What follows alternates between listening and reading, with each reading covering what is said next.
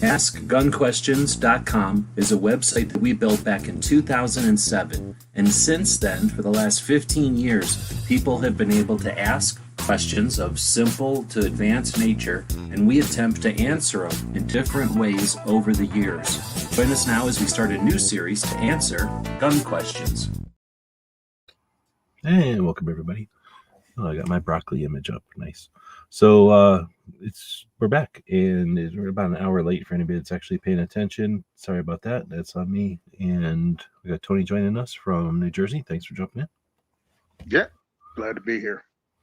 So like I say, I'm messed up here and screwed up a bit.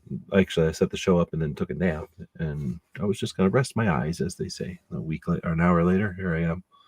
So as I get my bearings back, we'll let Tony take over for a second. I'm gonna go grab something to drink, actually. But did you have a shoot this week? No, don't have one until the 19th. Sadly, Thursday we were supposed to have one, the 5th, but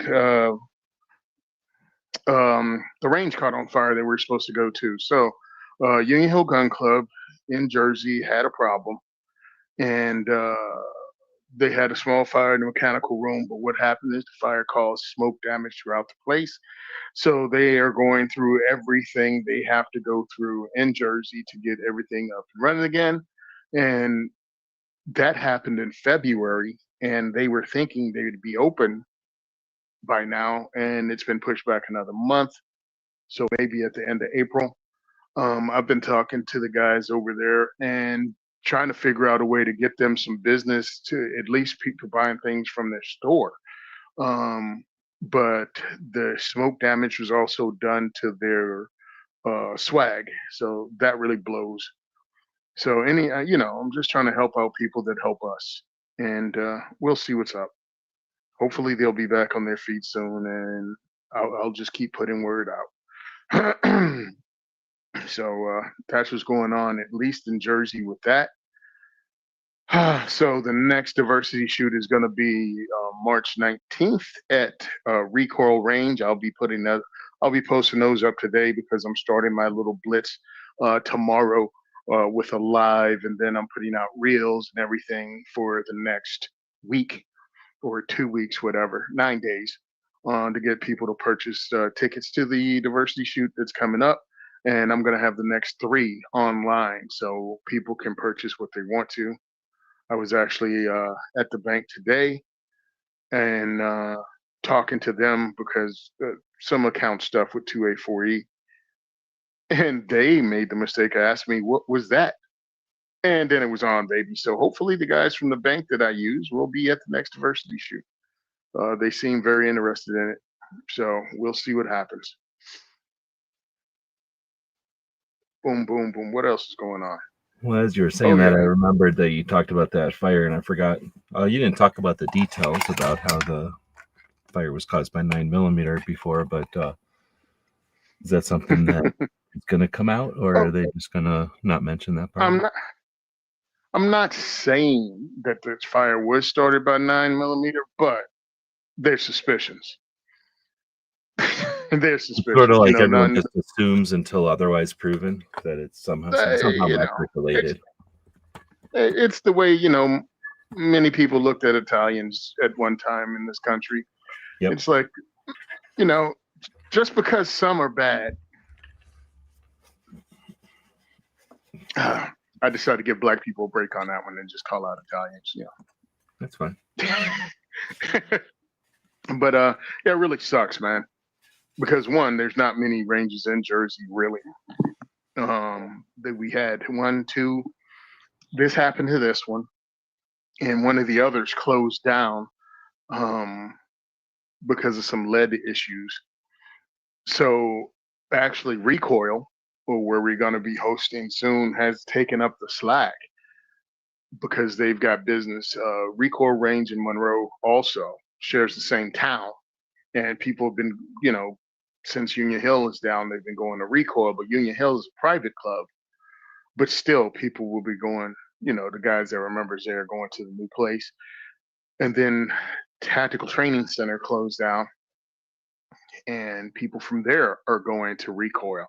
I pulled up last Saturday, and Recoil was packed. Like people were giving money away an hour into them being open. When you say 10 a in the couple of morning. questions, you say it's a private club. Is that exclusivity, like, hey, we have fanciness or high end, or is it because of like for a while there when they banned smoking, like you had to be in a private club to be able to smoke cigars, like be a member of the club? Is it like some legal thing where you have to be a club in order to be a I range, or some I other reason? don't know.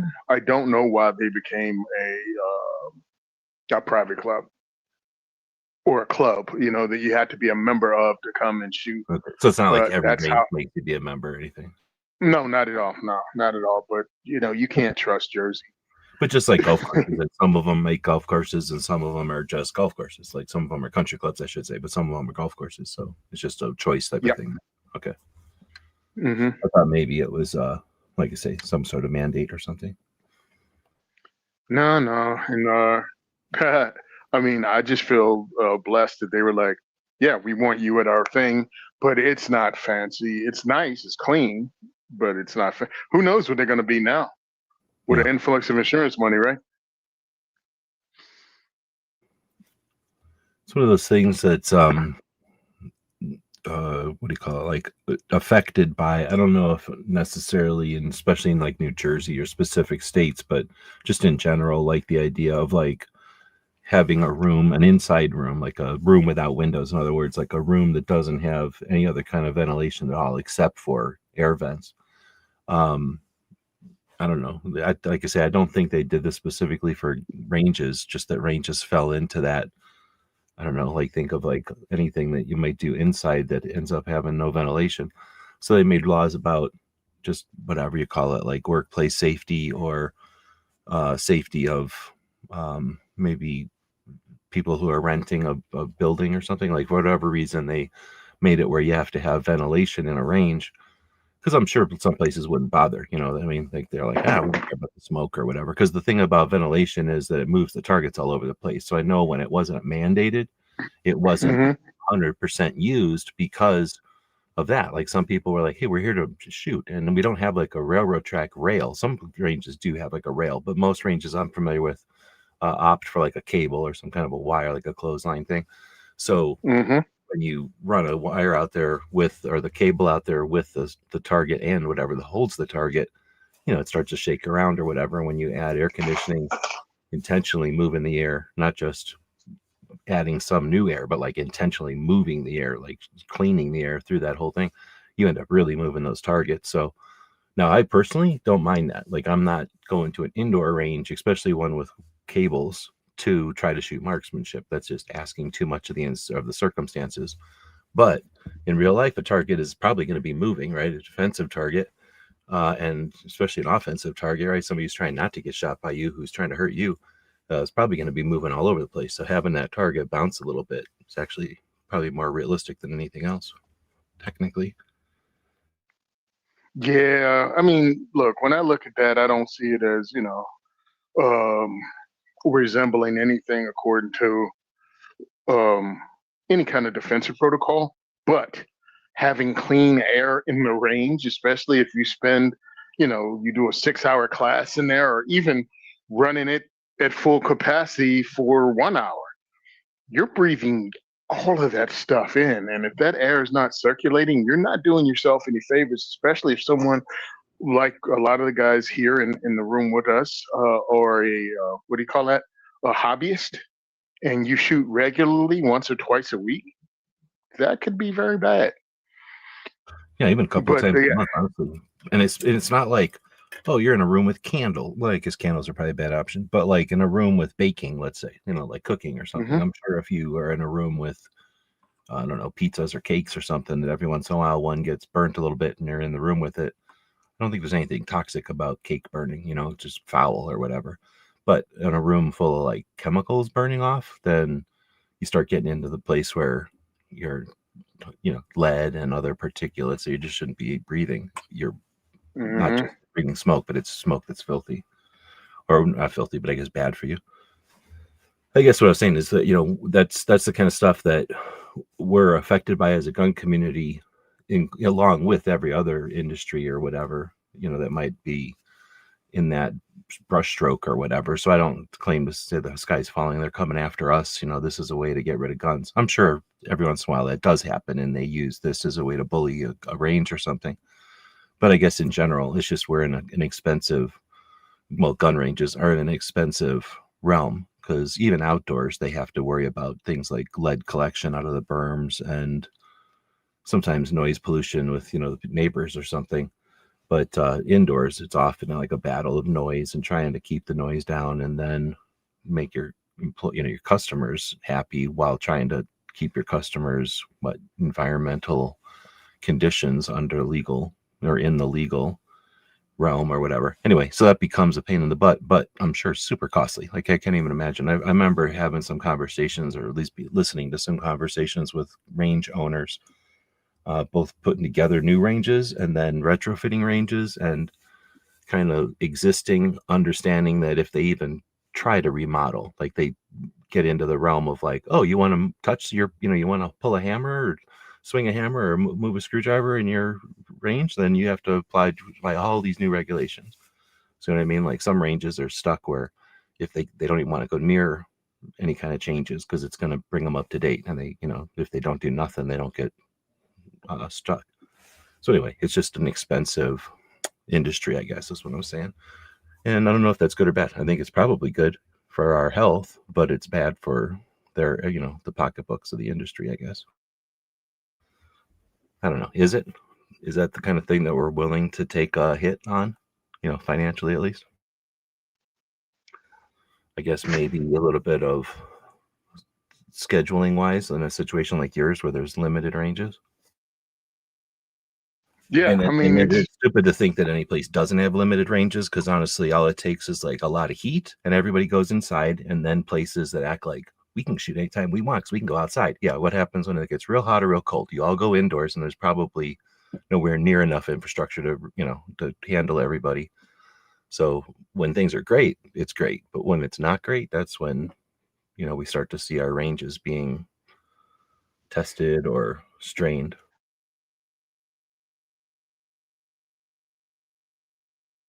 Sorry, I let you talk. oh no, I was just like, yeah, I mean, anything that gives them, anti-gun people, an excuse uh, to dogpile regulation, it can be bad for us. Anything from fees to inspections to anything else. Oh, it's for your safety because obviously it's indoors and you're shooting lead and da da da. So now you got breathing, you got fire. Of course, you have the security that they can, obviously, if you have an FFL, which Union Hill does, um, you can be inspected by the ATF, but you can also be inspected by the state police at any time, 24 hours a day.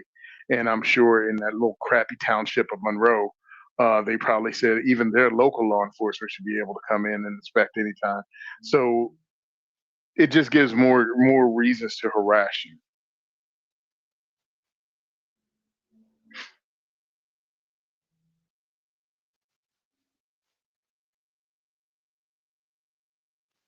Trying to talk Man. and type at the same time, so I couldn't unmute. So we got a couple of questions out there from people viewing us live. So thanks for joining us live for one, and thanks for asking questions for two. Chuck is asking, what is he asking? I need a forearm cap for a Remington 58 Sportsman. So Remington 58 Sportsman, is that something you know off the top of your head? No, actually, I was looking at Remington 870s like as we were speaking. 58 Sportsman, because that actually popped up when I was typing in Remington 870, which is crazy. Well, okay. It's old school gas operated shotgun. Yeah, it's gas operated shotgun. Replaced by the more successful model 1100. So is this like a broken or missing piece then, and you're trying to find a piece of a historic gun? Numerage Gunworks is a good Old Western Scrounger, Numerage Gunworks, and Sarco. Those are the three websites I'll throw out there that you need to go and check it out. Yep, that's what I was going to suggest. I couldn't think of the names off the top of my head, but I knew that basically what are these? These are companies that either bought or like well, like just created, but I think a lot of times the company went out of business and they just acquired like all of their Mm-hmm. leftover, either like we're putting these guns together, we went out of business, so we're going to buy all the parts that you used, or like we're an existing company and these are the parts that we replaced, from guns that have been around for a while. We went out of business or whatever, and then these places acquire all their inventory, or I suppose they, a company's long gone, the inventory's long gone, but there's still people out there with the firearms or the products or whatever, and they're there is a need, I guess, for these parts, and these companies that you've mentioned will, well, not all of them, but some of them will, for some parts that are worth it, create the parts again, right? Have the parts made, or commission the parts, or have them created, so that those three that you mentioned, I think, are probably the two, Sarco and Numrich, I think, are the first two that I would think of for like old gun parts or replica parts. Yeah, I'm trying to pull up At least another for the one, and name I'm brand stuff. I wouldn't say for like every single gun ever, but definitely for something mm-mm. like the Remington Winchesters, those kind of things. Yeah, definitely. I mean, it's not like that didn't sell well. But then I would Um, have said back in the day, I would have said a gun show, because depending on your show and depending on how many shows in your area, like around here in Tucson for the longest time, there was 2 or 3 promoters. So one promoter show was large enough or like diverse enough or like whatever you want to say, like, attracted tables. Like this would be like parts and gunsmithing-ish type of things. Some shows maybe are just ammo, or some shows are collectibles or something, and maybe they tracked other kind of vendors. But I would say a gun show, and then back in the olden days, I would have said a gun shop. But honestly, I wish I could say gun shop anymore. Even if I thought really hard about all the shops here in Tucson, there's probably only one for sure, maybe 2 or 3 if I thought really hard, that might even have the amount of inventory or like been around long enough to have that kind of part. That's just not a way that stores do business anymore. But it makes me think of like some of the shops that are gone that I used to love. You'd go into the store and it would just be pegboard or some kind of hooks on the wall or something that was like floor to ceiling almost.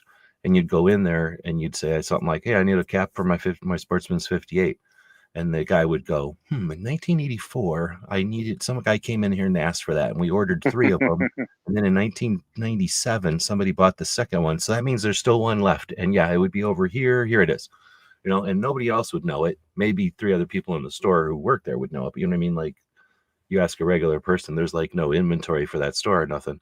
But that's the kind of thing that would happen, right? Is somebody would, they'd go, "This is the 4th time somebody's asked for that. Let's just keep that part in stock from now on," right? Or like, "We don't have that part, but we do have a broken one." Like, old man Simpson or whatever, like brought in one without a barrel one year. I'll bet you that thing still got that nut on there. I'll sell you it off of there. That kind of stuff would happen. And I don't yep. just think there's not that many stores like that anymore. It's just not profitable, and there's not enough people with those kind of questions or whatever. And plus, the what do you call, like the way that people buy things nowadays, it's more like that kind of stuff would be at Numrich, and then when you need it, it would be 8 hours of delivery away, or like 2 business days delivery away, depending on where you live. It's just not profitable or useful for people to have those kind of parts, 6 at a time. Oh, you got to go drive 2 counties over to get that. If they got it, Bob's gun shop will have it 2 counties over. Yeah, I actually just looked it up, and yeah, I'm pretty much guessing we're right. Numerous Gunworks and Old Western Scrounger might have it in Sarco. There's a place up here, was it Hamburg, Pennsylvania? I think that's it, or at least close to Hamburg, where the Cabela's is in PA. There's a place called Dixie Gunworks, but it looks like they don't have that particular part. But yeah, Saco is also in PA, but I think they do a whole lot more work. I mean, I know I went there and was in A5 shotgun heaven at one time, uh, before it became something everybody looked for.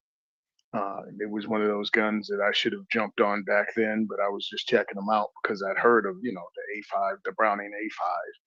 or the FN, whatever the heck the FN version of the Browning A5 was.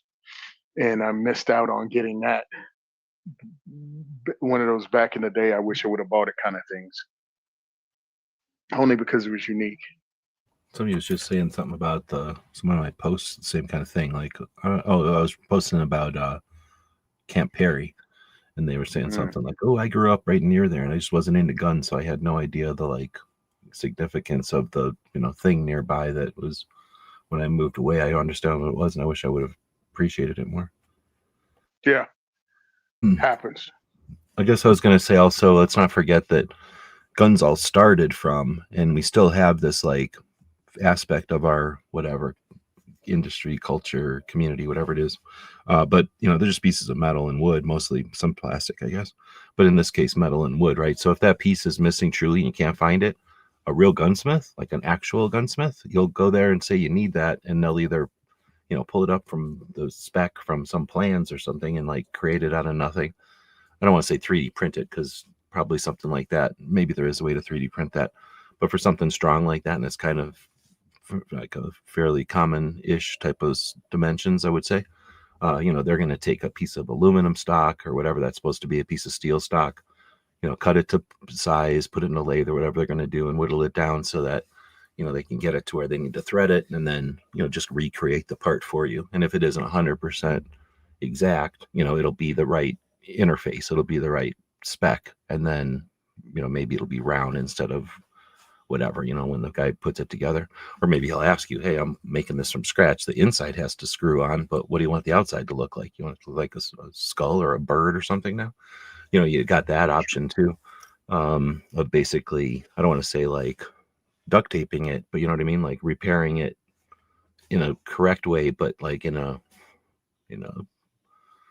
complete way. I don't know, like but like by just literally swapping out a part or recreating a part. But again, super expensive and not the first thing you're going to do in 2026, but still potentially a thing, an option. Oh, wait a minute. I got a guy in Meridian, Mississippi, who I follow on Instagram. Let me see. What the fuck? I hate you have to think of whatever Instagram bullcrap ass name. You know what I mean? They go by. Oh yeah, it's impossible sometimes, because even my accounts are not what I call them necessarily. It's just whatever account I was using, and I started change topics or something. Anyway, I'm looking at this 58. I wonder why keeping this one going. Is this a family thing, or is this just something that we bought? But it's like it said, it's a precursor to the 870, or excuse me, a precursor to the 1100 semi-auto. But it looks just like an 870 or an 1100, as opposed to like your older Remingtons where they had that, I don't know what to call it, like just a the old hammer style. They're not smooth up top, they're more like a lever action looking top end. All right, we got more questions, so I'll go to Woods ones here. Does less lethal ammo have a place, or is it a dumb idea? So they always corrected me whenever I would get into this originally, and Okay, they'd say cool. less than lethal, because less lethal implies that there's like some kind of foundation, like some All right, kind of level. Go ahead. I got Vance_gunsmith. It's a dude in Meridian, Mississippi. And that's what his place is called. That's what he goes by on Instagram. Let me see if we got anything else. Yeah, why not? Like, why not? Because why not gunsmith shop in Meridian, Mississippi? He's on Facebook at Why Not Gunsmith Shop. He has a lot of stuff. He's been at it for years, and he pulls all kinds of freaking rabbits out of his hat. You think can find the cap that you're looking for, or I can recreate that cap to show me which one you're looking for? Yeah, you can contact him and find out, because I watched him do all of the above. Pretty cool page too. I was stationed in Meridian. That's the only reason it stuck in my head. that I was stationed there at one time, and I started following him. And it's quality stuff. He has rare guns he puts together. He has guns people brought in that are family guns that something was replaced with a knitting needle, and it finally stopped working, and he had to find the parts in his parts bin. So, yep, that's somebody you can contact. Why not? WHYNOT, one word. Why not Gunsmith, Meridian, Mississippi. Right on.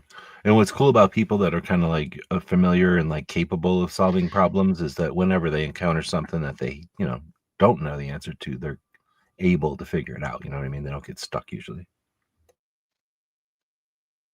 Yep, because here he is taking apart gotta love this, a Winchester 42 and 410 caliber, a 1948 DOM. I don't even know what that means. That he picked up. The action slide sleeve screw cap didn't want to come unscrewed, and he just talks about how he did that, and he has actual pictures, still photos, all kinds of stuff, and then he takes it outside and shoots it into a pile of dirt by the highway. I think that's one of the funniest ones. The neighbor's like, oh, he's out there again. He's out there repairing stuff again.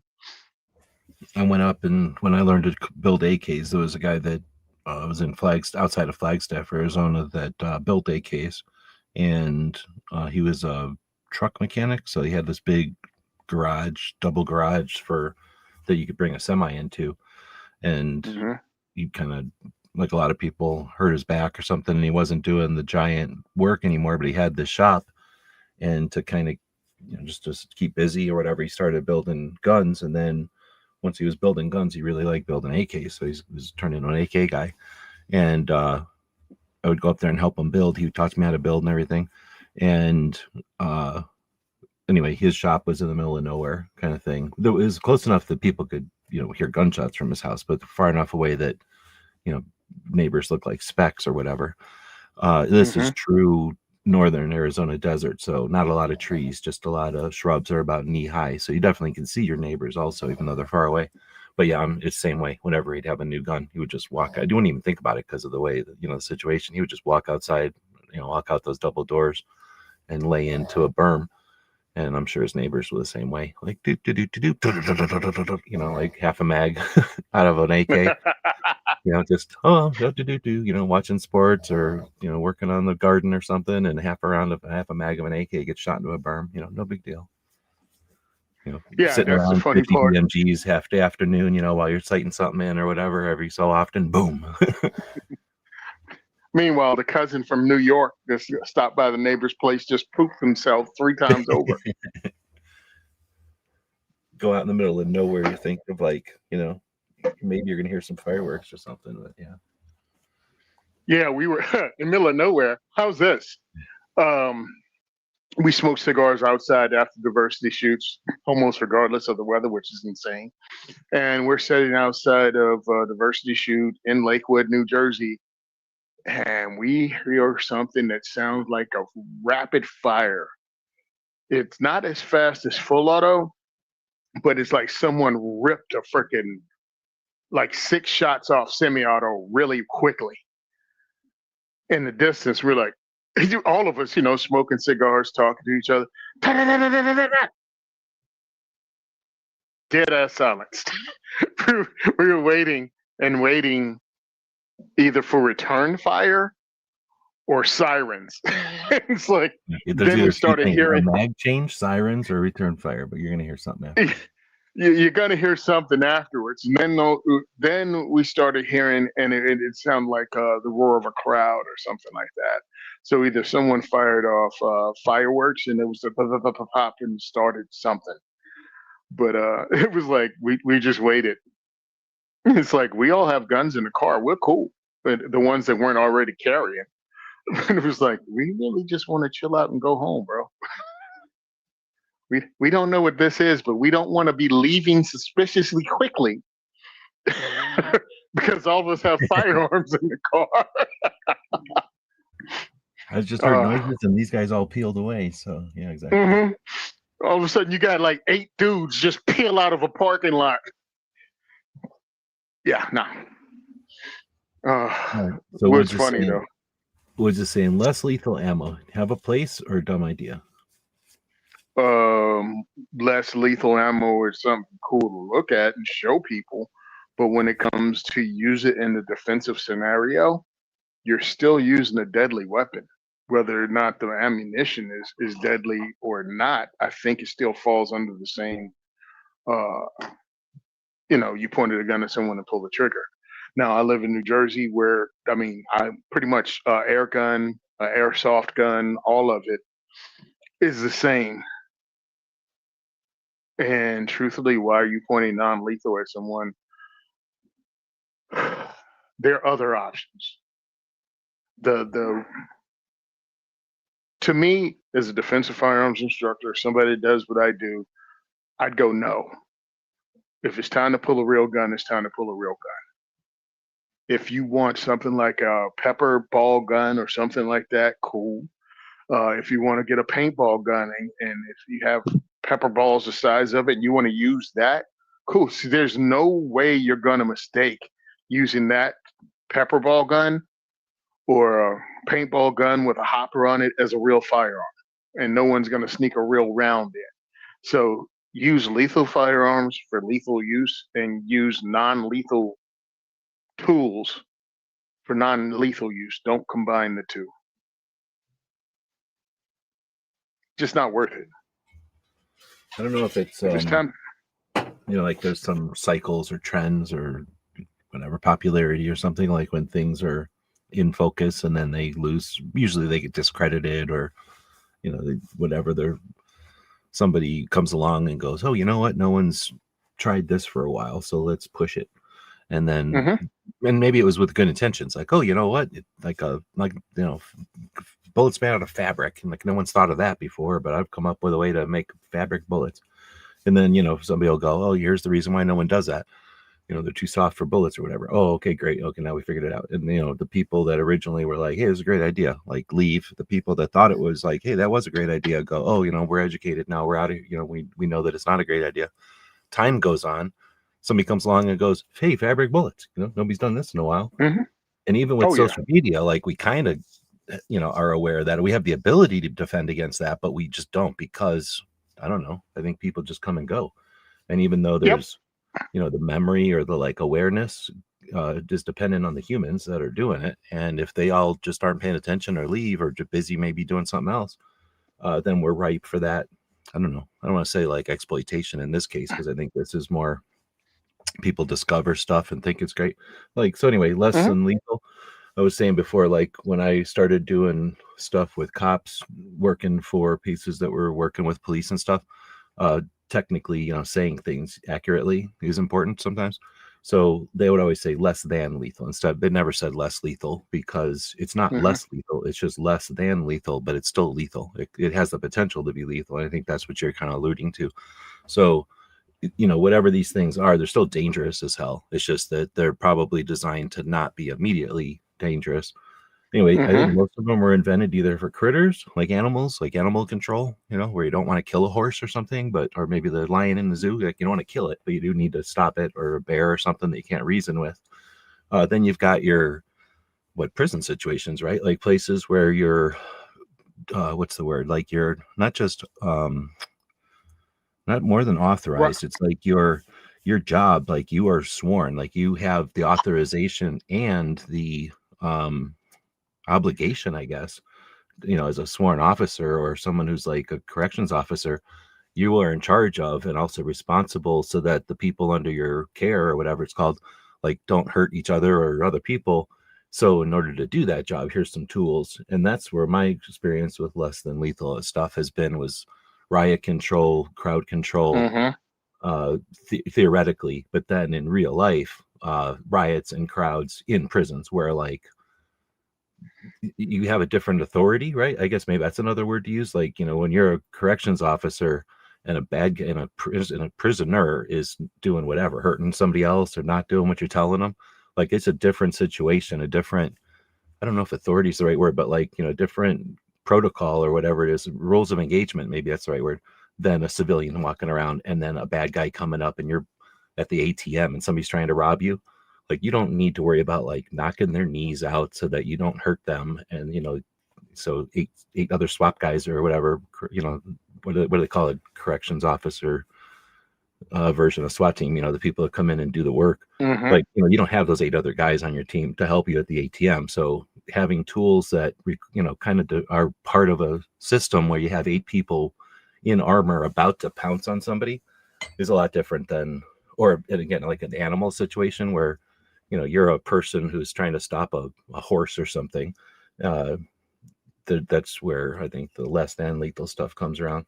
So I personally think it's cool looking most of the time, and it's like kind of a cool concept. It's just, I think I agree with both of you guys. Like it has no place in CCW at all. Sometimes it has a place in like, I don't know, if like you're a guard or something, or maybe a guard of like a property, and you think like, well, maybe bobcats will attack us or something, and we don't need to kill them.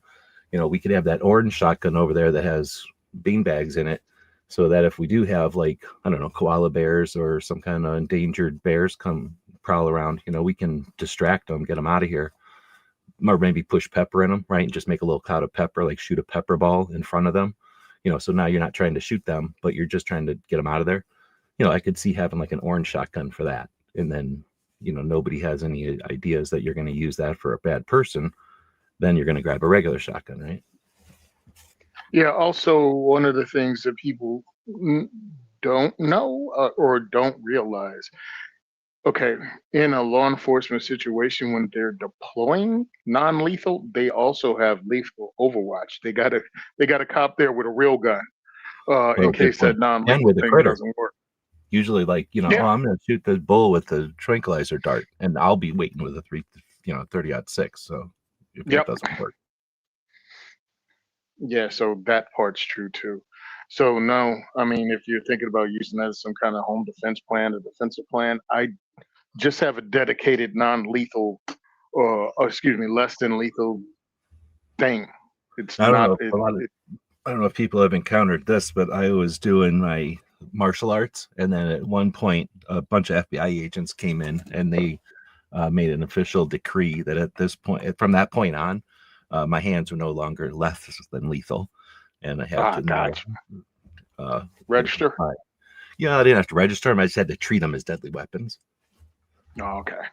But I was kind of used I to took. that. I had to officially do Oh, it. okay. Yeah, it's beyond my skill set, dude. Yeah, you're on another level. That's all I have to say. Just keep going to the different martial arts. You'll get it. Just keep getting them belts. All All right. right. So then what says, thoughts on pocket carry? Good idea or not so much? Pocket carry, if it gets you to carry, fine, but you're gonna have to draw from it. You're gonna have to know your times and your limitations. Can't. There's not a good assumption to say you're gonna be good at it. I feel there are other ways, especially with the what's Sarah's company's name? Oh, I know The what you're talking about. The Enigma. yep, Enigma. holster.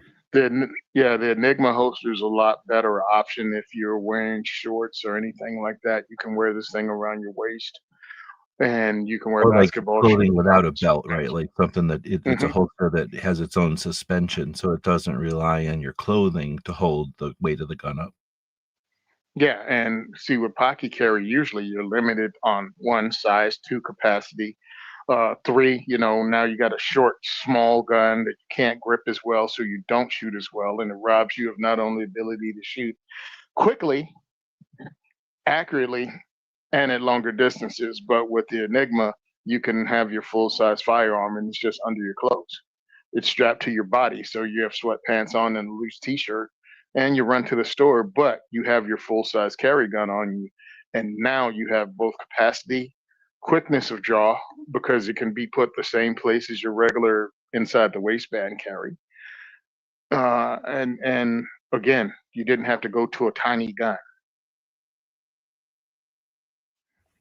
So I Well, think alternatives are better. I don't like the small gun thing because of the limitations it puts on you. But if it gets you to carry, do what you need to do. But also know your limitations, know your speeds, know where you have the ability to hit at with this gun. and what's up, right? Like you're gonna carry differently. Like when we would go out Mhm. to the desert with 6 or 8 groups of people. So sometimes like a dozen people would be out there making a bunch of noise, maybe south of Tucson. So we're, less than an hour north of the international border with Mexico, just out in the desert somewhere. And, we know there's a pretty good chance that we're all going to be downrange, or most of us will be downrange, pointing at targets, setting up targets, setting up steel, taping, whatever we're doing downrange potentially, and not paying attention to what else is going on. So we're all going to be carrying. So in that circumstance, am I going to carry like my biggest pistol with 2 mags? Yeah, that's what I own that for. Because then I have the biggest distance, the most capacity. I'm carrying it with me. I could care less about weight because I'm just out in the desert, shooting. But in that case, we're putting thousands of dollars on a table and walking 200 yards away from it all the time, all afternoon. Like, yeah, I could see, Mhm. the biggest thing you carry. Something's going on. It's weird. And I'm going to have to still go get gas. All right, maybe I'll wear the biggest thing I'm going to carry. But, I'm going out to get the mail. I'm sitting around the pool. I'm at my house, sitting around my own pool in my backyard or something. Or I'm at the house, I don't know, in my own putting green, like in the backyard. I'm at my house, at my own bowling alley. All the things that people normally do around their own house. Mhm. In that case, yeah, I can see a pocket gun. Now, I carry a 357 in my pocket. So size is, I'm going to say medium, I guess, J-frame ish, Ruger LCR. Some people call it not small, but I agree with you. It's not huge or nothing, but small doesn't have to mean small caliber, I guess is what I'm just throwing out there. Cause I got 5 shots at 357 in there. So it's capable, Mhm. but it's not overkill or for sure. And it's not bringing enough to the game. If you're talking like, you don't know what the bad guys got, like I'm not acting like it's enough. I'm just saying, it's not like, I don't want people to get the impression it's like you got to be carrying a 22 short or something, or a 22 long rifle in your pocket. But I also concede that when most people are talking pocket carry, that's what they're Mhm. probably going to carry, something little in their pocket. Or worse, like Derringer 2-shot something or another. Not that I got a problem with them, but they are tactically limiting yourself, right? But again, you're Yep. at your own house, you're minding your own business at your own luxury spa or whatever, in your own home. Like, it's your business. But then I was going to say, you always, if you're going to carry, there's 2 reasons where you're going to carry, let's say, a pocket. We're talking pants most of the time.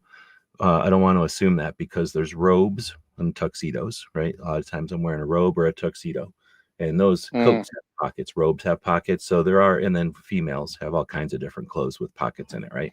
Most of their clothes have deep pockets that they can put plenty of things in. We all know that. So, you know what I mean? There's other kinds of garments, I guess is what I'm saying. And again, in those cases, like let's say you're taking the dogs out and you're going to put your anything in your pocket that normally would be on your belt, that's pocket carry technically. It's not like, oh, I can draw from it. But if you go outside and all of a sudden some ruckus happens from 3 doors down and now it's in your yard, that's the kind of time where you might throw your dog over the fence, or like drop your dog's leash and take 2 hands to get your gun out. You know what I mean? Like, but it's better than not having the gun on you, but you're not necessarily going to go put your pants on for like the 10 seconds it takes your dog to go potty. So anyway, I'm just saying, like, there's pocket carry that's like permanent, like I carry in my pocket all the time, and then there's pocket carry like, oh, I'm just going out to take out the garbage, but I'd still want to take a gun with me. I'll put it in my pocket. But I think, like Tony says, you got to be aware of like what's up. Like, just because you got it with you isn't like some ding ding ding, he wins because he had his gun with him. You know what I mean? You still got to be able to draw it and use it or whatever.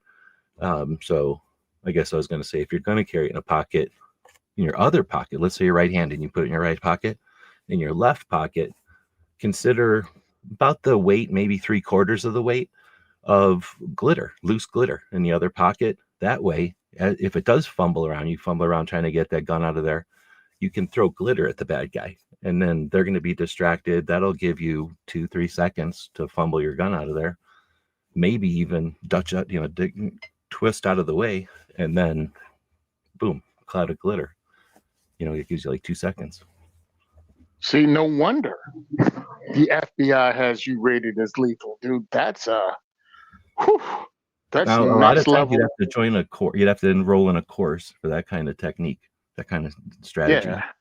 But we offer that that's stuff for free. 4D chess right there, baby. That's 4D chess right there.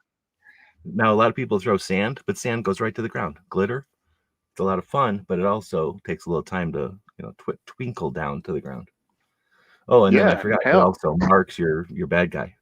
You know what I mean? We all know what glitter's all about. Like, it'll be on him for weeks. Also, you can't give this one up, bro. Just in case you're fighting one of those predators. It's like Shaft. It's like Oh, Shaft. yeah. Yeah, all they're going to see is Yeah, a it messes cloud up of their heat. radar. Yeah. Yeah, perfect. So More and more, yeah, we're on going to have another to worry level, about robots and shit doing that. Actually, that's an interesting thing. 100%. If you do have, we will have to worry about that at some point. Either those little dog robots, or they're going to make Android, standing around, walking around, robots before too long. That is going to probably be a thing. Because if Oh you yeah, had magnetic dust, you know what I'm saying? Like all the stuff we just said, plus get in there and get in their gears and get all into their electronics and onto their cameras and junk. Well, I guess their cameras aren't magnetic, but you know what I'm saying. Anyway, oh yeah. I don't know how to say this one. Relic, I guess. Neo, semi or pump shotguns? I think that's one of the oldest questions ever. Well, no, were they asking about what was the action of the 58 Sportsman, or were they Oh, that's a good talking about? question. I thought it was just the generic. The one that we were talking about earlier that somebody else asked about, the 58 Remington 58 Sportsman was a semi-auto predecessor to the 1100. It looks very much like an 1100. So that was a semi-auto. But if we ask this as like the age-old semi or pump, do you got an opinion? No, either one is good. Either one is good. It's just up to you which one you want. Pump advantage, you can run every kind of shell in it. You don't have to worry about whether it'll feed or not. That's one of the And you don't have to worry advantages of about the if pump. like it got wet or something, you can pump it out of there. That's the other advantage is, Hmm. bad ammo, whatever. You just pump it out of there. Flip side, you can short stroke it and cause the gun not to go boom, and they have to clear it or whatever. You got to be able to The have other, two elbows working pretty much, at least one elbow for sure. But you really need dexterity and room to move. So if you're not going to be shooting a pump auto from like inside the trunk of a car. what else? Semi-automatic. Yep, you can operate it without needing both hands on it all the time or full strength or all the range of motion that it would take to operate a pump. You don't need that with a semi-automatic. But semi-automatic cons are, again, the ammunition. If you get some weak ammo or something weird, you'd have to get it out of the chamber if it doesn't go boom, and it's just a skill set that you have to develop. I really don't think there's much difference in either one of them if you learn to run it, because I have Winchesters that are just as fast as some mini semi-automatics, but it takes work. And if you're running a shotgun course, it's freaking more exhausting to run a pump than a semi, but you're going to be busy with both. I mean, I guess I don't know. The semi is when it's like the revolver versus semi in a way that like most of the time, if everything's running smoothly, semis are the way to go. Like they got it running over the revolvers. There's times when a revolver just wins though, so you got to shoot it from inside your pocket. So we were talking earlier about pocket carry. It's bad idea if you can't draw from your pocket, but there's plenty of situations where you can just shoot from your pocket, and that ain't, how do you say that? Like you don't want to train like I'm never going to draw, I'm just going to always shoot from my pocket. But knowing that you're capable to, like knowing that just understanding that your tool can work from there, and that whether or not you've had experience doing it, like you understand that it can happen. Like a revolver can shoot 3 or 4 times probably from a pocket, where semi is going to shoot once, maybe, probably once, right? Depending on the semi, but definitely not twice. And then it'll also never come out of your pocket because it just ate your pocket, right? It tried to, you know what I mean? Like I can't imagine what it does inside your pocket, depending on the pocket, right? So anyway, I think that while nothing is perfect, because the semi, you kind of said like you once you have some kind of override or your semi lets go of the shell, I guess, in the chamber, good luck getting that out of there. If you were the most quickest to react ever, you'd still need a knife or something, and then it'd be a pain. Like there's nothing about it. You would think that a shotgun with a giant cartridge or whatever it is shell would be easy to deal with, but it just fits in there so flush that it'd be very difficult, and it's always like in there a little ways, so it's just not an easy thing to clear. It's not like a regular gun where the bullet is so heavy that it's going to help you with gravity, where like at a rifle or something, you can use gravity to help get a bullet out of there. But anyway, we're also talking about like what are the odds, like of all the gunfights and all the time and all the recorded history, how many of them are shotgun induced malfunctions or shooter induced malfunctions of a shotgun? Probably like 10. You know what I mean? Like this is all theory. This is all theoretical.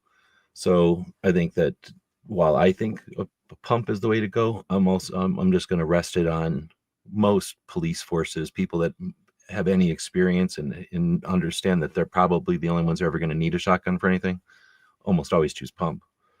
And when they do choose semi, for some reason, they go back to pump. I'm just maybe pulling that out of my ass, but it seems like majority it's pump. And I can't think of any departments anywhere that have stuck with semi for any reason.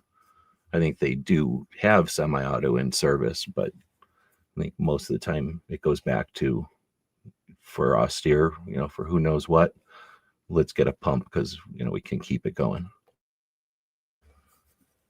Oh, and then hunting, Woods was saying that he duck hunts with a semi so he doesn't short stroke.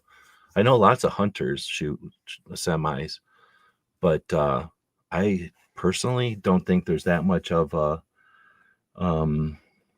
like a handicap to having to pump. Like some people say a pump is slow, like a pump requires you to have two hands on it, all this, and a semi is going to be more effective as a hunting gun. But I understand there's more work to it. I've just never encountered a time when my pump was like, I was like, oh man, I'm going to blame this on my pump action of my shotgun. That's the reason I wasn't able to get that second shot off or whatever. Yeah, no. Listen, in most self-defense scenarios, when a shotgun goes boom, even if it misses, it turns into a starter pistol, and whoever it was aimed at, or even people who it wasn't aimed at, try to find better places to be. Like anywhere but here. For sure. All but the Serbus, right? Or like the tiniest of shotguns are going to give you that. Ugh. And even the smallest of shotguns is bigger than most pistols. Yeah, I mean, a Serbu is pretty freaking big. And I mean, truthfully, really. For the amount of money. Smaller shotgun, but it's still way bigger than pretty much any Glock. Now, again, it's a cool shotgun, especially if you want to cosplay as Philip Michael Thomas from Miami Vice. That's great. But that really shouldn't be the thing you're rocking, man. I mean, it's good. It's cool. And if you want to rock it. If that's what you want to use, but there are other things you could use. Well, they're banned because of the stupid NFA. So that's the only reason I don't own one, because I think they're cool as hell looking. My friend's got one. I've got a couple other friends that have had them or have them, I guess. So I've shot both kinds. There's Bossberg and there's Remingtons. And then I shot AOWs and short barrel shotguns. The difference is that short barrel shotguns have stocks on them. And you might think there's no point, but the guy that got the short barrel shotgun version of it just didn't need it to fold. And he's a big, tall dude and he was older. And it's just easier to hold on. It really was. And it's just, when you don't care, like think about it being in a vehicle or something, you want a shotgun, but you don't need a whole shotgun. You just might need a shotgun shot or two. It's ideal. And anybody who hasn't shot a Serbu, which is basically the barrel ends, I don't even know how long they are, 6 inches or 8 inches or something, like they barely have a barrel. Anybody who says that that's not enough barrel, that the shot pattern is going to be too big, just hasn't shot them. The shot pattern's probably like a basketball instead of a softball, but it's not like useless. It's still super useful. You can still shoot skeet with it, for example, or trap or something. Like they're super fun. So having a stock on them is still useful. Like it's still practical, I guess you could say. Now it's not as cool as having nothing on there. Anyway, all that being said is, so I've had, and it's not like, and here's the deal. Everybody I know that's bought one. We went out and shot the shit out of it. And then they never brought it out again because it's like you say, there's kind of no point to it. But where this point is I think it's perfect for people like me. Like I can acknowledge the role of a shotgun, and every once in a while I need a shotgun, and I do own them, but I never bring them anywhere. I can't think the last time I brought a shotgun out, unless we were like dove hunting or something, or specifically going to shoot shotguns, right? Like I never bring a shotgun. But if I had a Serbu, if there wasn't a stupid NFA and I could just go buy one or make one, I'd probably make one. Um, I would definitely have it with me all the time. I would just leave one in each vehicle. I think they're almost ideal as shotguns. For me saying that, that's a big deal because I'm almost usually going to say don't even bother with a shotgun. But I say that because of the NFA. If there was no NFA, and we could all have maybe 3-shot Cerbus, so Cerbus are 2 shots and they're really small. Make it a little bit bigger and give it one more shot. I think that's everything you need a shotgun. Like I say, you could still take birds with that if you wanted to. You could still just have fun shooting at cans or something. And if you really needed to take care Mm-hmm. of business, you still got 3 shots, and it's super easy to reload in either one, like a pump or well, those are all pumps, but either a Mossberg or a Remington. So having 3 shots is nowhere near any kind of limitation. Anybody who's familiar with them can, have 1 or 2 in there and still keep loading a new one. And once you own a thing that only holds 3, you get really good at reloading it.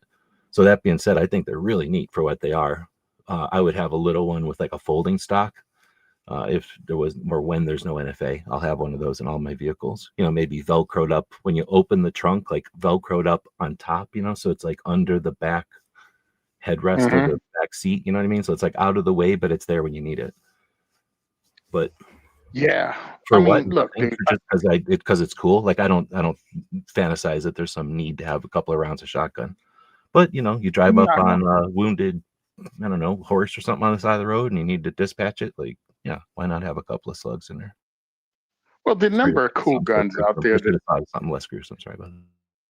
the number of cool guns out here that you could have if it wasn't for the stupid ass NFA is crazy.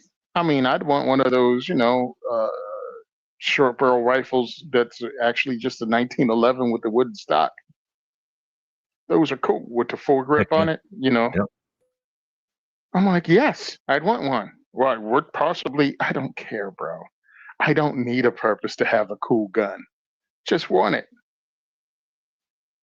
And I've shot yeah, so pistols with stocks. Like, you put a little stock, especially nowadays, they do it all the time. But back in the day, every once in a while, somebody hmm have a full auto pistol or something. So I've shot pistols with stocks before, and you can shoot a pistol just like anything. Once you've shot it 3 or 4 times, like you figure out where the round's going to hit.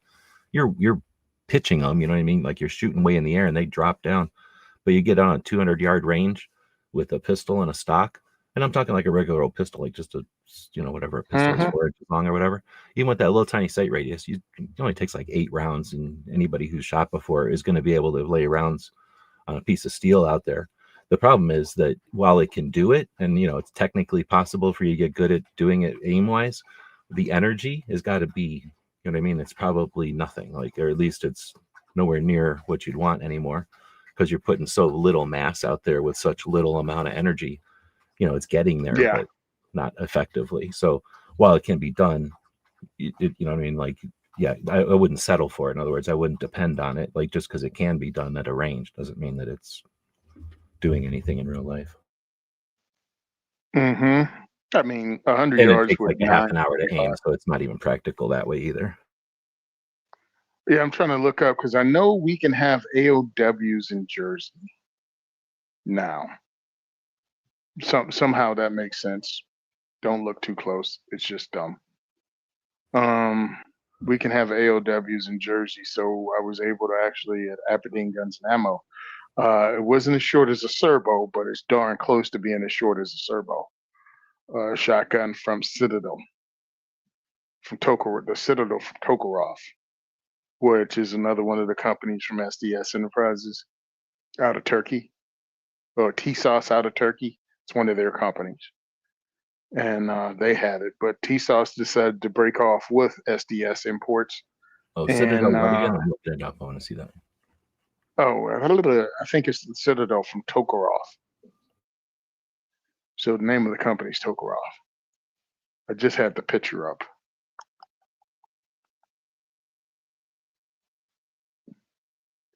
on my phone.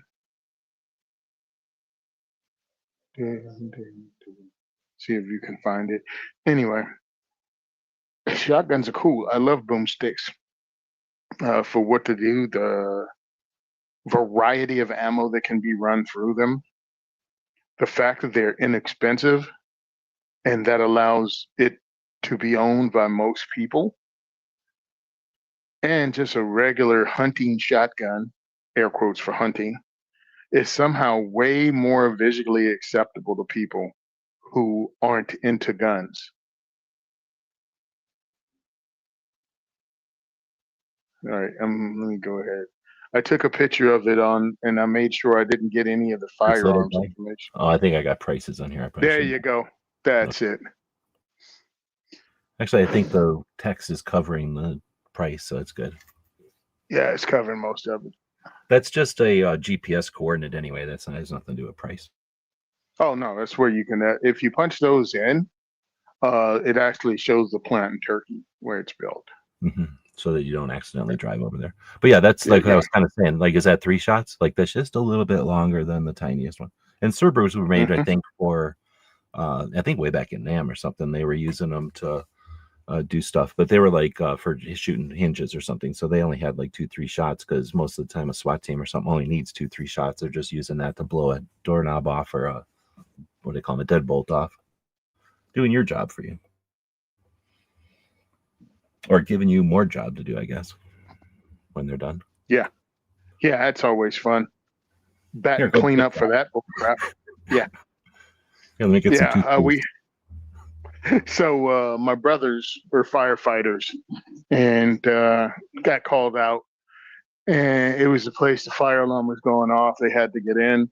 Of course, my brothers are also locksmiths. So when they ran up on the storefront door, instead of freaking using that stupid halogen bar and just ripping apart the aluminum storefront glass door, busting out the glass, they just broke out the channel locks and took out the cylinder and opened the door and went in and found out it wasn't in that place and they left. Well, it was a small business, so they left the cylinder and they left a business card for the company, for our company. So, of course, the business owner, manager, whatever, gets in and goes, "What's this?" Oh, well, they twisted out the cylinder in your lock, but they didn't really damage the door. There's a lock shop. You can actually call them and they can come out and take care of you. So that was Friday night. So Saturday morning, I get the phone call at the shop to come out, and it's a strip mall. So I show up, and I'm like, "Hey, how's it going? What happened here?" And that's who tells me, the owner of the shop. And I was like, "Oh, okay, cool. Yeah, they did you a favor.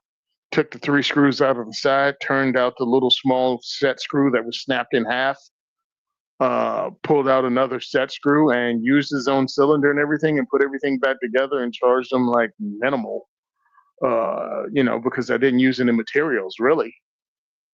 And he was like, "Awesome." Well, the store next door came over. "Hey, can you do ours?" I walked over and I'm like, "Yeah, no, you're going to need to call a door company. They used a halogen bar and just destroyed his door and frame and everything." I was like, "Yeah, no, that's not us, bro." Is that criminals or the fire department, you mean? The fire department. Ouch, okay.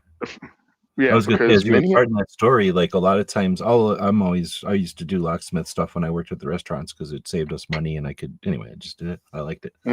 And we were constantly, the restaurants would get broken into all the time. So, we're constantly fixing stuff like that. Same way or a different way, but, similar. But anyway, so I'll watch lock stuff every once in a while. And some of the more tricky, I guess, or like clever, I guess, or like the things where you scratch your head and you're like, duh, like, oh, I should have thought of that. Like just easy. You seen the thing where you take like air, like dusting stuff, like you would dust your keyboard with. You turn that upside down so that now it's like, you're spraying the can, with the nozzle on the bottom instead of the top. Anyway, and then you shove that nozzle like a WD-40 nozzle. And a lot of times those things, well, sometimes those, not all of time, but sometimes those will have that nozzle anyway. It's just, they give it to you when you buy the thing. But anyway, you shove one of those nozzles on there and then you go to like a place that has an automatic door. And if it doesn't have an automatic from the outside, like you can only, it's locked. So it's only going to let people out from that like automatic thing. You can spray that through the door. And I think they showed us on MacGyver a long time ago. So I'm not like, criminals already know this, but you spray that.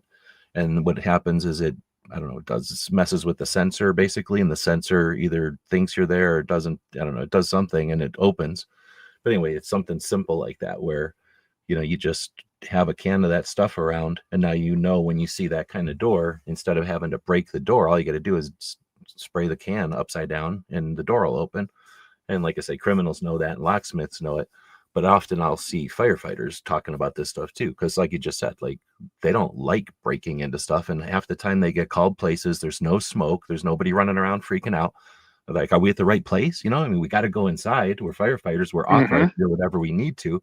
But if we can just open the door, I won't get into it, but there's like 8 different ways you can open up a fire door without actually breaking the door or having the keys, let's say, right? And firefighters, if they care to, can figure this out. And if you go online and you start looking this stuff up, you see that it's a lot of it is locksmiths. But I'd say it's like 40% locksmiths and 30% firefighters talking about this stuff, and then 20% people like me that just think it's interesting. But anyway, yeah, I was just going to say, like, it seemed like, or I think the firefighters have all the potential in the world, all the opportunity in the world to know this stuff, because it's basically their realm, right? I think cops probably a little bit too, but cops probably, I don't know, they either, you know what I mean, like just kick the door in, don't care, or don't go in, where firefighters probably have a little bit more obligation. They don't want to leave someplace. A cop can leave a place and not really care, right? Like, I didn't hear anybody. But if a firefighter walks away and something burns down, like, I don't see firefighters doing that. I could see them having more diligence to go in and make sure a scene's clear. You know what I mean? Nobody's gonna go, hey, firefighter, what are you doing in here? You know what I mean? Where a cop goes in there, everybody's gonna have a fit. But a firefighter, like, 100. like, oh, sorry, it's just a firefighter. Like, oh, sorry, I'm in here. I was just making sure you're not on fire. Like, hey, no problem, firefighter. Like, thanks for busting into our drug den or whatever we got going on in here. True, though. Right? It is true. Right? Like if a meth lab or whatever, a bunch of firefighters break in and go, oh, sorry, my bad. I thought you were on fire, which making sure they're not going to freak out the same way. Well, maybe I'm taking that a little bit too far. But I was going to say they're not going to freak out when a bunch of cops break in. Nope. When cops break in, they got to do the cop thing. Firefighters break in, they're doing the firefighter thing. They may call the cops later, but that gives you time to unask the place and leave. Yeah, because that's not their job, and they know it. Well, getting away from that, since we've now mansplained that for everybody. Yeah. How do you say this one? Let's just say Butthead says or asked, do you think you should be able to do private transfers without a mandated background check in all 50 states? Here in Alaska, we can. So private transfers without background checks. I would like to say, yeah, we can always do that as long as it's in state. So technically at the federal level, we all are not restricted from doing that at a state level. However, I don't remember anymore off the top of my head, but I have a map whenever I was mapping all this out. It's annoying. It's an annoying number of states that require you to have, well, there's 2 things, right? Like doing a transfer is mandated by the state, so you can't transfer privately. Like that's a couple of states, but then there's also states that say you can't even consider buying a gun. In other words, having one transferred to you without permission first. So a permit to transfer or a permit to purchase, I guess. Now that's New Jersey, right? You guys have a permit to purchase. Does that, I've never asked specifically, does that apply to private transfers or is that just FFLs? Yep. Those douchebags made it a part of private transfers too. Okay. Wasn't always that way. Okay. So you would, like, if you and I both lived in New Jersey and I was going to be like, yeah, you can have this shotgun. It's $50 or whatever for you. We'd still have to go to a stupid gun shop. Yep. I know they just changed Washington like that. Has Oregon already been changed? It's one of those silent, but I think more than likely, yes. Because they never do anything. They float it, it gets passed, and then it just creeps to other states. And I fought this in Jersey, and of course we lost. But I think it was one of the ones I testified in to try to stop the BS, and of course it didn't freaking help. Because I'd purchased firearms like that before, and then all of a sudden it's illegal. And I'm like, well, what's illegal? I have the firearms ID card. It's a long gun. I don't need to do any of this crap in the store. I can order it. I can buy in any state in the country as long as the firearm itself is Jersey legal and without needing permission from the state. But if I purchase, it's like, but if I purchase it from a guy I know, oh, you're breaking the law now because it's somehow a threat. Meanwhile, I could be in Florida and buy a freaking 870, and everything is legal with it. I'm glad this question came up, or we have an opportunity to talk about this, because the other side of it is, we all know it. We take it for granted because we know it, but the other side, I'm sure they don't know it, but if they do know it, they're going to shut up because it doesn't help them at all. But the other side of it is, so let's say that the government was aware of not just who owns every, or what went on in every transfer, but like take it another step. They now know who owns every gun, right? Or I guess you don't have to take it to the theoretical, just take it to the existing. Like right now, every gun that gets purchased at an FFL since 1968 has had a piece of paper telling the government or the gun shop or whatever you want to say, where and when that gun was purchased, right? So the government knows of that transfer. Where has that ever solved a fucking crime ever? Like since 1968, every single gun is a piece of paper. So the only guns that are that don't have a piece of paper on them, that are non-background checked, you could say, are not technically in 1968. There wasn't a background check. It was just a thing. It wasn't until 94. So I want to be accurate. In 94, they started doing the NICS or whatever. But it's still every single gun since that went through a gun shop, and every state transfer that you just described, where they additionally make every transfer go through a process. Every single one of them has had a piece of paper. Every single freaking one of them has had a piece of paper. Until very recently, they've had electronic pieces of paper. But every one of them has a piece of, a receipt for that transfer. Where has that solved a crime, prevented a crime, or done anything other than create massive bureaucracy, tension, stress, paperwork errors, and an opportunity for like Biden's whole campaign, his whole era, to like take people out for paperwork errors.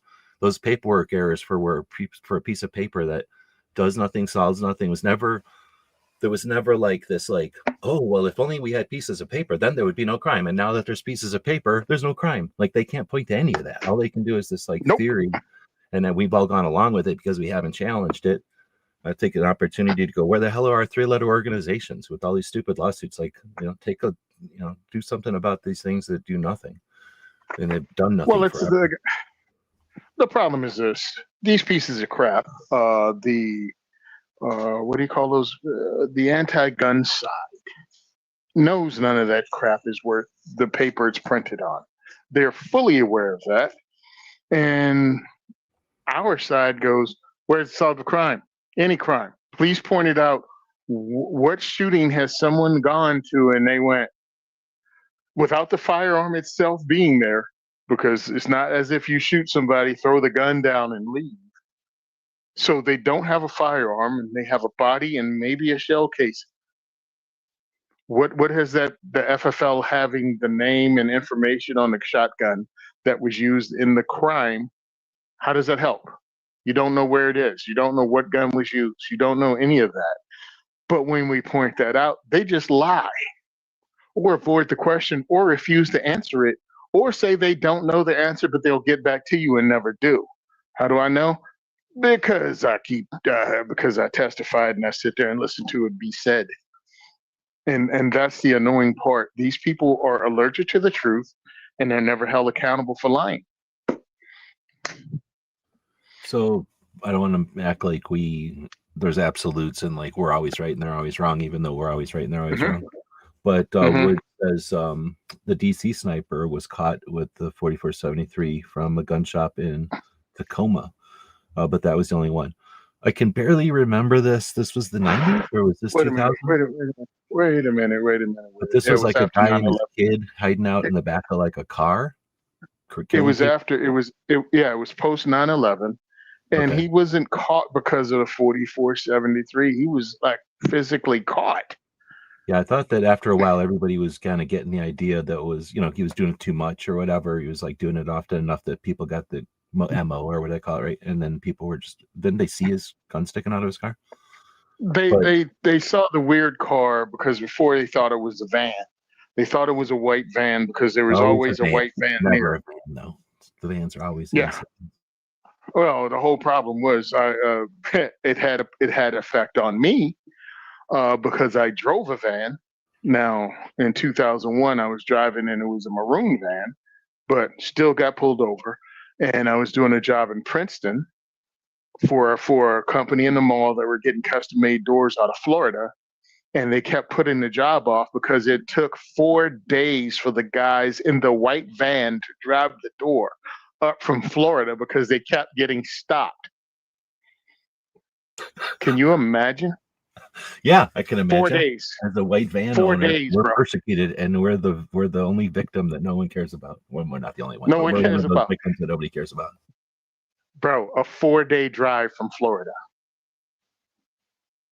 You know how I only know it not because like happy every they were? time I drive into like under a building for parking, it'll be like, oh, why don't you stop and show us what's in your van in case you're like loaded with, but I can understand it, I guess. But at the same time, it's like, Oh, yeah. Oh, trust me. Again, drove vans for what, 15 years as a locksmith before I got the current job. I think the favorite was, hey, you can't park near the mall because of 9/11. dude, I was just saying, I This, can't help but think if you'd spent 15 years as a locksmith, as a mobile locksmith, on the job Mhm. locksmith, on your site locksmith, with just a bicycle with one of them trailers with all your locksmith tools and like a big heavy trailer behind you, you'd be like one of them dudes that's like all thighs and some arms sticking out the top.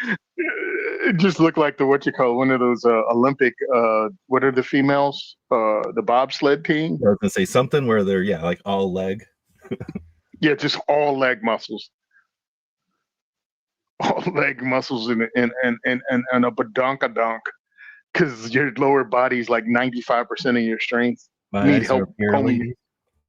yeah, yeah, right. You need help combing your hair, but you can jump over a building.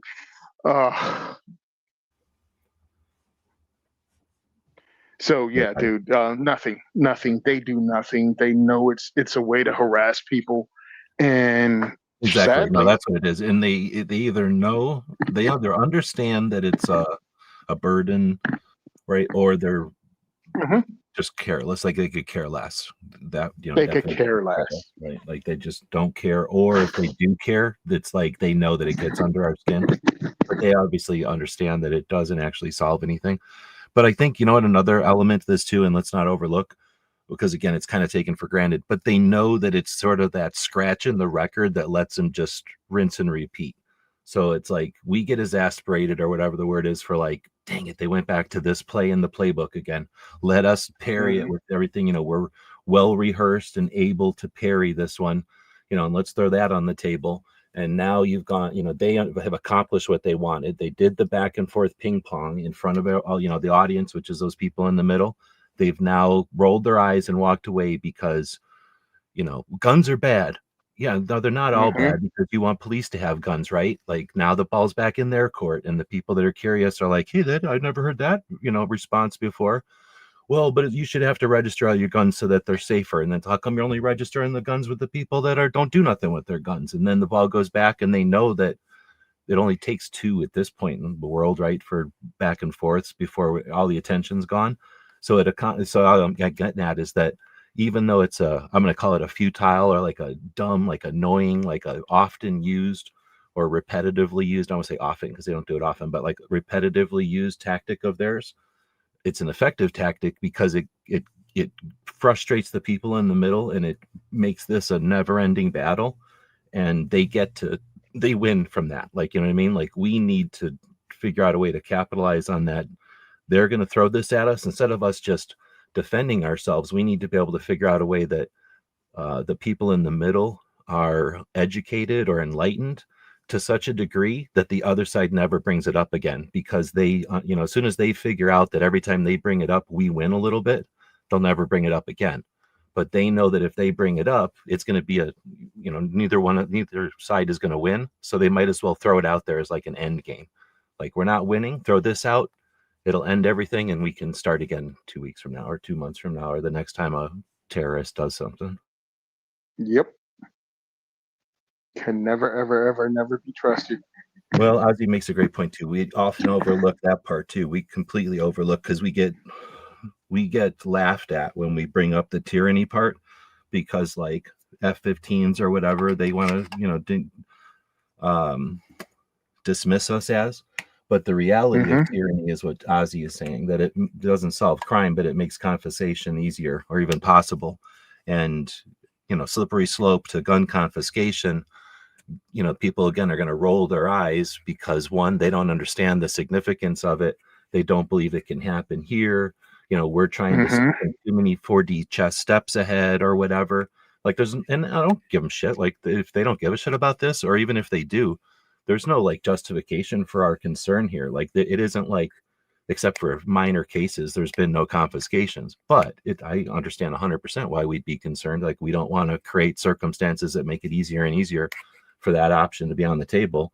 And obviously having a giant ass list of every freaking gun, which is what a 4473 is all about, right? Creating some kind of a giant list of who's okay to have guns and who isn't. Obviously that makes it super easy to then say, oh, okay, who's got the guns? Let's go get them. Or let's try to go get them. I shouldn't say, look, let's go get them. That isn't really going to be possible. Yeah, and when you point that out, it's like, oh, but nobody what, guy? Nobody what? Nobody's ever come after the guns. Here's examples of them coming after the guns. Here's examples of them doing it over and over and over again. But since you only pay attention every fifth time they do it, and only for a half a second, you don't know it. No one's coming after your guns. Yeah, they're only limiting the models, the caliber, the capacity, and how long it takes me to get, and also they're controlling the fees, and they delay the return times. So yeah, now it's 5 days for me to get my background check done at the gun store from the state police. There After waited. Go ahead. No, I interrupted you. Yeah. So it's not only did they delay my background check at the store, they delayed my background check for the permit to purchase over the legal 30 days. But who are you going to call on the police that are illegally delaying you getting permits? The police? Yeah, like, hey, you're taking too long. Like that's going to make them go faster? Yeah. So, yeah, no one's taking your gun. They're just making it really inconvenient. Oh, and then if you call and ask, they'll turn you down because you're too eager to get a permit. That's one of the excuses they use on this guy named Muhammad that I know. Oh, wait a minute. His name was Muhammad. I made that mistake before. Anyway, if you listen to the Gun for Hire radio, you can hear his story. Really cool dude. He's come to my diversity shoots. I feel like a jackass because I think I got his name wrong. Anyway. Well, I was interrupting you before. Oh, go ahead. They used the fact that he went, hey, you guys are taking longer than 30 days to get back to me. Oh, well, obviously he's eager to get his guns for some reason. Let's delay it more. And he got the mayor involved, and then that pissed off the police, and they pretty much had a vendetta against him and seized all his firearms. He actually had to sue and win to get his guns back from the Patterson Police Department. Well, that's what happened. I mean, that's a consequence of creating an environment where an entity believes that it has the authority to, whatever that would be, like decide who can own property, I guess, what they can do with it and when and all that. And like they got the decision-making authority when it's time to act. I was going to interrupt you before, though, because I was going to say another thing is that, dang it, now I think I forgot what the other side of that. I was going to interrupt you because I didn't want to forget it. Now I think I forgot it. Oh, shit. Sorry. No, it's no big deal. I was just going to say something like the other side is that the state. No, I can't remember. It was something like what I was going to say before, though, that like there's the other side of it, like that the state wins. What I mean? Like there's very little downside on the state side. So it kind of furthers other agendas. This was something I was going to get to, I think, but I couldn't think of the agenda right now. The Red Dawn example, I think one of the reasons Red Dawn is such a cool movie is because Milius knew about that so long ago. And it was one of those things that we all knew was a vulnerability in the situation and a frustration of the situation. And it was a bit of a nod in a movie out loud that at a time when we didn't all talk to each other on the internet or nothing. Like, yeah, we went to a gun show maybe and got to know other gun people. We went to a range or maybe gun shops that were big or something, or like on a day that a lot of people were at the gun shop, you could meet other people, but you really had to go out of your way. Maybe you could join the NRA and go to a meeting or some kind of shooting club or hunting club or something. But very few people knew about it, guns, other than, one or two levels of whatever friendship away from each other, certainly not across the country or nothing. So when a movie did something like that, I think that's one of the reasons it's such a significant movie, is that he was in such touch with reality and with our concern that he put it in the movie, and it's subtle. It's not like any non-gun person has no idea what that part was, and it happened so quickly. Mm-hmm. It's not like dun dun dun, a big spotlight. Like he did it in such a subtly cool way that I think it's one of the, I don't know, major features of that movie, really. I mean, seriously, Oh, it that was. and From My Cold Dead Hands, I think that's another.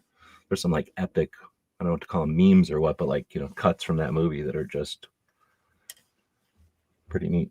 The guy walking away Oh, from the communist like little club or whatever that they turned the town hall or whatever into, as the girl is like running away, after leaving the bomb in there, and he's saying whatever he's saying, and then the bomb goes off like with perfect punctuation. Like, that stuff is fun. But let's see. Then our Plain Nut is saying a fantasy about Colorado beating. Oh, a fantasy about what, Colorado beating commies with mhm. guns, but in real life they lost to moving trucks from. Oh, to moving trucks from California. California. Oh man, seriously though, Nice. dude. When they tried bombing them, they could fight them, but when they come in subtly, yeah, that's seriously what happened too. Mm-hmm. I think it's more than that. Who is it? I think Honda will always bitch that it was when they made the recreational marijuana in Colorado. I think they weren't the first state, but they were like the first of the new wave of states or something. So they made a big deal about it and everything. And they attracted a lot of people who just wanted to be there for the recreational marijuana, both in the industry and just Mm-hmm. smoke it. And I think that probably influenced or was like I don't know what you call it, like a factor or whatever. Well, they were told over and over who they were going to attract, and they didn't listen because way too many of these politicians love. Well, we're bringing in the business. Oh, we're reaching out, open for business. The city, the town is open for business. Well, yeah, when you become open for business, you start making compromises because you want to attract people. Well, the reason you didn't have that thing in the first place, whatever it was that you changed to be open for business, was because it wasn't in your culture of your city or a town. So now all of a sudden it's, oh, free weed. I mean, not free weed, excuse me. It's not illegal. Okay, well, you're going to attract people that dig that. And a lot of left leaning people had moved to both California. They moved to California. The hippie movement, that whole thing shifted Yeah. and Yeah. I'm not moved to trying to you. say And like illegal or nothing. Yeah. But like exactly the yeah, people in California that were like, oh, I want to be able to, whatever, hmm, smoke weed and not go to jail for it. I'll move to Colorado. Sounds good. And yeah, all you need is, and it happened in Wyoming for different reasons. It yep, happened in Montana for different reasons, like cost of land mainly. And then hmm. cultures that weren't It's resistant, like go into Texas. I think people know from California, or at least they have the perception probably, that if they go to Texas, like they're intruding on people's who have this like culture and shit. Maybe if they went to, I don't know, Georgia or something, they know that they're taking a different culture to a different culture. I can't think of like hmm. maybe New York, they definitely know they're taking a different culture. But then you think of like the Midwest, and you don't think of like whatever the hell Midwest culture is. It isn't like leave us alone. You know what I mean? It's more like, hey, pull up a chair and have a biscuit. Have some cheese. Well, that's why Minneapolis is like Minneapolis is right now. Yep. What was actually it was on the show. We were actually talking about it with Clayton, my co-host, on the why can't I think of my own show? Locked, Locked, Cocked, and loaded, and Unfiltered. yeah. Locked, Cocked, and Unfiltered. Hey man, I tried. I did not choose that name. It was a compromise between all three of us. My name had way more uh, references to penises in it. So anyway, the way he talks about Midwest is yes, they're accepting, they're really nice, and until they're not. But by then, these people had worked their way in, and they're like, well, how did they lose Minneapolis? Because you've allowed a whole bunch of people, not from your culture, to bring it in, and you've accepted their bull crap. And now you have to live with the consequences. And a lot of states are finding that out. I mean, Virginia learned it with the slow creep from contractors in DC and in the Tidewater area for defense contractors, bringing in people from across America. And now your state is purple instead of red because of those areas that bring in so many people, again, not of the culture of your state. And South Carolina is learning it. Florida has learned it in a big way. It's like your state will change when you open up and bring in business. We're open for business. Then you better be open for change. You can't welcome everybody and then expect them to be just like you. This falls back to a conversation me, Maj, and Kevin Dixie have all had about the Second Amendment community. It's going to change when you open the doors for everyone, and you can't gatekeep when you invite everybody in. You got to be ready for that change. Well, and you can't expect everyone when you open the doors and say, "Come on in." You can't expect everyone to like, I don't know what's the word, like, have the same interest Yeah, and same like yeah. opinion. You know, like the You're like, not oh, I'm getting. gonna let all gun owners in. It's like, oh, but I don't like trap shooting or something. Like, don't how about everybody except the trap shooters? Like, it's either everybody or nothing. And Mhm, what happens when it's kind of neat, but it's sort of like a gun show or something. Like you open it up for everybody, and then all of a sudden there's all this police stuff, all these AR-15s because that's trending. Like that's what everybody likes because of some movie or whatever. Or maybe it was like the revolvers when all these guys were into, I don't know, silhouette, semi-autos or something, and then Dirty Harry comes out, and all of a sudden it's all these 357 revolvers. And who's going to carry such a big gun? That's a $1,100 gun. That's all we get is kids to, people that, I guess not kids for the $1,100 gun, but like people that watched a movie and now they're into guns. I was just saying, this isn't the first time that we've mhm, experienced growing pains or anything, um, or that kind of thing, or the first time any community, right? Like think of the country just in general. Like you watch any Western, and not any Western, but a big chunk of the Westerns are about like the ranchers and the pretty much ranchers because they're the dicks that like got to put their cows everywhere. But like a rancher gets all mhm. mad that like a city's popping up or that like other kind of farms are coming and they can't just let The their cows sheep. wander. Right. Yeah, exactly. And that's all, like, well, it's not its territory anymore, buddy. It's Arizona's a state now. And now there's a city over here and these people get to live too. And it's like, no, we want to be ranchers and there's, all this stress. So this isn't anything new. It's just what's new is like the players, but the game has been around forever. Like, you know what I mean? Like as and I'm Mhm. sure, before that, it was not the ranchers didn't own that land. It was a whole bunch of natives that were like, hey, wait a minute. We use this every third moon. And now you're setting Mhm. up cows here. Let's fight about it. Yeah, that's one of the funniest things, right? It's like, wait, whoa, whoa, whoa. Wait a minute. You don't want sheep there? We don't want you there.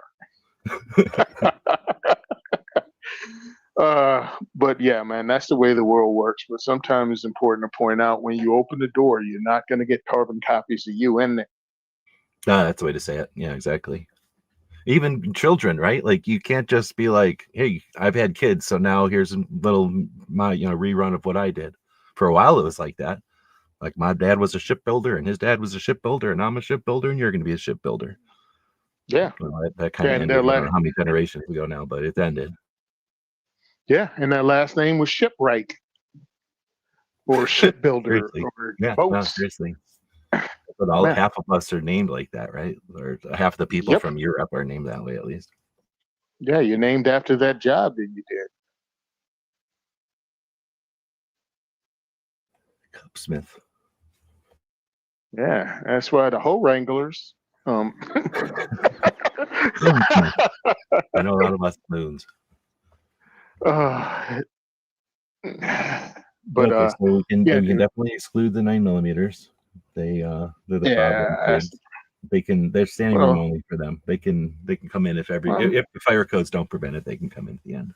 And that's the problem you had when you all of a sudden decided to include the metric system and shit. Yep. That's on y'all. Ooh, let's get the metric system in. Okay, well, nah, congratulations. Let's see. We had a big chat the other day about the marijuana thing. I guess nothing's decided. It was just the Supreme Court justices talking to each other, or no, not talking to each other, but having some kind of a debate or I don't know what the protocol is called, but some kind of procedure with defense attorneys and prosecuting attorneys or something like that. Mm-hmm. Saying both sides of the guy who was supposed to be a terrorist. So I don't know if they had a search warrant or whatever, but they looked, they were like, hey, we think you're a terrorist, so we're going to look around. Okay, you're not a terrorist, but we found you have guns and marijuana. So we're going to prosecute you on what they call 922G, I think. And then it went to the Supreme Court. Hey, is this legit? So I don't know how much of that you're paying attention to, or if you have an opinion on that. No, I haven't. So they hunted around till they found something, and then tried to use it. Yeah, I think it was one of those like we got to have them, like we got to do something to hold them. I don't know how that works, but I've seen TV shows. I'm guessing it was something like that. And then it's like whatever, like how can you hold them on this? Like this isn't legit. And then it got all the way to the Supreme Court now. And it's one of those things where it's like, of course, it's a potential terrorist. So right away, even if the guy's not a terrorist, I don't have no idea if he is or not, obviously. But if assuming the guy is not a terrorist, it doesn't matter because a lot of people are going to go, well, they wouldn't be accusing you if you weren't, blah blah blah. Where there's smoke, there's fire. Yeah. So it's sort of like, and if he is a terrorist, well, then we're fucked because it's the same kind of thing as like any of these bad guys who were, having to use as a defendant or an example or whatever, to take a case to the Supreme Court.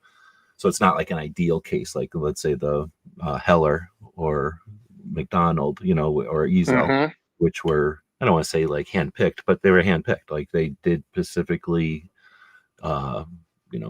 support financially and logistically those cases because they were ideal defendants. In this case, it's not an ideal defendant.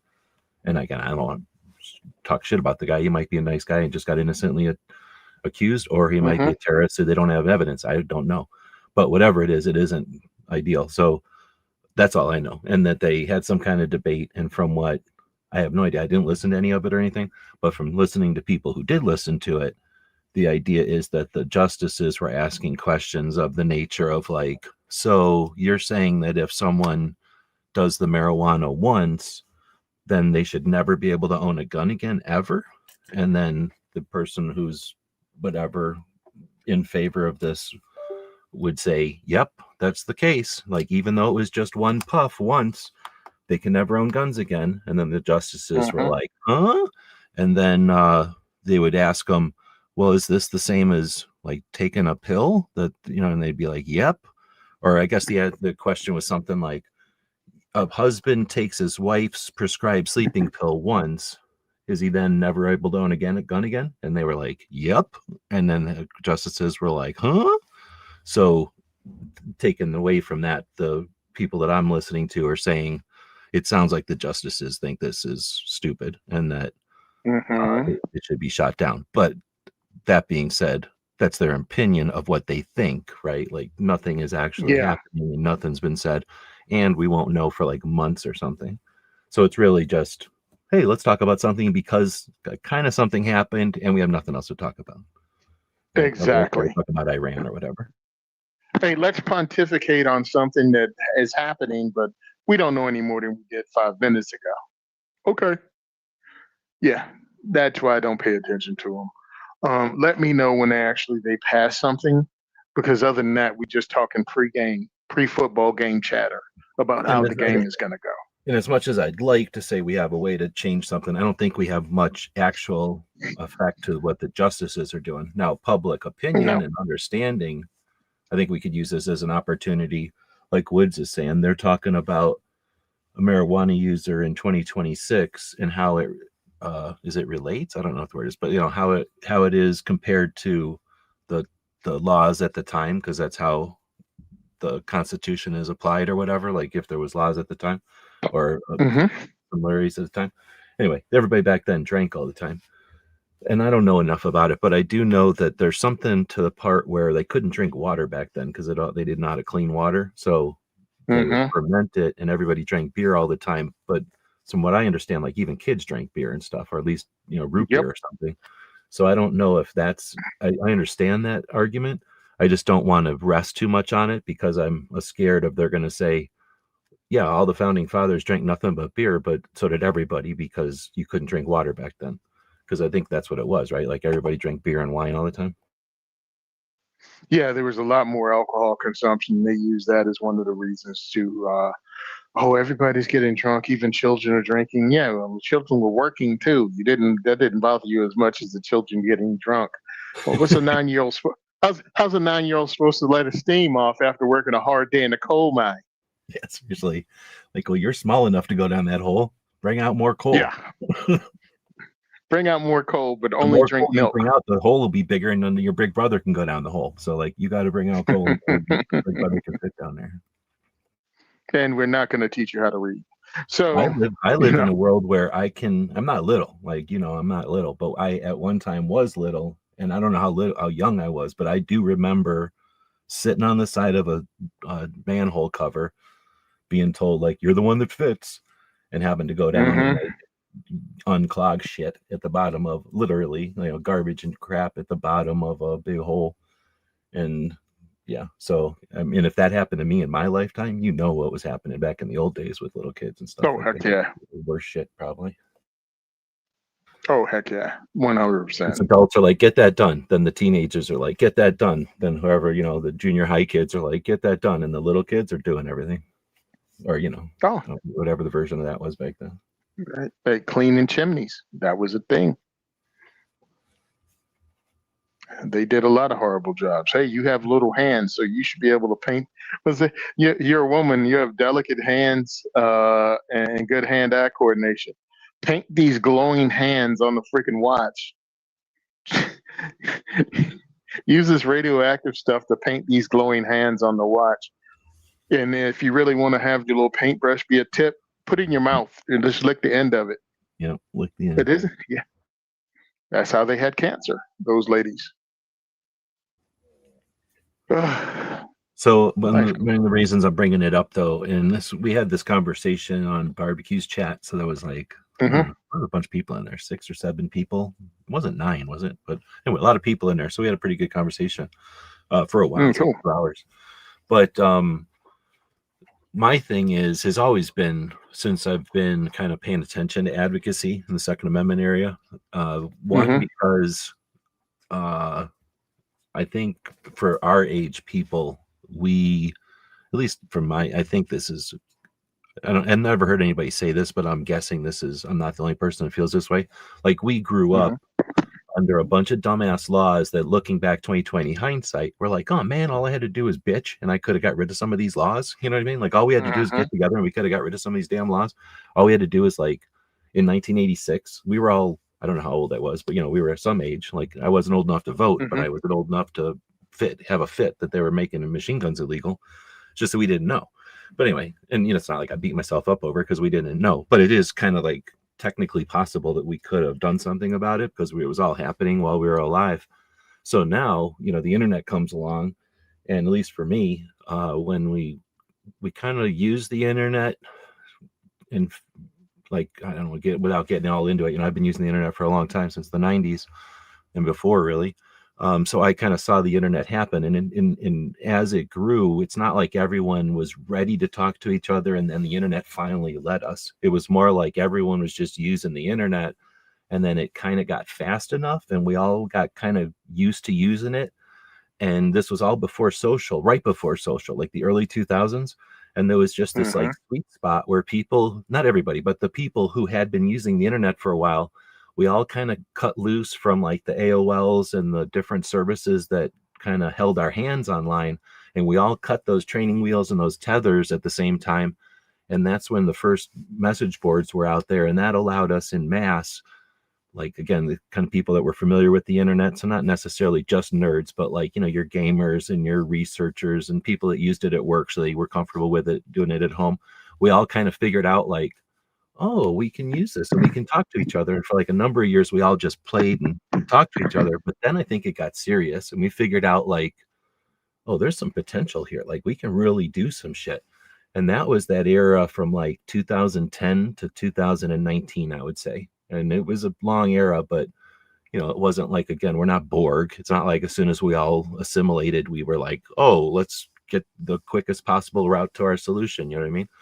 But anyway, I think that there was this time when there was a lot of potential. And I still think there's potential. It's just that there was so much potential there for a minute, but we just never got together. And I think in 20, it just kind of poofed, and so much different shit happened that like combination of gases or whatever that was just ready to ignite. I'm saying like the rally at 19, right? It was 19, right? Yep, 19. That would have happened again in 20, right? Like, holy shit. 100%. If that would have happened in 20, all the people that went to that rally would have had an experience doing it. There were some people, like, without calling them out, people that were on YouTube that were scared shitless of advocacy that went to that rally, but because of the way it all hung down, they kind of went into their shell even more and were like, I'll never do advocacy again because of this. But if it would have gone the other way, they might have been emboldened and said, well, fuck, I want to be popular and with these people too, so I'm going to do advocacy, right? Because they're only chasing fame. But lots of so many different things would have been like different if it would have gone one more year, and then I'm saying like theoretically 2 or 3 years, whatever we are, 6 years later, we'd have no NFA by now. Like seriously, we'd be taking such giant bites out of it that guns would be kind of normalized, and we'd be able to have conversations with each other that wouldn't be like, now let's rub their face in it, but instead like, now let's take everybody to the range. You know what I mean? And everyone would be satisfied with that. I just don't think that well, obviously that didn't happen. I just don't think that that's as possible now. Like it's still possible. It's just that all those gases were like in the air just waiting for a spark. But then instead of the spark actually happening, which would have been those 20 rallies that happened that were scheduled for 20, bullshit happened, and then everybody shut down, and then it was sort of like the room, like a vacuum happened, and all those gases that were mixing and getting ready to ignite were just sucked out. And then by the time people were ready to like exhale, get ready to work again, you know what I mean, like the situation just wasn't there the way it was. But I'm not saying it can't get to there again. They're just frustrated that our 3-letter organizations can't figure out like, shit, we were really close to just finishing this. Let's do what we can to, get ourselves back there. They're not really trying for that. Maybe they don't see it. Maybe I'm the only one that sees that. Well, that's one of the things too. Perception and who was there. Yeah. And I'm not saying like the people that were there were all the people. It's just that because those people, you and the other people that did show up, showed up. So that all those naysayers and all the people that are like, whatever you say, like see, I told yous, like those folks, because there's the people that are like, it'll never happen. And like, even if it does happen, who cares? And then there's the people that like, see, I told you it wasn't perfect, or like, oh, I knew what's his face wouldn't, do this or whatever. Or, oh, look, see, those people showed up. So anyway, so there's always going to be those folks, but all it takes is like 2. And then those folks just got nothing to bitch about. You know what I mean? It's like, oh, sure, they didn't do what I wanted, but they did do it twice, like, oh yeah, they did, it happened the first time, but it didn't happen the second time because they actually reacted to it or, prepared for it. So it's, it's really hard for them to bitch so I don't think there was too many people against it. The only people that were really against it were the people that were like, you should be bringing AKs and shit to the rally in DC, which is, you know what I mean? It's like, it's an argument, but it's not like anti-gun argument. It's just like, how pro-gun are you? Like, you're not pro-gun enough for us, which is fine. You know what I mean? Like, of all the stress, that's the only real stress there even was. And it's not even like a big pressure. It's probably like 2 out of 100 people that had that opinion. But, yeah. Like, there was a lot of stuff going on behind the scenes on that people don't know, and really it's not even needed unless you're in the fight, because outside of that, it just gives you another reason to get annoyed by some of these people in our own community. Really, it does. It just gives you one more reason to get annoyed by them. But I think Yes, if 2020, because you were one of the ones, and I still have the screenshots because I was promoting them when you found out there was going to be a rally in 2020, because you did it in 2019, but you really jumped on it in 2020. After November, there was a bunch of them planned around the country in 2020, and you would Mm. post it up on your YouTube, and I'd screenshot it and I'd post it on my Instagram and stuff. I can scroll back and look at it because I got my phone right here and see it. And then it didn't happen. But dude, if we were having rallies every month around the country in multiple states, oh, it would have freaking snowballed just like the friggin' 2A sanctuary thing did. Dude, in so many different ways, because you'd have just like maybe like Shot Show or something, like how these other shows have happened and they've been successful in Hmm. different ways, because you're going to have the people that set up and go to them, who attend them like professionally or whatever, who speak at them and who promote them and or whatever, like create the things. So once you do that once and it's like, oh shit, can I even do it? Or like, I'm mad, I'm going to do it no matter what. But then you do it a second time and you learn all those lessons, like you know where to bring the bathrooms or do it in this parking lot instead Hmm. of that parking lot. Like, you know, all the little things. So your second one is almost always way better. And people are familiar with it. So they show up and you get more encouragement. So the second one is almost always way better. And then it's always about the third one. Like if you're going to keep doing it and then are you going to try to outdo yourself? Do you just want to maintain? Like, you know what I mean? What do you consider? You know what I mean? So like that kind of stuff, there's that Yep. level, right? But then there's the people that just show up, like I kind of alluded to. Like there's people that are going to show up for the first one because they're going to go no matter what. And I want to be at the first one. They didn't know it's the first one. They just showed up no matter what, right? There's all those kind of thing. Hmm. But then the second one, you know, now people are like, well, shit, the first one happened. I'm going to the second one. Or like, man, I really wish I could have got to the first one. I'm definitely getting to the second one. I'm like, I will make, you know, change my schedule to get to the second one. And then you get the people who are like, well, I don't like this. I'm anti, but I want to go see what this is like. And they've already had one. I'm going to go to this. You know, I feel comfortable going to this. And that does add to the numbers, right? And it can add to the usefulness of the event if there's actual conversation and stuff. And then there's just the perception in the community, right? Like if you have one event ever, okay, that's like gun owners. But if there's only one ever, then it's like, yeah, gun owners, they're a flash in the pan. Gun owners, it was a fad. They liked it that one year. Like gun owners, they were Hmm. reacting. They hated Trump or they love Trump or whatever it is. But then if that's it, like that's it. There's nothing. But if you're gun owners and then the next year you're gun owners and the next year you're gun owners and the next year you're gun owners, then they're like, oh yeah, gun owners are a part of our community. You know what I mean? Like we have to remember the gun owners are going to be here next month. Like it's just a different world when the rallies happen all the time. So there's a bunch of Yep. people that don't appreciate them, that don't value them. I mean, literally, the Second Amendment Foundation was against them. They bitched about them. They thought that it was literally a bad use of funding for lots of reasons, which may or may not have been correct. But you know, the thing is, we just didn't have them for a long time. We kind of had them for a minute, and then we haven't had them. Period. There's a couple. There's like 6 a year now, but you know, the ones that happen now are basically states that are, well, are they all behind enemy lines? No, but there's states that are getting their asses handed to them or have had their asses handed to them, and it's the resistance. You know what I mean? It's like the stubborn people that insist on not being ignored or whatever, and you know they have a reason they have to come back, or you know they have to rally together. There's very few that are like, hey, we're winning and we're still getting together. And then of course we don't even have enough. Like all the states that are getting wailed on don't have them. They'll have an impromptu one if you know like a bad thing happens. But anyway, again, state Yeah. level, national level organizations got millions. You know, what would it take to have a rally in every state every month? I don't know. Is it too much to ask? And again, they're But scared if they did them too regularly that people wouldn't show up in numbers and they wouldn't look effective.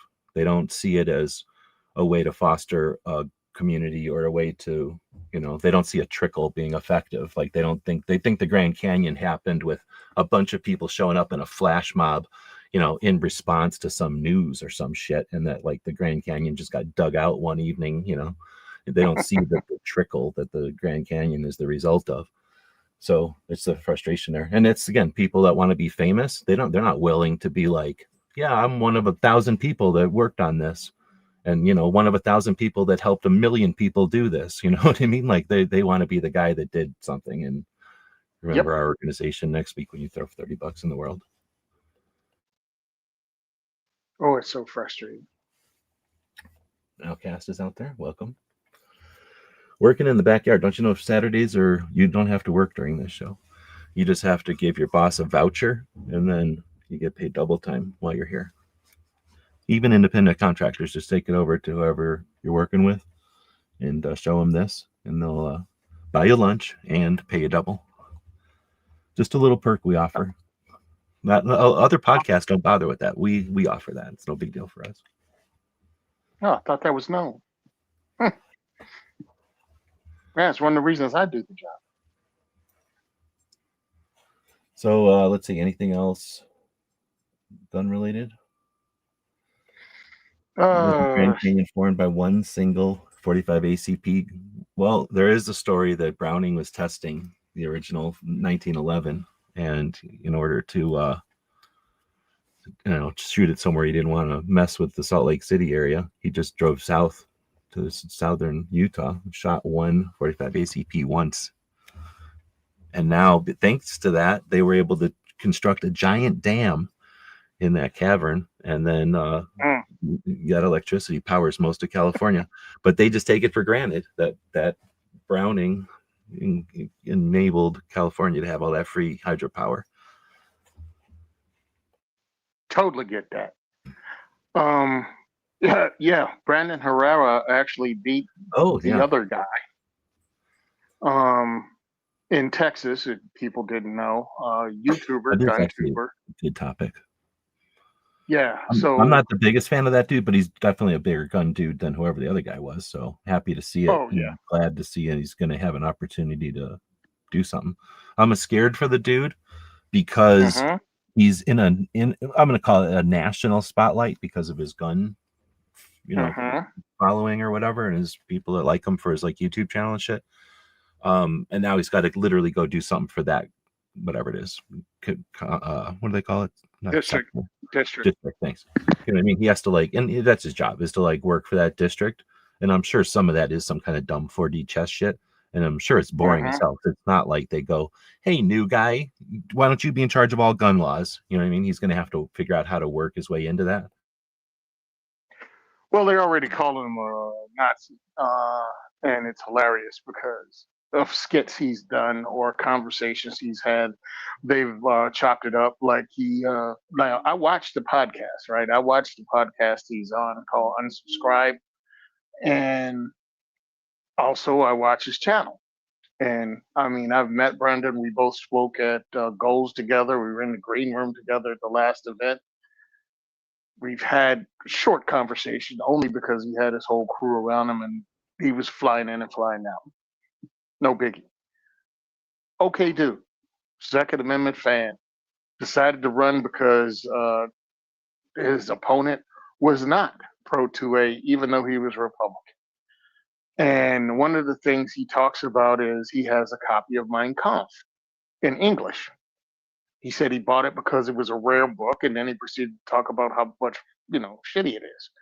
And everything about it. There's no way he promotes it. But, they've cut the part out. They've edited the heck out of it and go, "Hey, this is what this guy does." So you have to be the most low information person to go, "Wait a minute, he has an entire podcast, and this is 4 seconds of it, and you're gonna make up your mind based on 4 seconds of an almost 2-hour podcast. This is what you know about the guy." Well, this is how Republicans are. I'm like, all right, we're done here. But that's the narrative they're pushing throughout social media, on X, more and more, including the press guy for every town. He has so not so much like the he's a gun guy, but like that part. Yeah, it's a press. Yeah, it's not. Yeah, it's not. He's a Nazi. Look, here he is in a Nazi uniform shooting an MP40. He called it the original ghetto blaster. Yeah, he was doing it.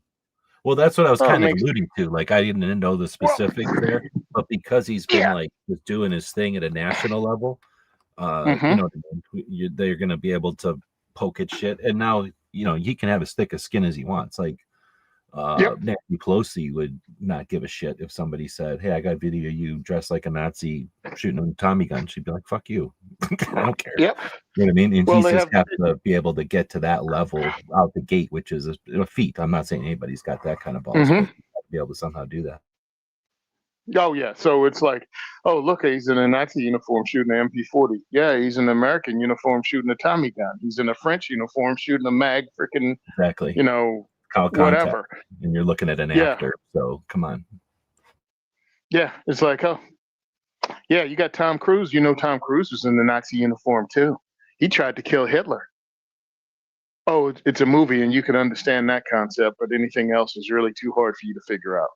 So it's like that's what he has to contend with now. And they started immediately, just in case, they were planning on it, just in case he won.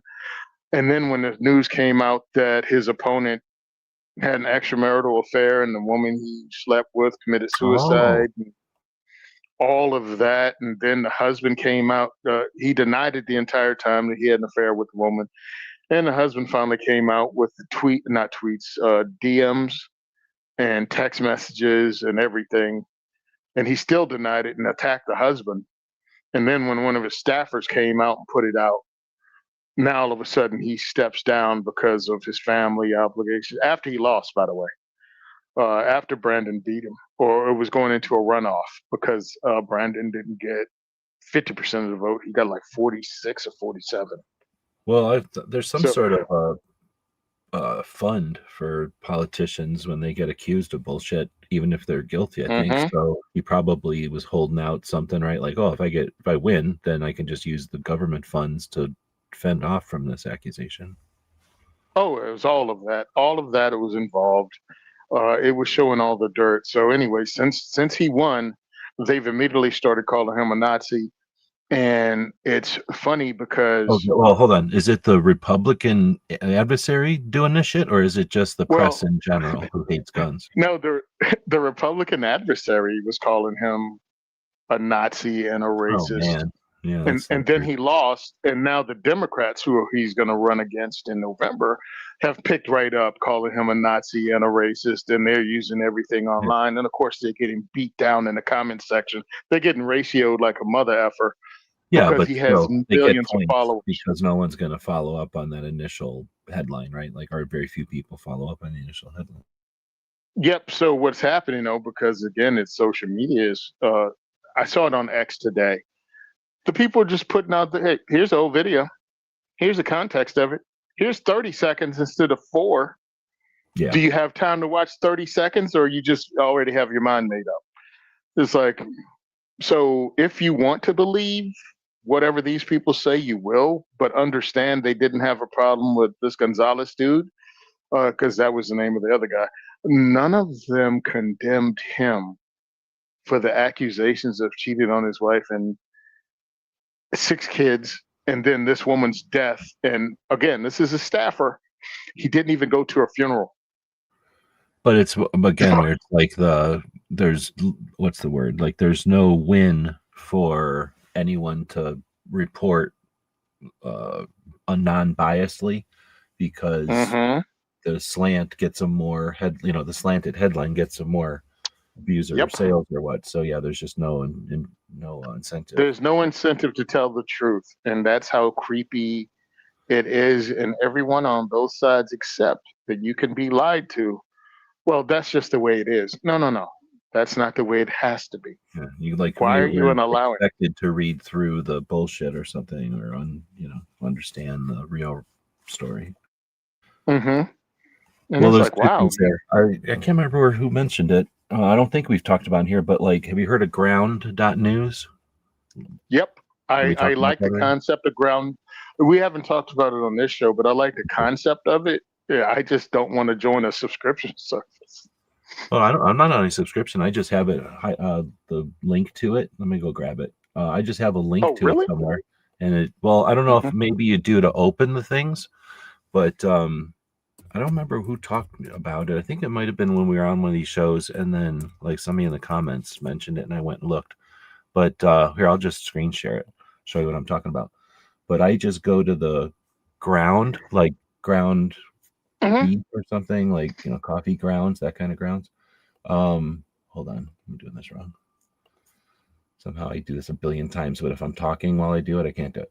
So you just go to ground instead of .com. It's .news. So ground.news, and when you do, it's just this list of news articles, I guess, or topics. Maybe I guess it's articles. So like this one says FDA whatever. This little Mm-hmm. bar here is actually almost all white, a little to 7% red and 15% blue. But if we scroll down, like this one, California something or another, is almost all red, a little bit of white, and almost no blue. And then you scroll down, and this somebody or another is almost all blue, and then a little bit of white and red. So that's how much Democrat is being shoved down their throat. The red is Mm-hmm. how much Republican it's being shoved down their throat, and the white is independent, how much they're getting it shoved down their throat. So it kind of makes the news kind of a different layer to the news, because now you can go, for some reason, this is only going to the center and it's not going to the Mm-hmm. Republicans almost at all, and barely going to Democrats. And then you start looking at the kind of topics and shit. And then I imagine the news sources are also listed here. So I just don't have enough brain power to give a shit like what USA Today is or what CNN is.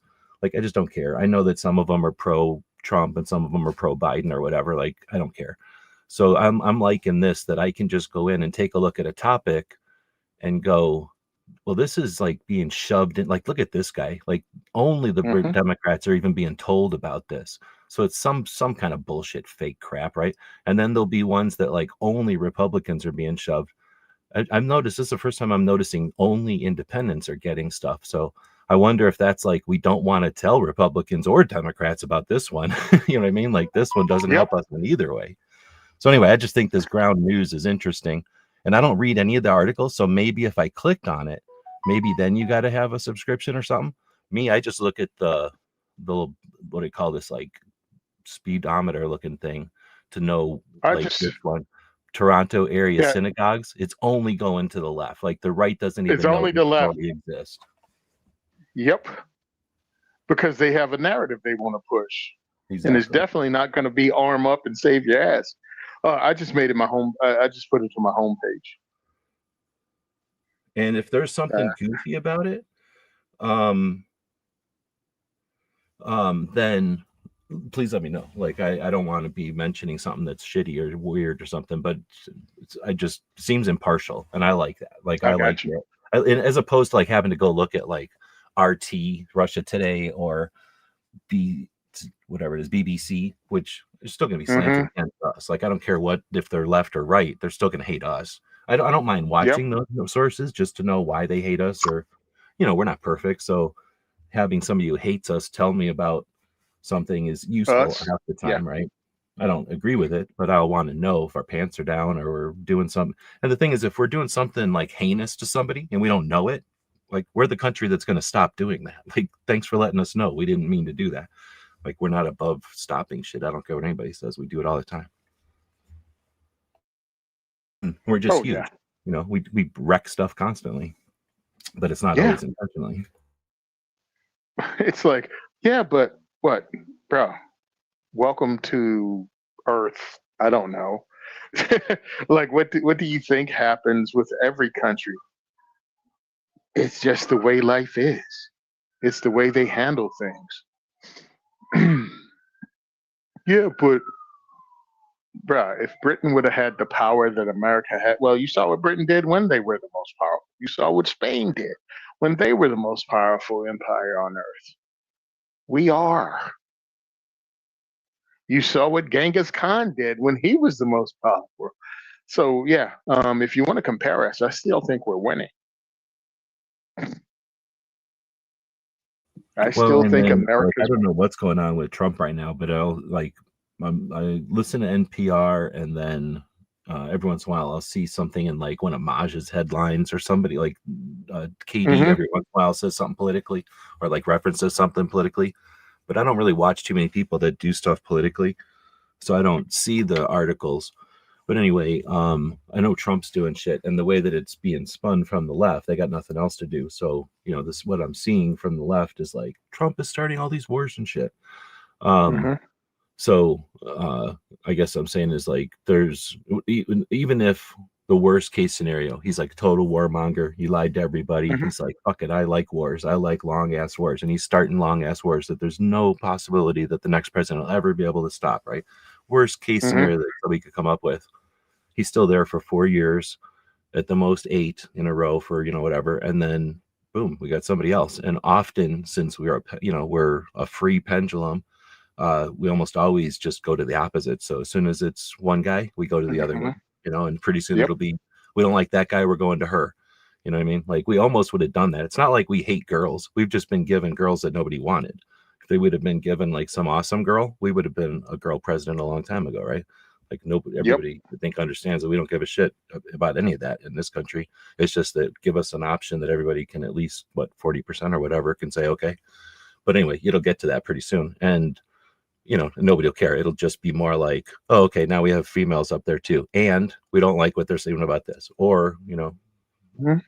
So anyway, I guess what I'm saying is, no matter the worst case scenario, what is cool about our system is that the worst you got to deal with it is for like 8 years, and usually it's not even that long. Yeah, 100%. So I'm listening to what they're saying, and I totally get it. My issue is everyone that's exploiting this just to get people to watch their channels, or oh my God, we're under threat of not homegrown terrorists, terrorist cell, sleeper cells. Yeah, Oh, like the sleeper cells. reactions or whatever. And I'm like, okay, let me run something past some of you people, because some people just may be ignorant of the fact that we've been under that threat since the 60s, since they figured out how to start terrorism anew, with the bombings and the blowing up. I mean, I still remember my brother and I calling TWA, when it was an airline, Trans World Airlines. We used to call it Terrorist World Airlines because they were getting uh, their planes hijacked all the time. You'd take off from Miami and you'd have no idea where you'd end up because they'd hijack the planes. It was commonplace. It was like a They were comedy blowing up. skit on like most shows, right? Like you're gonna have your fire, Yeah. your what do you call it? Your skyrise fire, your towering inferno. You're gonna have your Hmm. earthquake, and then you're gonna have your terrorist attack. Like those are the inevitable things that cause panic and stress. Every time. And when you pointed out Oh, that, sorry, and oh, the quicksand. home, I forgot about quicksand. This was the oh, the second one. quicksand was a big one. Killer bees, they showed up for a little while. It was always whatever was in the headline got spread and became the movie fodder. But this has been going on, I mean, Entebbe in what, 68? So we can go back, I think it was 68, or maybe it was 72. My whole thing is this: we've been under this exact same threats by Iran since 1979. Nothing has changed. We've bombed Iran over and over again since Operation Eagle Claw, when we left C-130s in the desert when we tried to freaking get the hostages back. So none of this is new. It's great that somehow it's new to you because it's the first time you've become aware of it.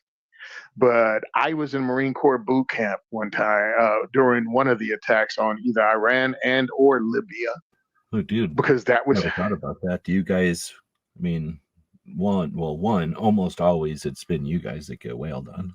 So is Mhm. that something that I don't know? Like, I know you guys understand your history more than other branches, but you guys were also, I don't know when we were in, that's like the stuff from the 60s obviously was fairly recent, but there was some shit like in the 90s, right? Or not the 90s, in the Yeah. 80s, right?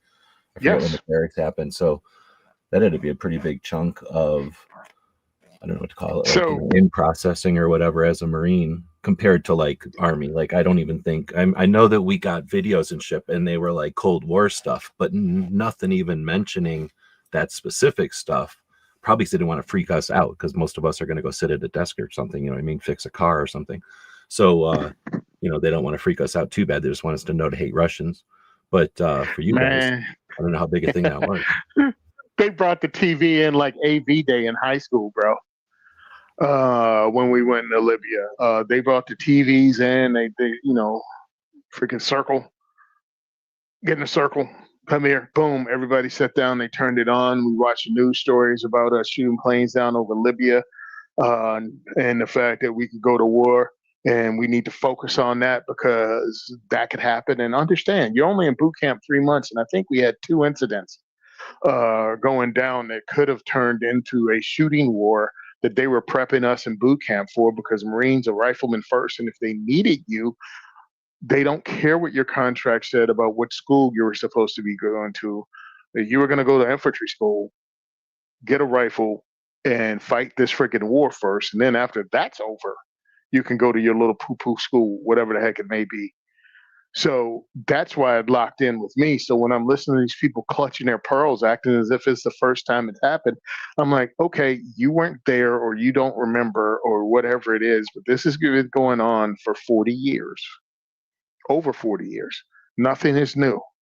You're being played with by people, and there are people that want to be so upset. They want to be upset. And if you tell them, this is nothing new and it's happened before, and next week or a month from now, it'll be over with as far as you're concerned. Now, the real consequences, the people in Iran and around the world will be living with those consequences. But as far as the Americans concerned on the other side of the planet, that nothing has changed between this week and last week for you, except maybe the gas price went up. That's it. Nothing has changed in your personal life. Here's an interesting question I just thought of as you were saying that. Like 8 weeks ago, 8 weeks ago, what was a majority of the country a brand new expert in? Venezuela. I mean, seriously, I think that might be the correct answer. But honestly, like, no matter when you're listening to this show or when you ask that question, somebody's gonna have to sit and think, and it's gonna be a different fucking answer. Because I did a thing about this at some point, like whenever I've been starting my blog, and like I use that as my like avenue to like get stuff off my chest instead of my YouTube channel.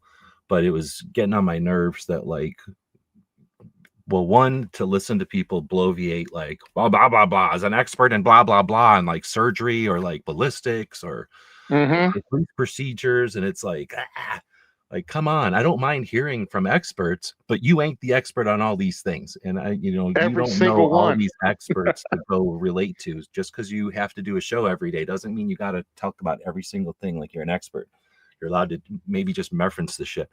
Anyway, so in a response to that, I was like, I had to post something about the, as far as like an audience or just a human existing in 2026 or 2025, I think at the time, we aren't obligated to go along with this shit. Like, we can watch this stuff as a spectator and not participate, as people insist that they know everything about the weather, or they know everything about oil prices, or they know everything about fucking, processing of domestic crude, or whatever the fuck it is that they're, for or against. And their talking head has given them a good briefing on, and now they're ready to fight, roll up their sleeves and have this argument about it or whatever. And it's, I understand it, like, just to bicker, like, it's something to do, it's something that has not very much consequence, but allows you to, like, have a debate with people online. Fine. Like, especially, you want to debrief or whatever, de-stress, I guess, at the end of the day, have a beer or something and, like, bullshit, play devil's advocate with your friends, from two sides. Awesome. Like, go do that. Do it online. It's a lot better than driving and drinking, right?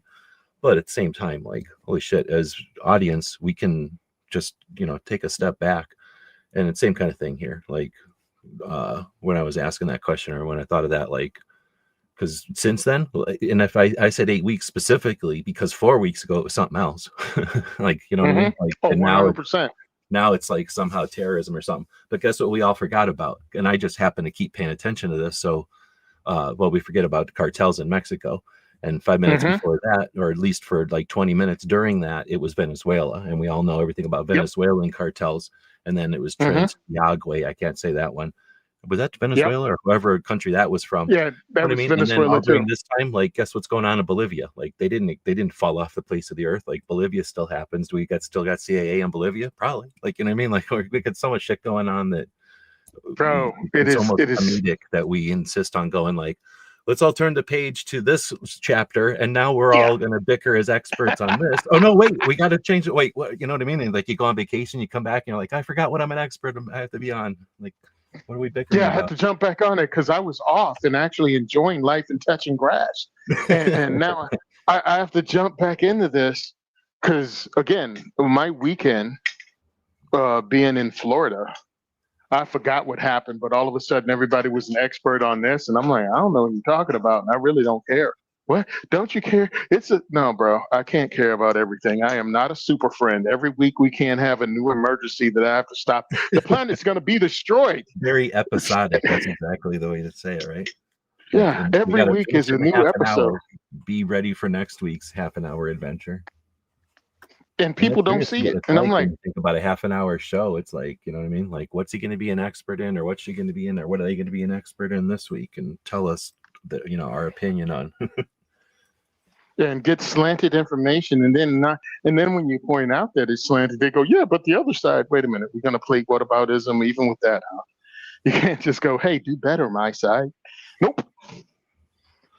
Okay, I'm so like, we kind of went on a tangent there. I didn't ask you, and I was thinking about this like at the top of the 2 hour mark. Do you got a hard stop? I know you guys sometimes record the other show today.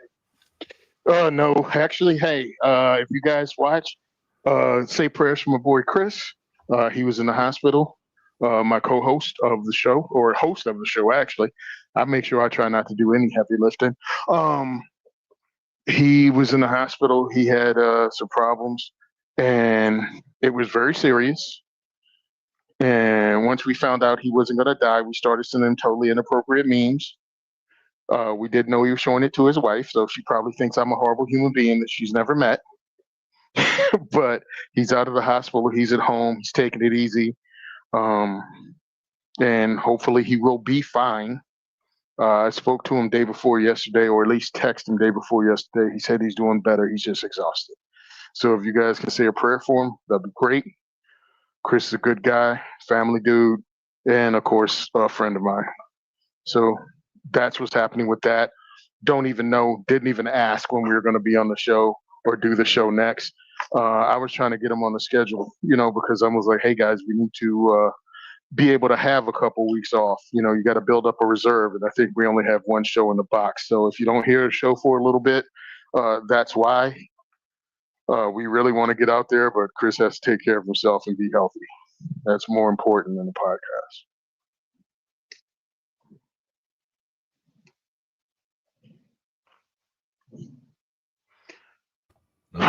So I was go ahead, man.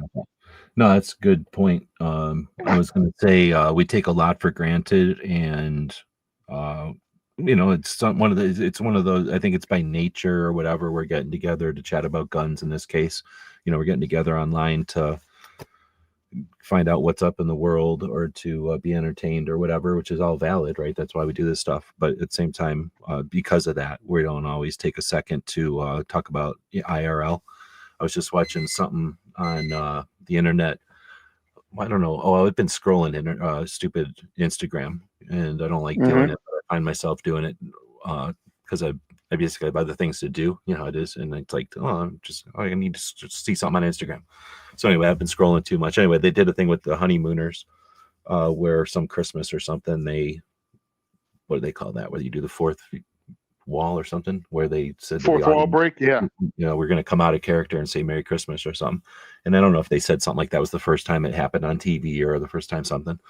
But anyway, I'm trying to do that. Like, we always do these shows because we're just doing a show, but at the same time, it's always a good idea to take a second and appreciate what's going on, right? We live in 2026, pretty awesome fucking time on a pretty awesome fucking planet. We got a lot of cool people around. If you, like you said, if you take a break from all this and just go do stuff in real life, you forget about all this shit real quick, because it all is just, I don't know what to call it. Like, you know what I mean? It's like theoretical to some extent, because we're all talking to each other from across the country. If all this got turned off tomorrow, we all have to go live immediately with our neighbors and shit like that. So, this is all just some quasi, almost fake. Although it's, we're talking about two real people about real things. But again, there's such high levels and stuff sometimes. And we're able to. That's what I'm saying. Like, we're living an awesome time. So let's not take that for granted. And at the same time, I always like to say, grab whatever little critter you got running around, whatever people you got running around, hug them, appreciate them, and turn this shit off every once in a while, and spend some time like the olden days. I don't know. 100%. I've noticed a couple of times. I don't like to bitch about scouts because people get mad when people don't agree with me. But I have what's the word? Opinions, actual opinions, not just like I'm not middle of the road. I don't like what happened to scouting, to Boy Scouts or Girl Scouts. And I was Hmm. uh, thinking about this the other day when I walked out of a Walmart and there was a bunch of Girl Scouts there. And when I was a scout, there was always the having to raise money factor of being a scout. That's actually part of it because we're capitalists and you have to learn that, just like exercise and just like everything else you learn in scouting, like all your camping stuff and your citizenship stuff. You learn a lot of skills, and for Boy Scouts and Girl Scouts. But anyway, for a while back there, they made a big deal about how there shouldn't be Boy and Girl Scouts and there should just be Scouts, and Girl Hmm. Scouts went bankrupt and shit. And then because the Girl Scouts went bankrupt and because it's not fair, now there shouldn't be Boy Scouts either, and it should just be Scouting America. So they all said, cool, and let's do that. And then I'm walking out of a Walmart and there's Girl Scout cookies. Yep. I'm like, what the fuck? How can there still be Girl Scout cookies if it's Scouting America and shit? So anyway, it just drives me nuts. It grinds my gears. And I really think that there's benefit to having little boys and little girls by themselves growing up and developing and doing stuff, because you're in scouts usually till you're in junior high maybe or something like that, right? Sixth grade or something. Hmm. It's for like little kids.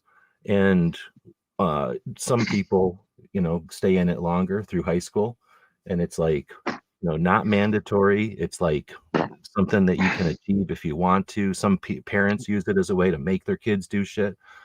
Some kids Hmm. love it. Some kids are okay with it, right? Like, and I think that's all part of it, having lived through it, and I can see the benefit of it. Having a bunch of outside influence force their shit on it, like, makes no sense to me. And the fact that they all went okay, like both sides went okay, Yep. just drives me nuts. And what am I to do? I Yeah. don't have no skin in the game. I just was a scout. Like, I got no kids, so I don't care what really Well, happens. It's just annoying that it happened. But I guess what I'm saying is that we lost when you did have scouts. If nothing else, what you had from scouts was like kids learning how to tie a knot, learning how to be safe with a knife, probably shooting, not always, but almost always, going camping, not always, but almost always, probably learning about boats, not always, but almost always. There's like these opportunities just for little kids to learn shit. And especially like 1,000% for little kids that are in a city to go to the country, and for little kids in the country to go hmm. to a city. And that, like, there's other Yep. things, there's like 4-H and shit, but scouts just did a good job of that. And for all kinds of reasons, they just don't do that stuff anymore as much, or and it always was declining from like the olden days.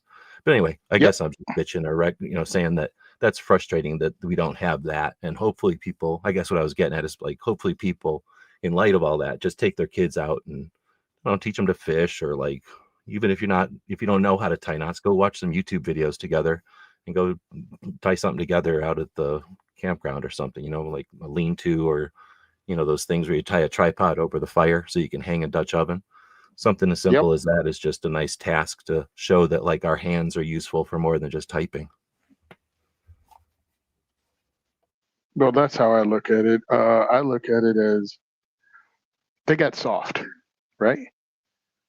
They got soft. They allowed themselves to have their tradition taken. And it was like, well, girls should have the opportunity that Boy Scouts do. And it's like, it's called Girl Scouts. Yeah, but no. No, you have your own If Girl Scouts don't go organization. camping, so go fucking camping. Like, I didn't tell you to Yeah. have your merit badges be like sewing and sitting around. Like, go make a merit badge about camping. Like, nobody's gonna stop you from doing that. It was hilarious because I'm looking at it going, you had an entire organization to yourself. What are you talking about? And No, it was it valid. It wasn't. did a great job. Like, you never heard anybody Yeah. bitching about Girl Scouts except for maybe like they got me addicted to their cookies. Like, maybe Yeah. like, So, no, what happened is, again, women don't support women. All right. The thing they claim to want to do, well, when left on their own, they didn't survive. They didn't survive because they themselves didn't support it. well, I'm gonna give them the And benefit of the doubt because I don't know, but I'm gonna say they were attacked. I think that they are like Boy Scouts and maybe 4-H as well, and there's other ones, but the other ones are like church affiliated, I think. But I think mhm, anything that had some tradition of like teaching kids, I think that was at risk, because if you want to kill a culture, you got to kill its origins, right? Like, you got to kill beginnings of it. So go to the And school, mess them up, yep, and you got to mess up scouts, because scouts yep. were pretty decent, and they didn't touch, like, we didn't have any law to go to scouts. It just existed. And at least for Mm-hmm. my generation, like, one kid out of a class would be going to scouts that day, so they'd have their uniform on. So people knew that it existed. You could make fun of it or like be aware of it, but at least it existed. And now it just doesn't exist anymore. So now what do you Yep. got? Like sports, maybe, and then like video games. I Again, guess have kind of my replaced it, but my there's just no structure to video games. my issue with it all is this: it was allowed by the people in it to turn into a shit sandwich. People For walked sure. away from it, and it was allowed to turn into a shit sandwich. Now, the reason I didn't do it as a kid is because it was expensive. It was expensive to be a scout, too expensive and time consuming for my mom to do and take us back and forth. My dad worked from midnight till freaking 8 in the morning. My mom worked, her shift, and sometimes she would work over. And I was a latchkey kid from like freaking 5. I mean, since we started school, we either stayed at the aunt's house or we went home and behaved ourselves. But we did the fishing, we did the shooting guns, we did all that other stuff, so it did make a difference. And we read lots of different books. So we got an education. It just wasn't formalized. But we never, I wish we could have been scouts. I wish we could have done some stuff like that, but they made it uncool. They allowed it to become uncool because it was attacked by the same people that, like you said, were trying to destroy our culture, but you allowed it and then had Yeah, no way to fight back. And they didn't have it. There wasn't a defensive element to it. You know what I mean? It wasn't something that they first saw, I guess. So they never added that element. And it had been, I mean, I'm not saying it's flawless, for crying out loud. It's just a No. thing. But so there was all kinds of reasons to not like it. The worst stuff and just the lame stuff. Like, I could see reasons why people don't like it. But you're right. Like,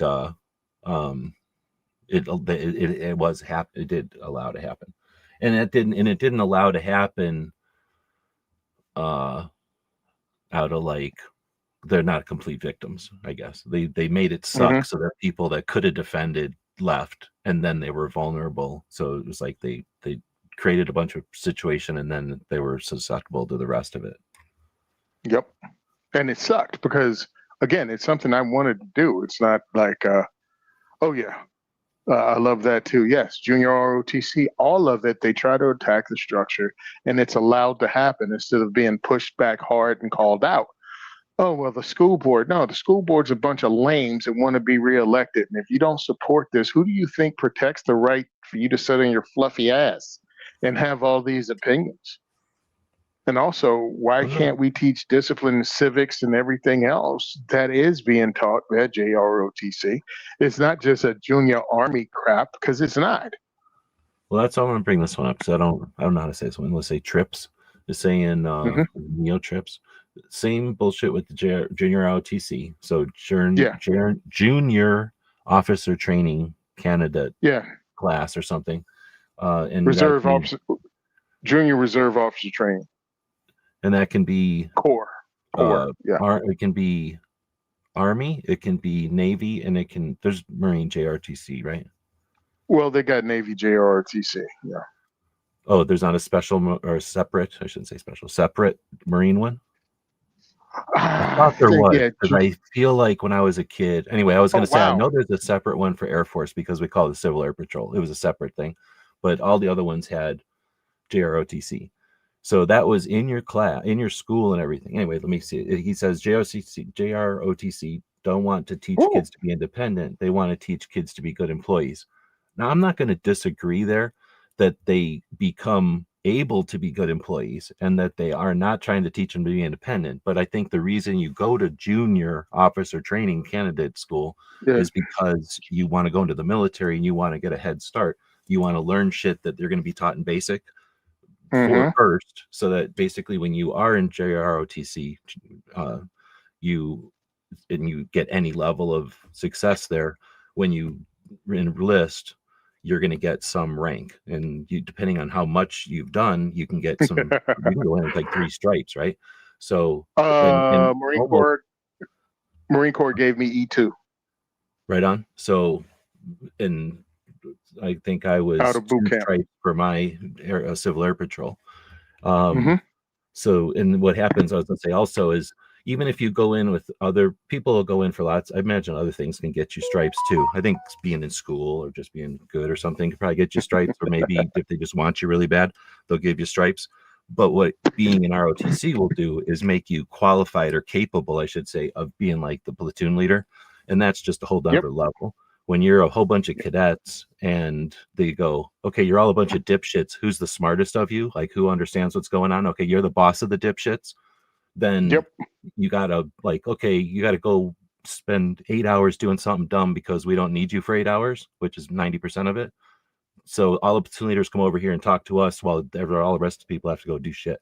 That's the benefit of being a platoon leader. So if you're a little kid Yep. or you got little kids and they're like debating if they should be in JRTC or Civil Air Patrol or something, like hell yeah, like you'll learn everything you need to know for basic way ahead of time. So you'll be like the senior while everybody else is freshman, and basically all the it's not guaranteed, but you've got the most potential ever that the drill instructors will assume that you're basically good to go and give you shit for like a week where everybody else gets shit for most of the time.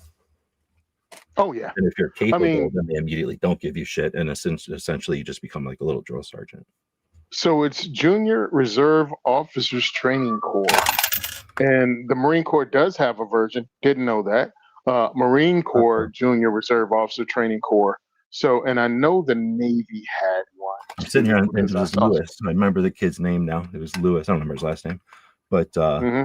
I always thought he was cool because there was Navy and there Hmm. was definitely a lot of Navy kids. And then, well, there was a shit ton of us in Civil Air Patrol. That was a pretty popular thing.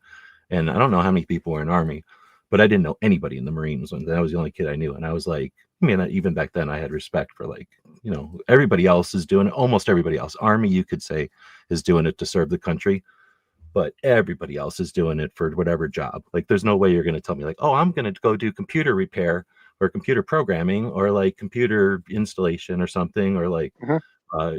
like radar on helicopters or something for my country. Like, yeah, okay, you're getting paid by your country to go do it and you're putting your life on your line and shit, but you're coming out with a Hmm. fucking degree in something that you can use. Like, everybody knows that. But a Yeah. Marine who's going in to be a Marine, like, you're coming out with like, you're basically definitely spending, those are the guys that are doing it. Yeah. So anyway, I thought that was cool as hell that he was like willing to go through, because that's a Yeah. lot of shit to go through, years of high school shit as Yeah. a, but I mean, and like I say, very few other people doing it. So anyway, I thought it was pretty cool. It was cool. I mean, I liked being in it for what it was. Does it train you to be a good employee? It lets you have responsibility and learn some stuff earlier than many other kids may be learning it, Oh, i.e., we're talking about responsibility. the high school one, not the college one, right? Like, Yeah, college yeah, is that's what. Yeah, definitely like you come out with rank I'm in not. college. Yeah, no, no, I'm talking about the high school one. It teaches you, if you're willing to learn, you make it. It teaches you to actually, yeah, get tasks done in a way that you may not have done as a kid. It teaches you to work with others. It's almost like a sport. You're on a team. You get things done. Oh, it teaches you to be good. What the frick's wrong with being a good employee? Oh yeah, for sure. No, seriously, it lets you bypass all the bullshit part about being an employee. You become a manager real quick. But I Yeah. think you're, and people don't think about it, but like, school usually, sometimes at church, I don't know how it is with the JROTCs, but with Civil Air Patrol is in churches sometimes. So I'm sure it's just always in, basically you have to have some place that's like going to let kids show up in the middle of after, the evenings once in a while. Hmm. So, but schools and churches usually let themselves to it, but like maybe sometimes like a community center or something would let you have one. But anyway, whatever your, what can I think of it? Your squadron for us, I guess you guys would have something else. Hmm. But whatever your unit is called, or like a troop in scouts, you're going to probably get together and either fight with other ones or, compete with other ones in some kind of Yeah. competitions, or get Hmm. together and compete with the state level with regions or stuff. So you become an entity and you're doing stuff as a team, very much like when you were comparing it with sports, I guess. Like sports, Yep. I can understand the concept of kids sports. I don't like professional sports at all, but I could totally understand the like kids sports and keeping kids occupied and giving So, kids a resource to get rid of all their energy and shit, and teamwork and all that. But you definitely get the teamwork on these in addition to so just we learning how to had be a soldier or whatever. Yeah, we got the teamwork aspect. We got the study together aspect. We got leadership, how to be a leader, leadership traits you learn. We had drill team competitions, so actual marching competitions. We also had the silent drill team, so that was cool. We actually competed nationally at Howard University. That's where we went up and actually, for the first time, saw the 82nd Airborne was there, and they had the new Humvees.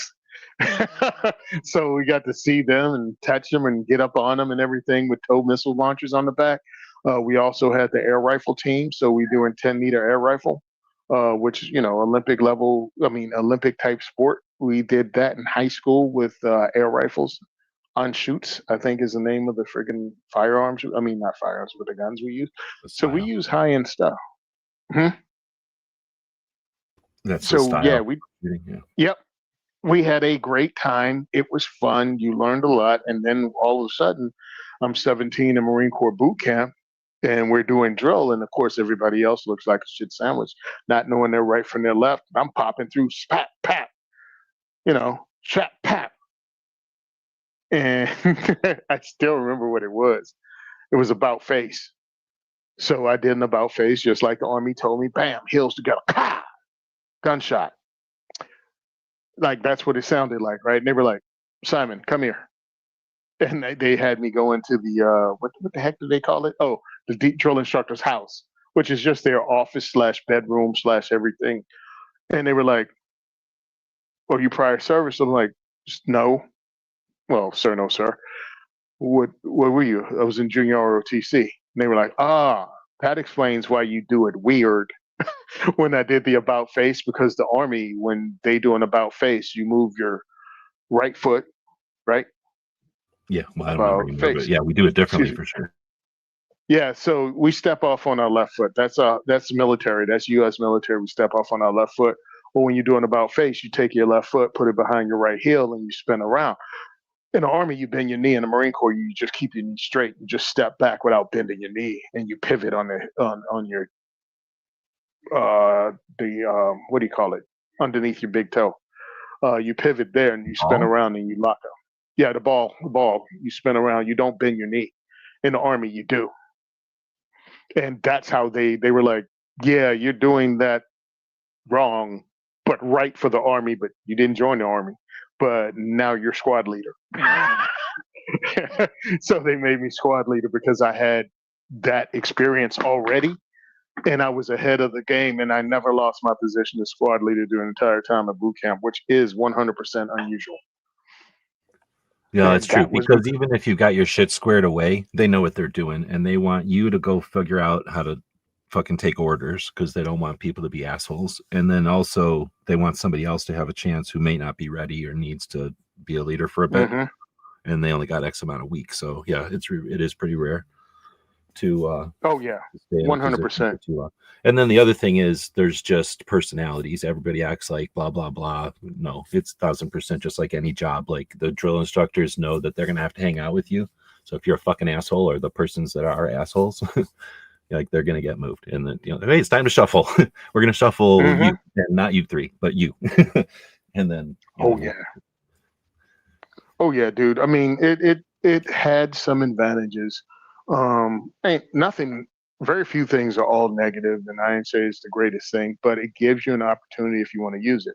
Now, my brother was in junior ROTC for 2 years because the program had just started when I got there. So I was in the second year. You know what I mean? Like I got to the school and they had it.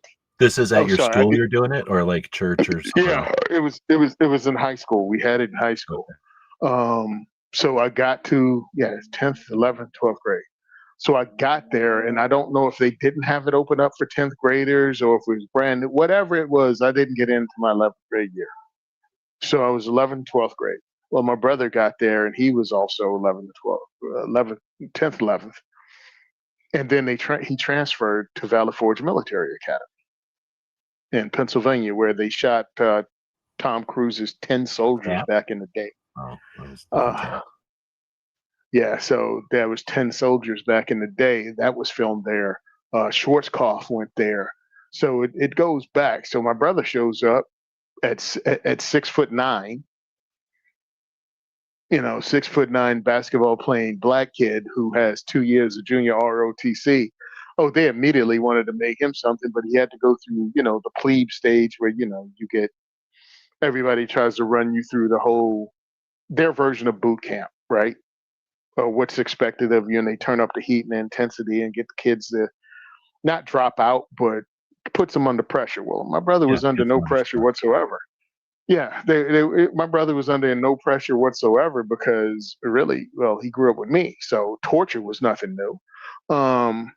And he had because he was so tall, he didn't get a uniform because they had to have one made for him. And that's usually the discipline thing they trip you up on, right? You have an Irish pennant. Did they still call it that when you ran? Just the thread Huh? hanging off your uniform. No, you The mean that's what they would uniform, call like a loose thread? You mean? a loose thread was called an Irish pennant, and, No, and no. and you'd get punished for it because you're supposed to look over your entire. Oh, Yeah. that's how anal the Marine Corps is. That even a loose string on your uniform has to be burned off. Well, I mean, Even yeah, I your. mean, we would get wailed on. I don't know if there was a name for it, is all. But I mean, Mm, yeah, I mean, they at the beginning, right? At the beginning. After a while, it's more like, hey, you can't go on parade with that thing hanging out. Get rid of that. Like, but at the beginning, it's like you're doing 1,000 push-ups because I seen the thread. oh yeah, no, the Marine Corps all the way through your goddamn career, you're burning off fucking threads. So, so That should my barely brother. last like weeks. At least back when I was in, it was like weeks, and then unless you're a total fuck up and they just need to, some people need it, but everybody else they just lay off. They make you do push-ups and shit just so you get strong. But aside from making Yeah. you pass your PTs, and that's probably a factor too. If you're not about to pass your PTs, they're gonna make you fucking do shit. They're and that'll be an excuse, I guess. But some people they just know they'd have to sit them down or throw them down to get them stronger for the thing, or they'll hold people to just make them run. Like fuck it, you're all running. So, oh, what were you talking I about? don't Oh, miss so those things. anyway, We're on 3 different tangents. Yeah, sorry. yeah, so my brother goes in and he doesn't get a uniform because they have nothing that fits him. So he has shoes, but they allowed at that time to chloroforms. So you didn't even have to spit polish your shoes because they were already shiny. They had nothing to gig him on. He had a freaking cover, which is a parade hat and shoes. So he just breezed through their whole plebe thing with like no demerits or whatever demerits they had to make up just to get a guy, to play a gotcha game.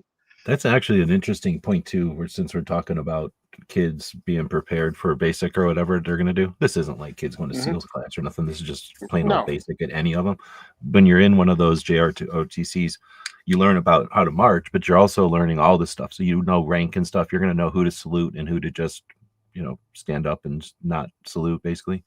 And then that kind of stuff, like how to sign your shoes. It's basic little stupid shit, but some use never, like normal people have never signed their shoe before. Like who the hell has ever Hmm. signed a shoe except for in this kind of shit? I've never signed a shoe, and I guarantee you I've never signed shoes after this either, right? So knowing that though means you're not an idiot. You're not a clusterfuck, I suppose, is what we used to say. Hmm. um Yep. While everybody else is having to figure out a learning curve, you figured out that learning curve when you were a freshman in high school, and you had Yep. seniors fucking with you, so you're never going to get a drill sergeant to bother you. And that means that the drill sergeants don't have to bother you, so they either leave you alone or they like you, is what happens, is what I'm trying to say. Or at Oh least yeah, definitely, obviously dude. to the whatever, but they're never going to fucking be like, hey friend. But you know what I Well, mean. well, growing up, I shined shoes since I was a kid, right? With kiwi polish and the boot brush and all Just that. the style I of the time you liked having shiny shoes, you mean? you had shiny shoes Yeah, okay. for church and dress. Oh yeah. So pum pum pum pum pum, you buff that out. And the only thing that changed when I was in junior ROTC is I learned how to spit shine. I didn't know how to spit shine, so I learned how to spit shine boots.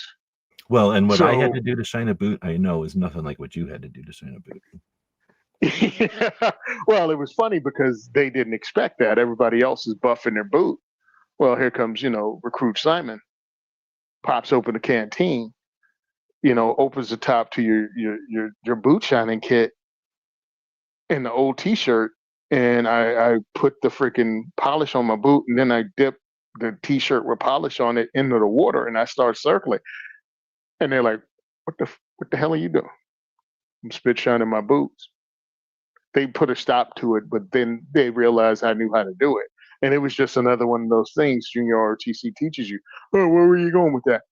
It was just something that gave me a leg up on the competition when it comes to the leadership position in a place where you want a leadership position.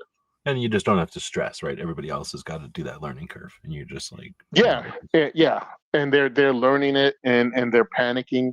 And that's one of the other things that taught manage chaos, right? Managing chaos, not panicking is a superpower. Oh, excuse me, calm is a superpower. And not panicking and being able to go, okay, this happened, gotta do this. Not still worried about, oh my God, oh my God, oh my God, this happened. It's like, okay, yeah, it happened. This is how we gotta fix it. Yeah, but can be and fixed then just like what you everything do, else. and what you do is go, hey, snap out of it. You do this. Why? Because they're still panicking over the thing that happens. But if you give them a job to do, people aren't useless because they want to be. They just trying to process something, and they would probably get around to fixing the problem too, but it might be too late. And having that training or being raised like that, it's not like that's the only people that can be calm in the For sure. situation, people that have training. But you were a part of something that stressed that was a part of their culture, is to actually calm down, focus, and get the job done. And that helps. And that's one of those unknown things. Even team sports help with that. You know what I mean? Just anything organized that gets kids flowing. Yes, your parents could teach you. You could be born with all that. Yes. But you create a hell of a lot more people when you have an organization that does it. If it's the scouts, if it's anything, when you know how to do things and stuff happens, you can solve the problem, Well, or at let me least go off think on your a way through it. tangent and Yep, go ahead, man. to go where you're going. But I just took a friend of mine, got a 357, went out, bought it, and we went out shooting it, right? And I don't really, he's a friend that we shot back in the olden days, and then I got all into guns on YouTube and stuff, and like into training and all this stuff, and all this stuff. So he's a gun guy, but he's not like, he hasn't followed all through this stuff. So this is like decades later, and he bought a gun, and we're going out shooting. And two of us that were out there are been to like dozens and dozens of classes and shit, and like act like we know what we're doing or whatever around a gun or whatever we carry every day. And this is a friend of ours that bought a gun. He might carry a gun once in a while, but if he's carrying a gun, it's because we're going hunting or something. He's carrying it for like a bear or cougar or something. So anyway, he buys his 357, and he's attempting to draw and shoot. And my friend showed him the timer, how a timer works. So he was using the timer to draw and shoot. And we're like, question mark, like, we're good friends with this guy. He's an adult, he's older than me, and he's got his own gun, and he's there, right? He's so like, I was like, do you want us to teach you shit, or do you want us to just do what you want? And so it was that kind of a situation, right? It's not like we're going out there to teach him or anything. He's not a student, he's just a friend of ours. So anyway, he's shooting, and he's like, basically like anybody, let's just say he's kind of being a clusterfuck or whatever. That's a nice way of saying it. But so then he's like, oh man, I suck, because he was seeing his times on the timer. And again, I don't know if he ever pays attention to know what a good draw is or something, but let's say he's doing 2-second draws, and he's beating up on himself. And I'm like, well, just again, I don't know what the fuck he wants. So I was just like, dude, think about it like football or something, like some sport. Like, nobody's just going to be perfect at it, but they're going to go to like a class, or maybe an instrument the same way. Like, nobody's perfect just because you have the thing in your hands. But once you have like a coach or somebody who knows what they're doing, an instructor, break something down, in this case, like the draw, when we go to a class, they'll break down a draw into like 4 or 5 parts, 4 or 5 elements of a draw, grip on the gun, withdraw from the holster, approach from the holster to your eyes, the part where your other hand comes up. Different instructors have different flavors and different emphases there, right? If it's a chick, she's going to have a different way of drawing than like a Marine. He's going to have a different way of drawing than a Border Patrol instructor. And they're going to have a different way of drawing than somebody who's been like a SWAT cop for 13 years. And they're all going to have a different way of drawing than like some girl who decided, you're not going to tell me. And then she went and got her USCCA instructor. And now for 7 years, she's been instructing girls. Like, nobody's invalid. You know what I mean? But they all have a totally different approach to how they're going to instruct someone how to draw. And I'm like, I didn't tell them all this, but basically, and a coach is going to break down an element like throwing a football, marching, drawing a gun, whatever it is, like using a fire hose or something, like how to use a fire extinguisher. If you just try to approach it and use it, you're just going to flop all over the place. Like you're just going to emulate whatever, you try to mimic whatever you've seen on movies. But if someone says, grab the gun, then draw, then bring it up to your eye, or whatever the steps are that you're going to listen to, now you can start going, oh, I didn't grip the gun good. Or like, oh, I brought it up, smoothly. Or, oh, I didn't get a good secondary grip on it. Or I didn't take time to get sights. I didn't pull the trigger right. Now you know the elements and you can start getting better. And I guess that's a long way of saying, like, that's what a lot of this stuff gives us, right? It's like the elements that we can decipher stuff, like it's maybe given us a practice run or two. So when everybody else is seeing something for the first time, either in training or in real life in a chaotic environment or something, we've at least understood that, like, oh, okay, like you said, like this is a chaotic environment. I've either been in this or I've been in a training version of this, or I've heard of people talking about this. I need to realize that I need to keep calm. I need to breathe. I need to react, right? Like I need to worry about other people, right? You start to figure out their steps, and now you can start to approach it. You're not caught off guard and just running all around like a clusterfuck. 100%, dude. It's not like inappropriate. It's funny because I love the fact that you brought that up because it's in your lexicon, and it's like you probably hadn't said clusterfuck in a sentence in 15 years. No, and now it's just flowing out of me because I think it's okay word to say, like for somebody's a dumbass. Yeah, I don't care if it's okay or not. It's word. And this is a word that was in our culture, and it's fine. You respect everybody else's culture, you can respect ours. And ours was call you a clusterfuck, and you un-F yourself, and then was good. Everybody was given a chance. I think it was good. Can it be used and become something else? Yeah, if you make it political and stupid. But understand the military, even though people want to play it off as political, these were some of the least political people I ever met in the military. There were no long discussions about the Second Amendment when I was in, or even the president or who was running. Because I think maybe the age group we were in, we didn't have those discussions, but there wasn't a culture of talking about politics around the people I hung out with. It was music, it was women, it was my stupid job, whatever job that was. It was the latest thing they're using to screw us over, I remember the we had to military always have itself. the picture of I think they still do this. You have the picture of the president everywhere. Like I think Yep. it's lame, but there's like a picture of the president everywhere. I knew it was in training, and I was like, I guess I can understand it because they want you to know your chain of command. It's like super critical.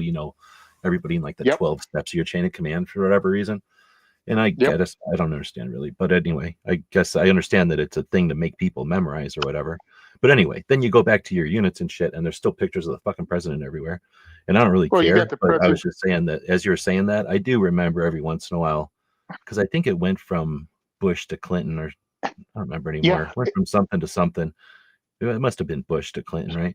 But whatever. I can remember people every once in a while like pointing at the president, the picture, and being like, or whatever, like, everyone like kind of, that was about it. But there wasn't that many political topics back then. But maybe every once in a while people would point at that, is all I'm saying. Like I can remember maybe like 4 or 5 times now that I'm thinking about it, like where people would just kind of point at whoever it was at the time. And I think I remember people, I know I got out because I was like, I don't want to work for Clinton. Even though technically. Oh, totally get it. Totally get it.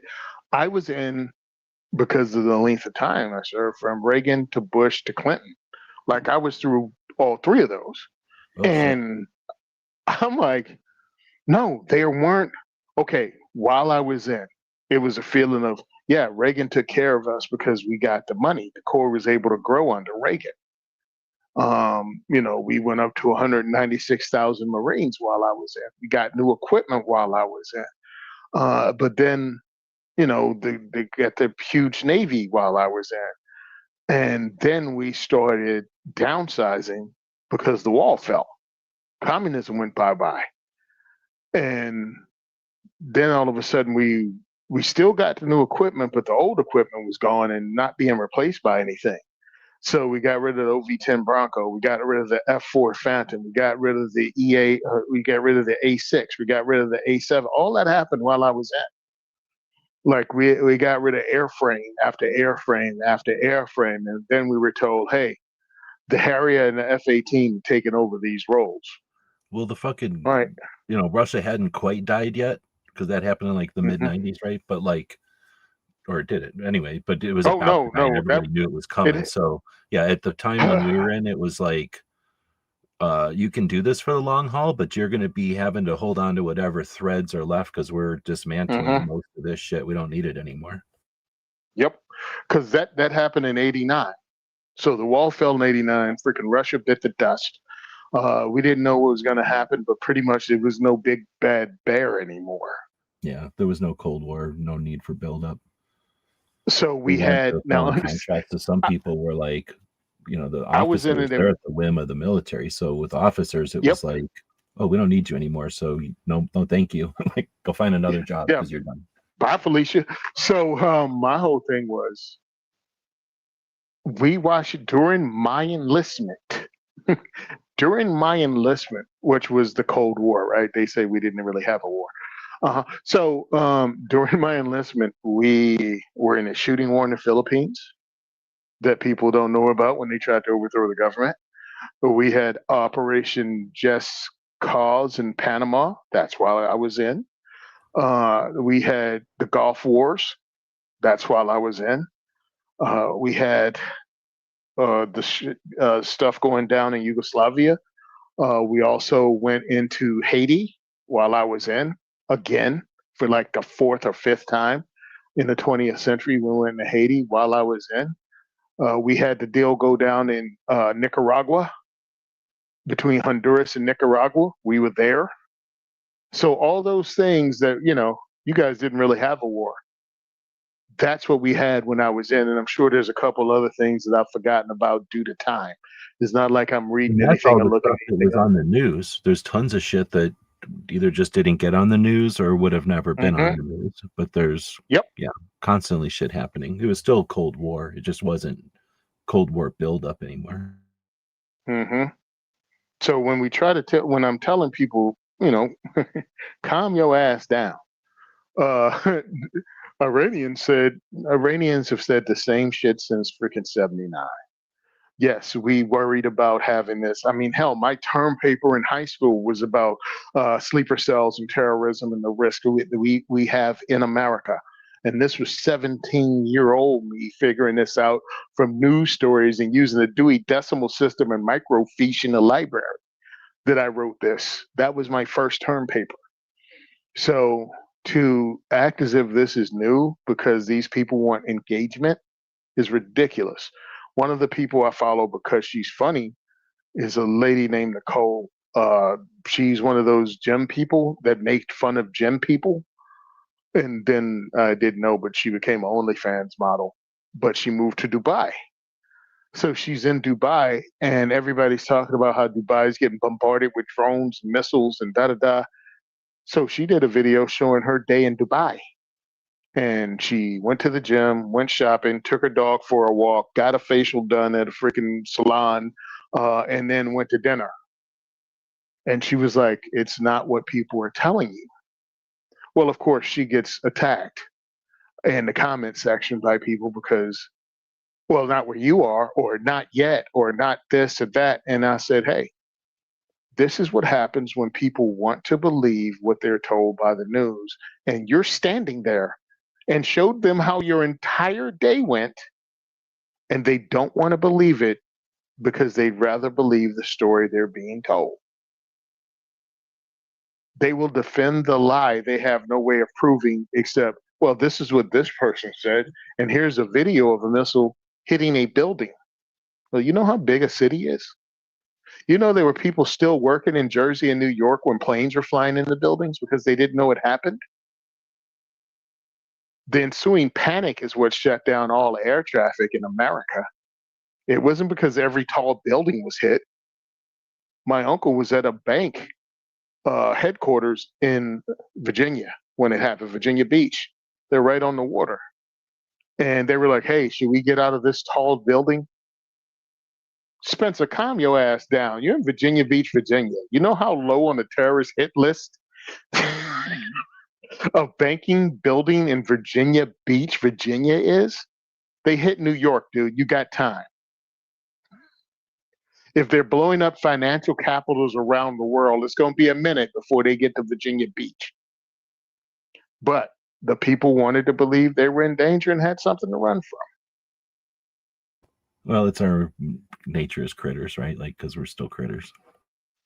Yeah, it's You hear loud noise, you panic. want to run. Yeah, panic. Why? Because a building 400 miles from here got hit. And by the way, they And didn't know what there's it was. probably, I don't know if this is, we're 3 hours in. I still got one big topic and one minor topic that we're okay. chatting about maybe. But we also, was it the first? If it wasn't the first, it was one of the few times when the whole country kind of got stopped and fed the same line, had all looked at the same thing and dealt with the same stress. I guess wars obviously are another instance of it, obviously, with the big wars, right, where everybody stops and has a war.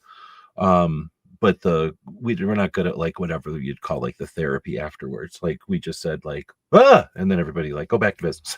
We're done. Okay, now we're all done. So we as a country panicked and then had no therapy or nothing. I don't know what the right word is, but like no care afterwards.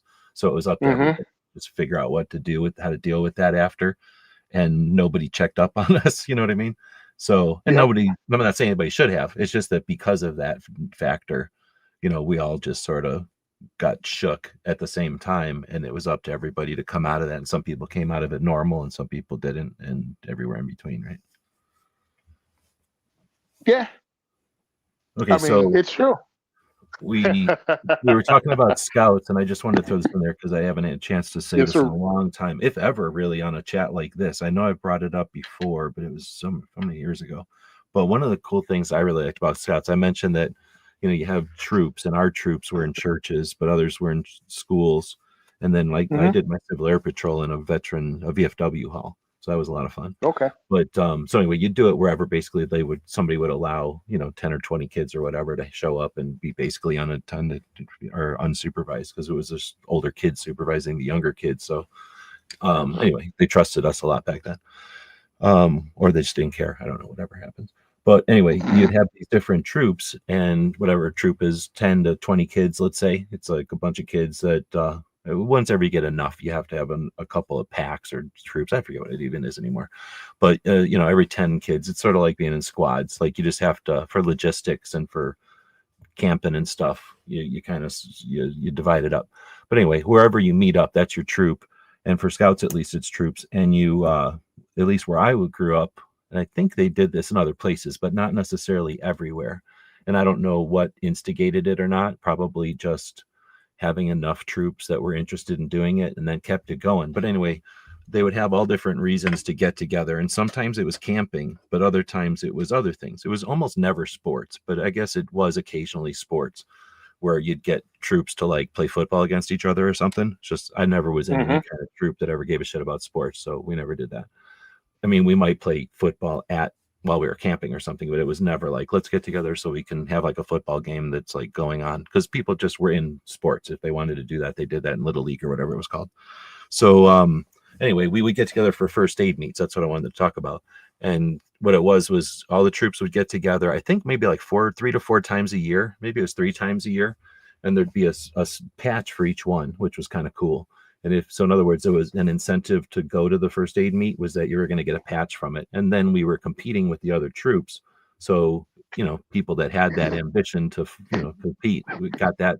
But you also are doing essentially triage, or like, what's it called? I think triage. Like you'd be like confronted, or you'd be given a first aid situation. And if you're a little kid, it would be like, you got a burn, or like, you got stuck with a knife, like appropriately. But then once you got older, it was like, real cool shit. Like this guy's dying, that guy's dying, fix him. You got into a car accident, fix him. And it got hardcore. Like we did not hold any punches. So it got cool. And we'd have like paramedics and stuff show up and help and everything. So we knew we were doing the right shit, and it got awesome. So, and it was scouts was all older kids. So kids in high school teaching the little kids what to do.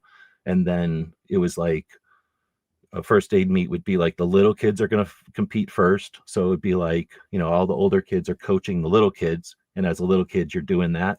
And then, okay, that's over. Little kids win, whoever wins. And then the older kids are going to go. They don't have to play coach anymore. Now they can roll up their sleeves and go. And now the parents or whoever, the oldest kids are like the coaches. And now the older kids are competing, and now it's for real, right? And the little kids just become cheerleaders, and they're seeing what they're about to do in a couple of years. And that was awesome. Mm-hmm. Like, it was fun. And at least the region where I was at, like the whatever it's called, where the troops region or round, must have been district or something, whatever the group was at the level there where all the troops came together. Like, again, it was something that everybody enjoyed, so we all competed, and it got tough. So anyway, we really appreciated winning or not, and I thought that was one of the things I enjoyed most about Scouts, just because it was fun to compete that way, and we didn't hold no punches. I've heard of something else that is similar. I don't want to go on too much of a tangent, but I'll talk about it in a second. But anyway, I think it would be cool to do that in 2026, because there's so many of these instructors out there that are gun instructors, and a lot of them will talk about first aid, right? They acknowledge first aid, they understand first aid, they might have been to some first aid courses or something. And then there's the first aid instructors, which there's fewer of, and for the most part they're doing TCCC at this point, or like stop the bleed. So it's not like they've come up with their own rogue martial art for how to do first aid, but some of them have had different experiences, right? Combat or paramedic or emergency room or whatever. Maybe just being remote medicine for like a oil rig or something, like all kinds of valid experiences that people might come to. But I want to see them and their students show up and have like a first aid meet. And I think there was something like this for a minute when Train and Learn first started, because I think one of the guys who was a special forces medic, like hearing about him at Train and Learn, I think he mentioned something where like at the medic level in the military, they get together and do this. And maybe what we were doing in Scouts was some version of some military thing, like emulating some military thing that I don't know about, because I was never a medic or nothing in the military. I didn't even know any medics. So I don't know if they do something like that in the military. I'm sure they do, actually. And I wouldn't be surprised if like the different branches compete against each other in medical shit, right? Just to brag and heck yeah. compete, right? But anyway, And I think that'd also be cool to see something like that, instead of like, because there's no way a bunch of instructors are going to get together and compete with each other, because bravado, and it's just not really, there's no point. Like, oh, I can shoot faster you, but I don't teach shooting fast. I teach shooting from a purse, or like I shoot, I teach 180 degree something, right? I mean, it'd just be too tough to have them shoot against each other. But I would think it'd be neat to see a bunch of people who are into like the whole picture get together and compete with first aid, because it can be really fun throwing some stuff at you, like, oh, did you see underneath he was bleeding from his butt, or like, oh, you didn't take off his shoe, he's got a shoe full of blood. All kinds of weird shit happen. Oh yeah, I mean, we had that at Train and Learn. We had to train. T did that at the first one. I think he was a Train and Learn, and we did medical there. But I do medical at least once a year with someone at one of the trainings I go to, because one, I feel it's important that I do it. You know what I mean? Like I did it with Train and Learn and with Ambassador Academy in 1 year once, like, separated by like 2 months. But I agree with you, dude. And no, the instructors won't be able to compete against. I'm sure there's somewhere that some of them do, but not on a whole, because of ego. And also, what's there to gain if you do not fucking kick ass? You know what I mean? Yeah, Oh, like, you oh, got beat by. I'm the fastest instructor. Like, who cares? Well, they had, like, James Yeager was in a competition, and Jeff Bluevman was there too. They were in the same one. It was televised. I forgot what it was. Oh, you Some mean the warfare. like operator one where it was like busting through a door and climbing like an Yeah. obstacle course sort of thing? Yeah. Yep, that one. Both of those guys were in it, and truthfully, I don't know what it did for James, but I know it's one of the things people criticized him about, and it's like, yo, bro, James was on TV, and one, he was newly skinny, because he was always a big dude, and now he's not, and it's like, you know what? Shut up, because people have their favorite instructors. It's the gayest thing ever. Like, oh, he's my guy, bro. Your guy teaches people. You should follow him, and then you go follow somebody else. Like I've taken multiple classes by guys. Some of them don't even get along, but most of them are friends or at least professional with each other. You know what I mean? Like, I mean, Rob Pincus, Kevin Dixie, uh, It's Kevin like Dixie, music, I'd say at this point, Costa. because it's not Yeah. even like martial arts. Because it can, I guess it's kind of like martial arts, but I think it's more like music, where like there's not like a better music or a worse music or like a more powerful music or a less powerful music. There's just different musics. Some of them might be more like intricate with the fingers, and others might be like, have more complexity with the blah blah blah or something. But you know what I mean? Like some of Hmm. them might be better on the instrument while others are better with the song or something, like little differences.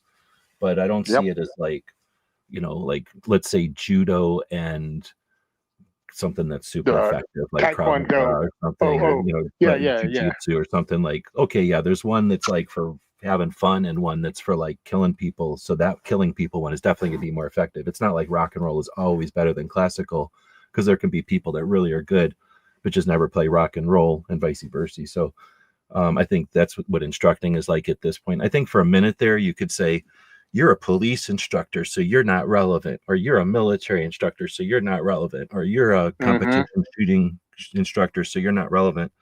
But I think that if someone's a competition shooting instructor at this point, they're not putting out the shingle of like CCW. Nobody's getting that confused. And if you're like, Yeah. I'm in shoot houses with my gear on, nobody's confusing that with a CCW. You know what I mean? You went to that class to learn how to operate with a team in close quarters for whatever reason. And so in other words, I think that they're differently. Like they're not, uh, you know what I mean? Like none of them is needed 100%. other than like awareness and safety. Maybe the first aid stuff would be needed, but anybody can do it for whatever reasons they want. And yeah, like one instructor, I guess, isn't more better than another one, I guess is what I'm saying. I think you can still, in any direction, you can have people that have been on the clock longer, have had more students, so they've had more opportunity, Hmm. or maybe are just like more open-minded to grow.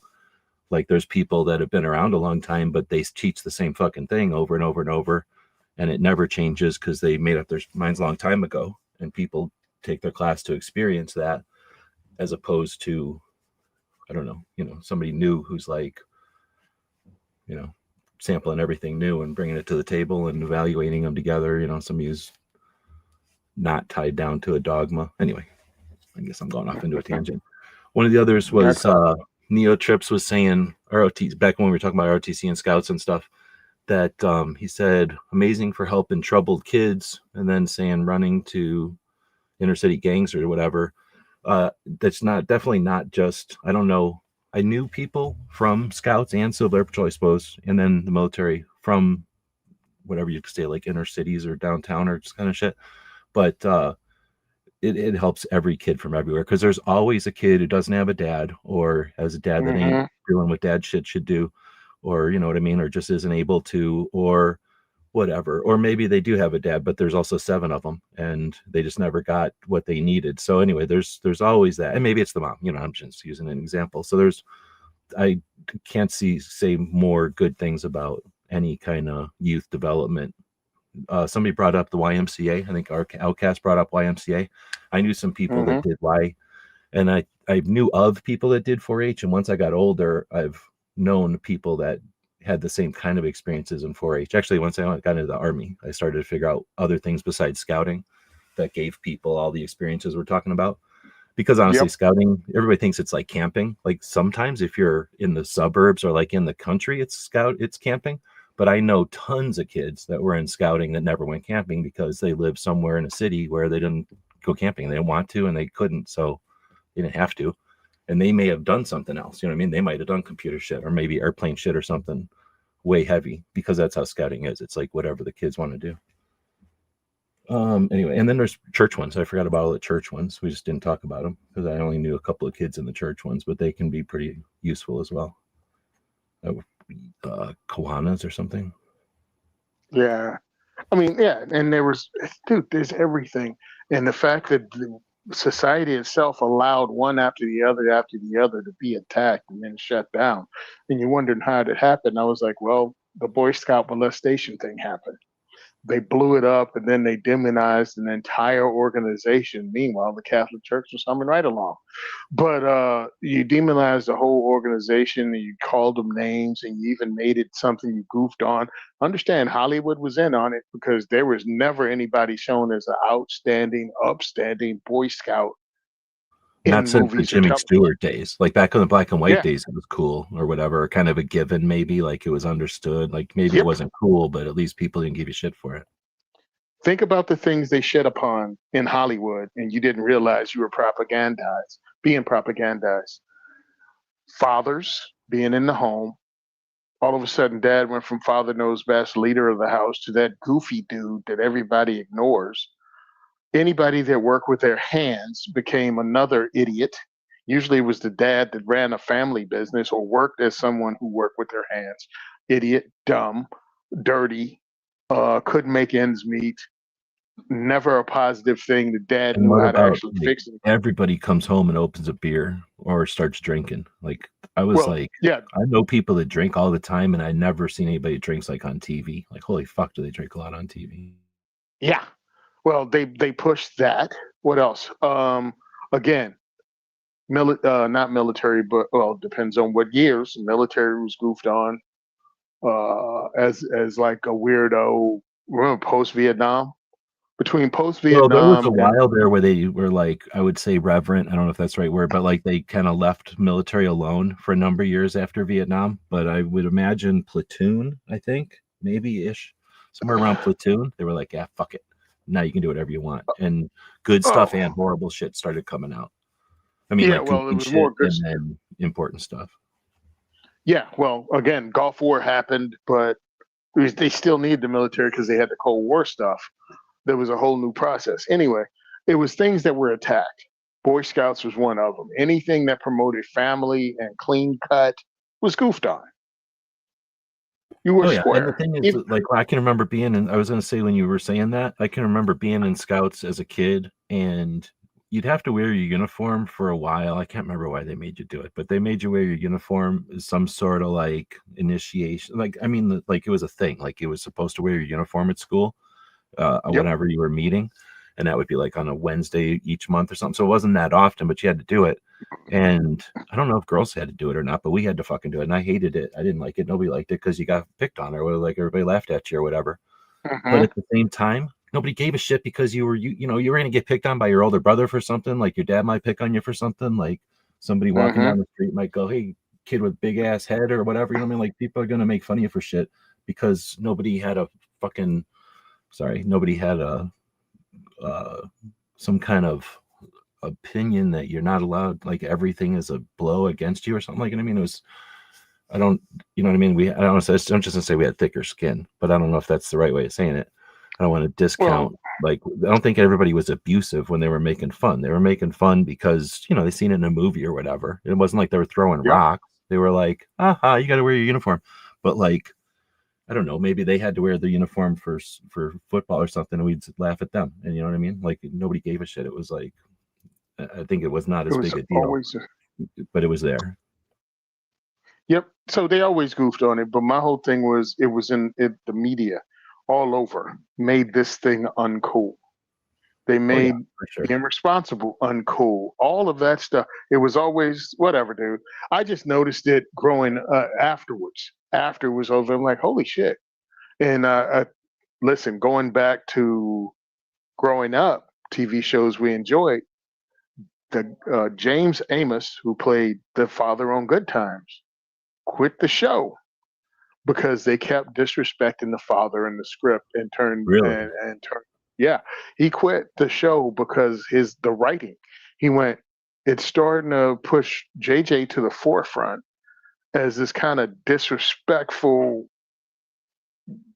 Yeah. jester, He wasn't the and comic it's relief. He was like the main dude.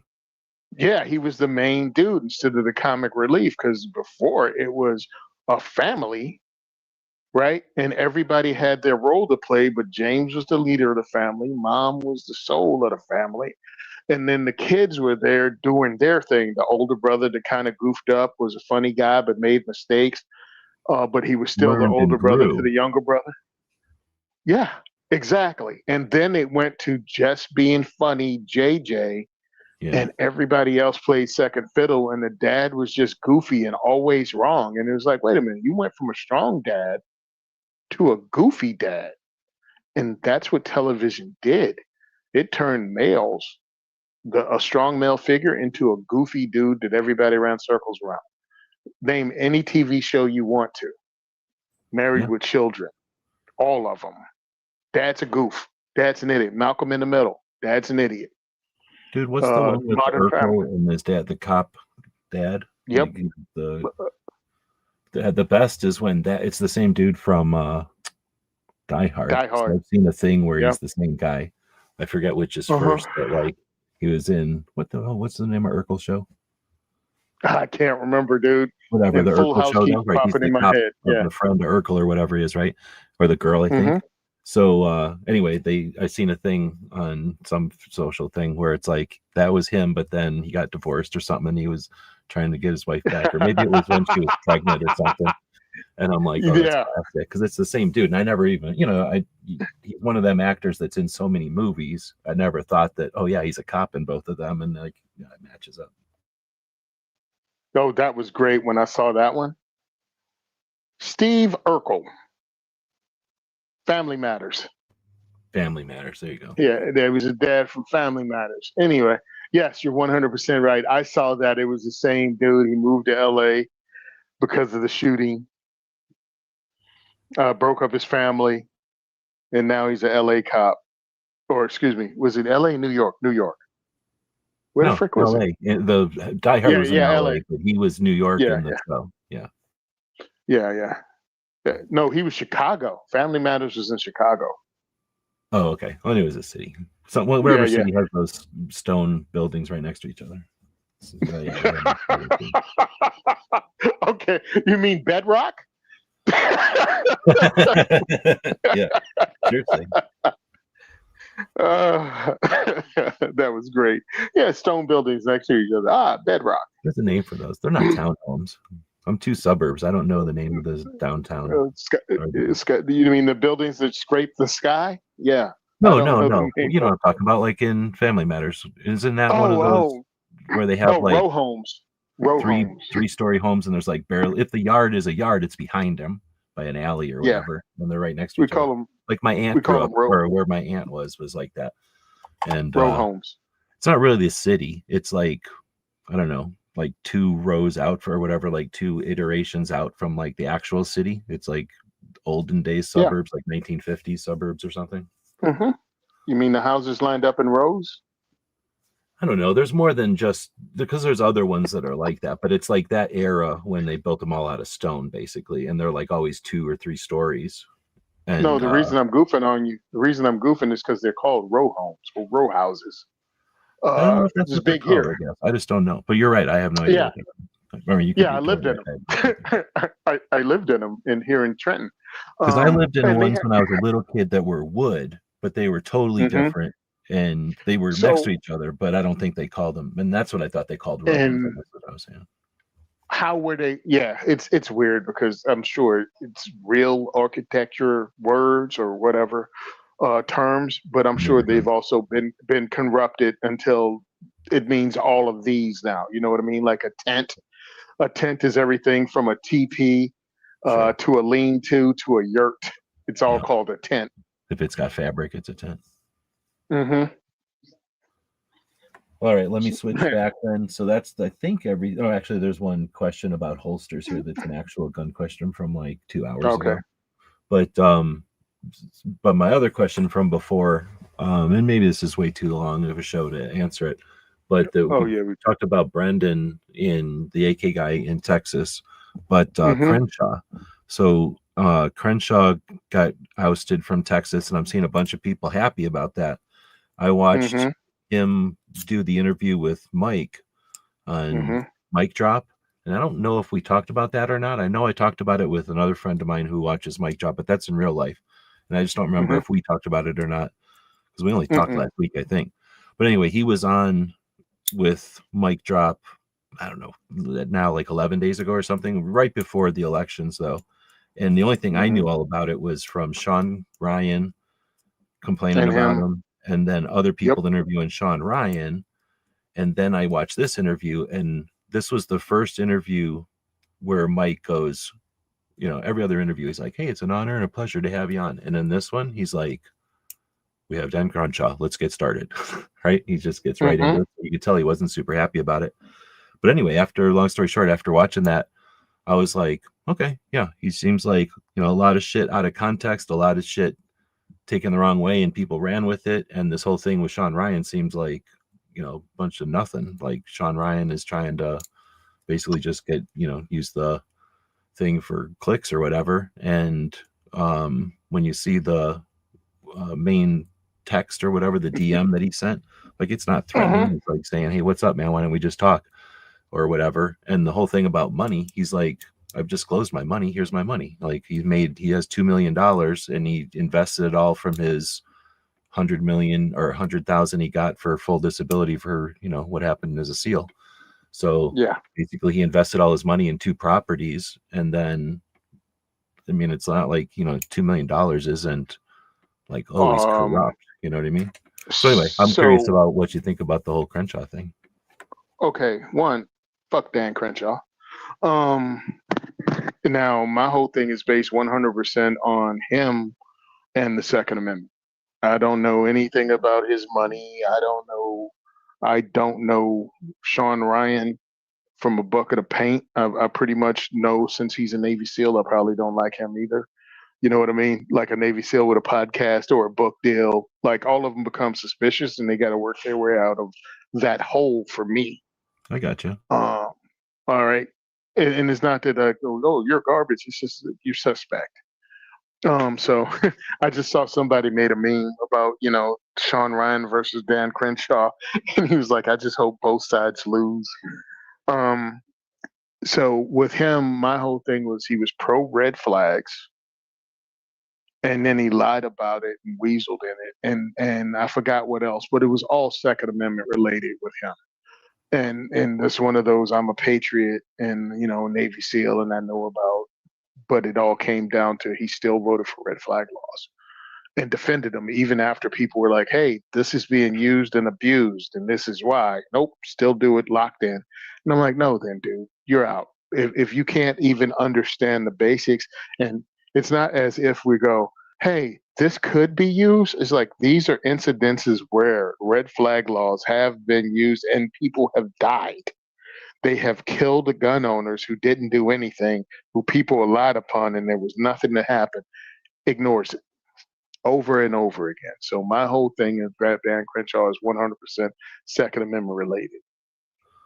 Yeah, We when he can brings replace that him. up in the mic drop one, he made it sound like one time Trump said red flag laws. So he tried to, as a new senator or whatever he was, try to appease Trump by pushing him, like nudging him, the way he described it, by saying, "Why don't you look at it at the state level?" And he says that was interpreted by everybody as that he was pro red flag laws, and he figured out, as a new senator, like, "Oh shit, I said that wrong." And he said then he's worked the rest of his career basically putting anti-red flag laws up specifically to try to stop that. But he's like, "I've never successfully been able to stop that." But he's like, "I have no record of voting for these or nothing." So I don't, how do you know unless somebody's going to present his voting record? But I've never seen anybody present his voting record other than to say, "This guy's pro red flag." And I never gave a shit because I don't live in Texas. But listening to him on Mic Drop, and I would say that Mic Drop guy, Mike Ritland, probably, I'm not going to speak for him, but he certainly warmed up to the guy. It was like, it was apparent that he warmed up to the guy. I suspect that he won over Mike with his direct answers. The comments in there people aren't won over. They still hate Crenshaw, but I think it's just cool to hate Crenshaw. And he's definitely like abrasive and he's like not kind and nice to people, which, I mean, I don't care. I guess that's my thing. It's like, I'm not in Texas. He's not representing me. And he just seems like a SEAL. And he seems like a dude who would hang out with SEALs in the way that he speaks or whatever. He's like direct, I guess. And and he's basically in the interview, to sum it up, because it's like a 4-hour interview or whatever. He made it sound like, there was definitely things I've done wrong. He's not trying to act like he didn't do them. He's just like, but there's, I just haven't figured out how to, to make history different. You can't do that. So basically, if people have an opinion on me, what do I do besides put up anti-red flag laws over and over and over again? Never vote for red flag laws again. People are still going to say whatever. Don't want bullshit. Because the only thing, my problem with him and all the rest of them, if you can't figure out how to be seen as pro 2A, maybe that ain't your job for you. Okay, go do something else. Yeah. If you can't figure that out, go do something else. I don't owe you that job. No, I hear you. And if you don't feel it's important enough to go figure it out, then yeah. When he definitely got voted out. Like, he didn't get voted out, sorta. He got voted out. Like, people don't like him. Yep. And my other thing is, are like gloating about it, like super happy about it. So they're super happy about it. Yeah. And again, I'm not in Texas, but I'm just looking at another person that was willing to reach across the aisle and sign bills that took our rights away nationwide. And again, it starts in places like Jersey, California, Maryland, Delaware, Connecticut. And it just seeps across the country with these wins, and then becomes national policy. And then it's Mr. Oh, I said something wrong. Man, you got writers, you got researchers, and you don't have to talk off the cuff. So again, if you couldn't figure it out in 2 terms, go sit it out, son. Yeah. This ain't the game for you. The other thing is this: what are the pro-gun bills he put into effect? What? Yeah. What's the offensive action he took for our Second Amendment rights? Well, he said that he did. He put in like anti-red flag laws in an attempt to. No. What else? Yeah, let's get off the red flag law. Yeah, that's what I'm saying. See, he's hopping. My issue with it is I don't, because as someone that interviews people, I don't ever want to attack somebody. But my thing is, I'm not going to stay in your narrative either. You're talking about red flag laws. What are open carry laws did you pass? What constitutional carry laws did you propose? What other things, like taking down or dismantling the NFA, or, being a dude from Texas, did you work with any Texas legislators and getting Texas to have NFA items there, like without a requirement or shit like they do in Montana? Like, there's different things you could have done that were pro 2A. And if all you ever figured out was fighting against red flag laws, bro. Okay, so again, let me answer it like this, because I'm not. First off, I don't give a shit. I don't live in Texas, and I don't have any skin in the game. But what you're asking is valid, and the way you're asking it, basically, like in general, like, what about all these other things, right? Is essentially what Mike Ritland was doing with the interview as well, because Mike had essentially everything that he knew or whatever about whatever interactions, but then Mike is just a good interviewer. He's experienced doing it and he's good at it. So he also just had a lot of like interesting questions, and I would say they were a little bit, I don't want to say like aggressive, they were a little bit more to the point about him specifically. One, because I don't think he figured, as he was kind of writing the questions, Mike, I don't think he anticipated liking the guy. I figured he kind of thought it was going to be kind of what do they call that, like a hostile interview to some extent. And so you could tell that the questions were like, I don't care if this is hostile, since we're already not friends, I'm going to ask you this anyway. And these were direct questions. The thing is, I was going to say, Mike he's like a gun guy, but he doesn't give a shit about 2A like we do, right? So he just didn't ask those specific questions. So I can't answer the specific questions that you're talking about, obviously. Oh, gotcha. Yeah. But because Mike asked so many, like it was like a 4-hour interview, and he asked so many super direct questions to him, what I can say is what won me over on the Crenshaw thing, because again, I came to it like, I just heard that he likes red flag laws, and he wanted to threaten Sean Ryan because Sean Ryan talked about how he was making so much money as a insider trading. So basically Dan is like, well, I don't insider trade. Here's all my money. And I made all my money because I got $100,000 from the Navy and I invested it in properties, and it's been 20 years. So, my $100,000 has gone to whatever in property investments in California. Here it is. And then like he invested $20,000 in the what do you call it, the stock once before he was a senator. And he's like, I've never even invested as a senator or something. Or he said he invested at COVID. He's like, I invested in a bunch of like stocks that were low in COVID, like $20,000. So he's like, if that is considered insider trading, then yeah, he's guilty, $20,000. So like, but he certainly didn't get like bought or something, or like, you know, somehow like Nancy Pelosi coming out with millions. So he's a $2 millionaire. He owns $2 million. So Mike was like, okay, here's the numbers. Okay. But then he goes, as far as the Sean Ryan thing, like whatever, he addressed that.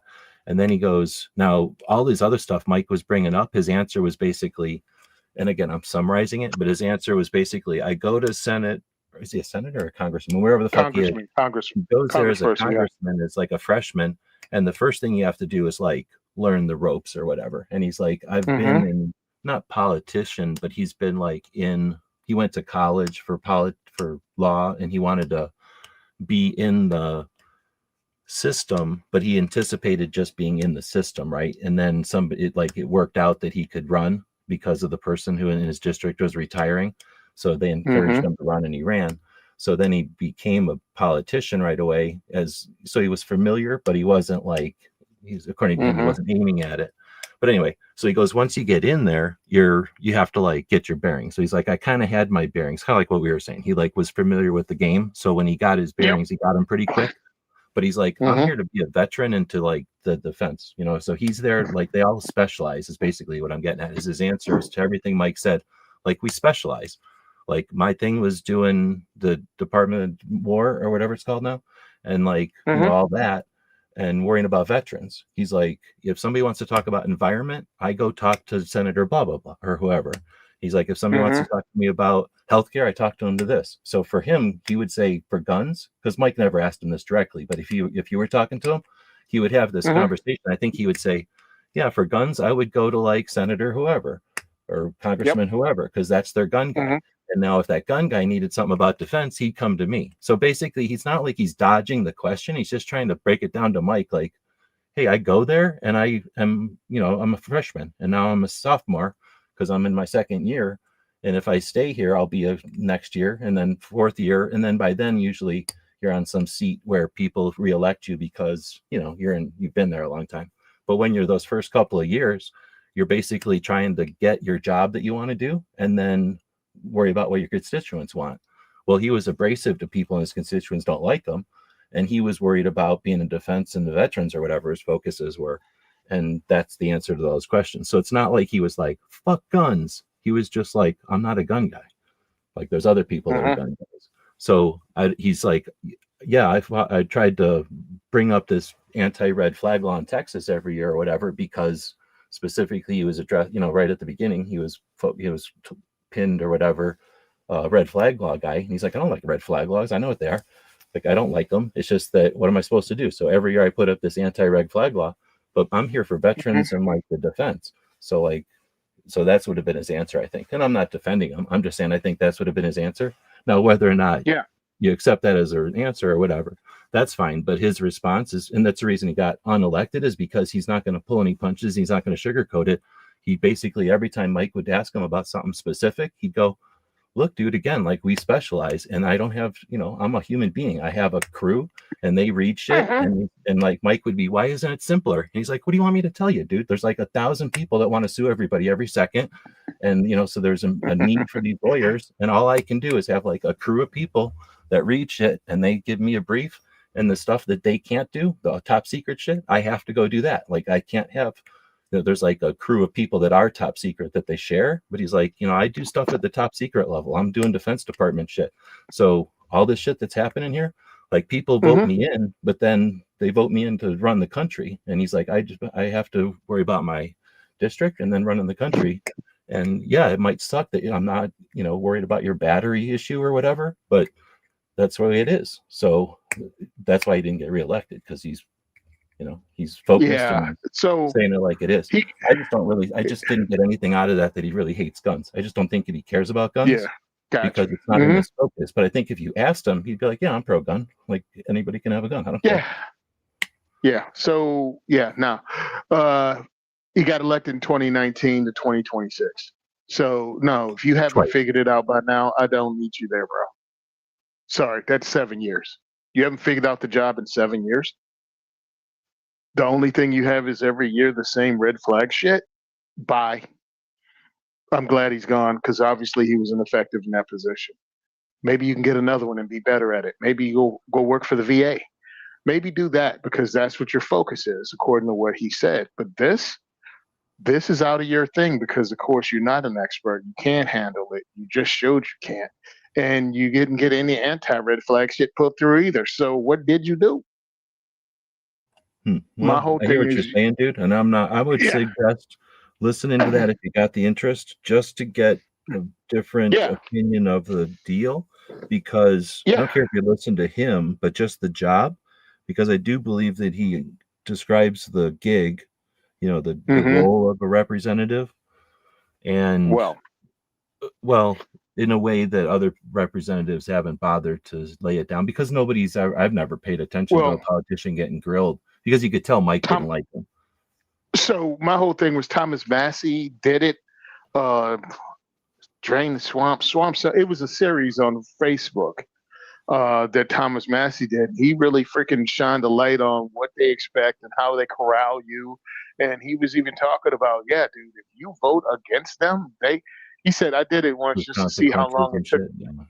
Well, he said, what you do, you vote on a bill and they give you the freaking, they tell you how they want or hint how they want you to vote. And he said, just on a bill that it really didn't make that much difference, but I voted against them because I wanted to see what happened. I voted against what my handlers were telling me, the senior people in his party. And he said, I wanted to see how long it took them to get somebody to me to tell me to change my vote before it became final. Because I thought you just vote and boom, it's counted. Mm-mm. You do the vote and then you can actually change your mind and change your vote to the other side before the end of whatever period. He said it took them 90 seconds because halfway across the floor they got stopped and in a conversation with somebody else before they told him, hey, you made a mistake and you voted the wrong way. And he said, if you keep doing that, they will not finance you for your reelection and they will primary you out of a job. And also they will make sure you don't get any prominent posts so your name never hits the newspaper, i.e. you don't even get on any good committees. And any ideas you do have that are even great ideas, they will steal it and not give you credit for it. So you can't even campaign on that. So Yeah. it was a series he did. So yes, totally get it. There's things you do and whatever. My whole thing was Second Amendment thing, and then you throw onto it, and I'll throw my own bias in again. And it wasn't because he's a Navy SEAL, but that goes again, and I'll tell you right up when these people run on, I was a Navy SEAL. Okay, that doesn't buy you coffee in my book as a representative. You know what I mean? As a veteran, fuck yeah, I'm down. Well, But as a it gives representative, them they got resolve, they got whatever not dedication. You know what I mean? They got that. not not with me. Totally different skill set. Um, I get you. Come from a common background, i.e., the military. But that doesn't translate into that because we have enough veterans that did step on our rights that doesn't get you shit with me No, I'm not as a saying that that's representative. a barometer. I'm just saying of what they're going to Yeah, do. I'm just saying it's an indication of like their ability to be dedicated to to yeah, pursue something that's hard to do. yep, got you. So with And that, just because somebody did it once isn't like, what do they say? Like, isn't past performance isn't an performances, indication of future performance or something. So like, yeah, just because they did it once is only going to get you so far. Like, okay, you did yeah, something, you accomplished something. But again, there's a shit ton of SEALs compared to something else, right? So there's always yeah. but anyway, all I'm saying is I give them So that ability to now get work done. my my bias is also based on the firearms community worshiping this dude when he first came on the scene in 2019, based on a tweet he did, and they were like, he should be president. And I'm like, can y'all calm down and stop hero worshiping because of a tweet? What is he doing? How does he vote? What is everything else? Quit your online bullshit. He said something you agreed with once in a tweet that got a lot of traction, so he should be president. And I'm saying more than once, and people were quoting him, and I swear he probably could have funded his campaign on a T-shirt with his quote on it, and with gun people. But then when it came down to the red flag law, and I'm like, okay, what about that? And then you're telling me this, and I don't know, Mike Drop. Is it one of the podcasts you told me about? I don't know if I'm even going to bother looking it up, mainly because if he's no It's like longer 4 in, hours, unless you were going somewhere and you were literally had nothing else to do. It's not like, especially if you're not oh, interested in the this guy. I mean, guy, there's oh no my way. God, Mike Drop, he is god awful boring, bro. Yes, I tried to listen to him when he had the real story behind the creation of Delta Force. You saw that one, right? You Oh did yeah, you watch that video? oh yeah. I watch most of And, his. Yeah, and I was like, bro, why are you talking like you're walking through mud? Like I was really trying, man. I just clicked on it. I pulled it up on YouTube and saw how far I lasted in because it's a 4 hour and 30 minute video, right? something With like that. with Yeah. Well, Mike. that's his thing. Is he's been on a bunch of them for years now, but he'll let somebody really, he'll start with their beginnings and then let them just describe their whole whatever they want to say, basically. Give them as much time So as they want. I got 36 minutes into it. So I do have to say I tried really hard. Sure. And I'm like, bro, I don't like your interview style. Just so yeah, that sucks because I was really interested into this Delta Force dude Now, because I then if you could really have to work your way through it, then it's not worth it. I just thought it was interesting because, um, like I say, I got no skin in the game, and you could tell that hmm Mike. Oh, and the other thing that Mike was really adamant about, and a lot of people are, is term limits.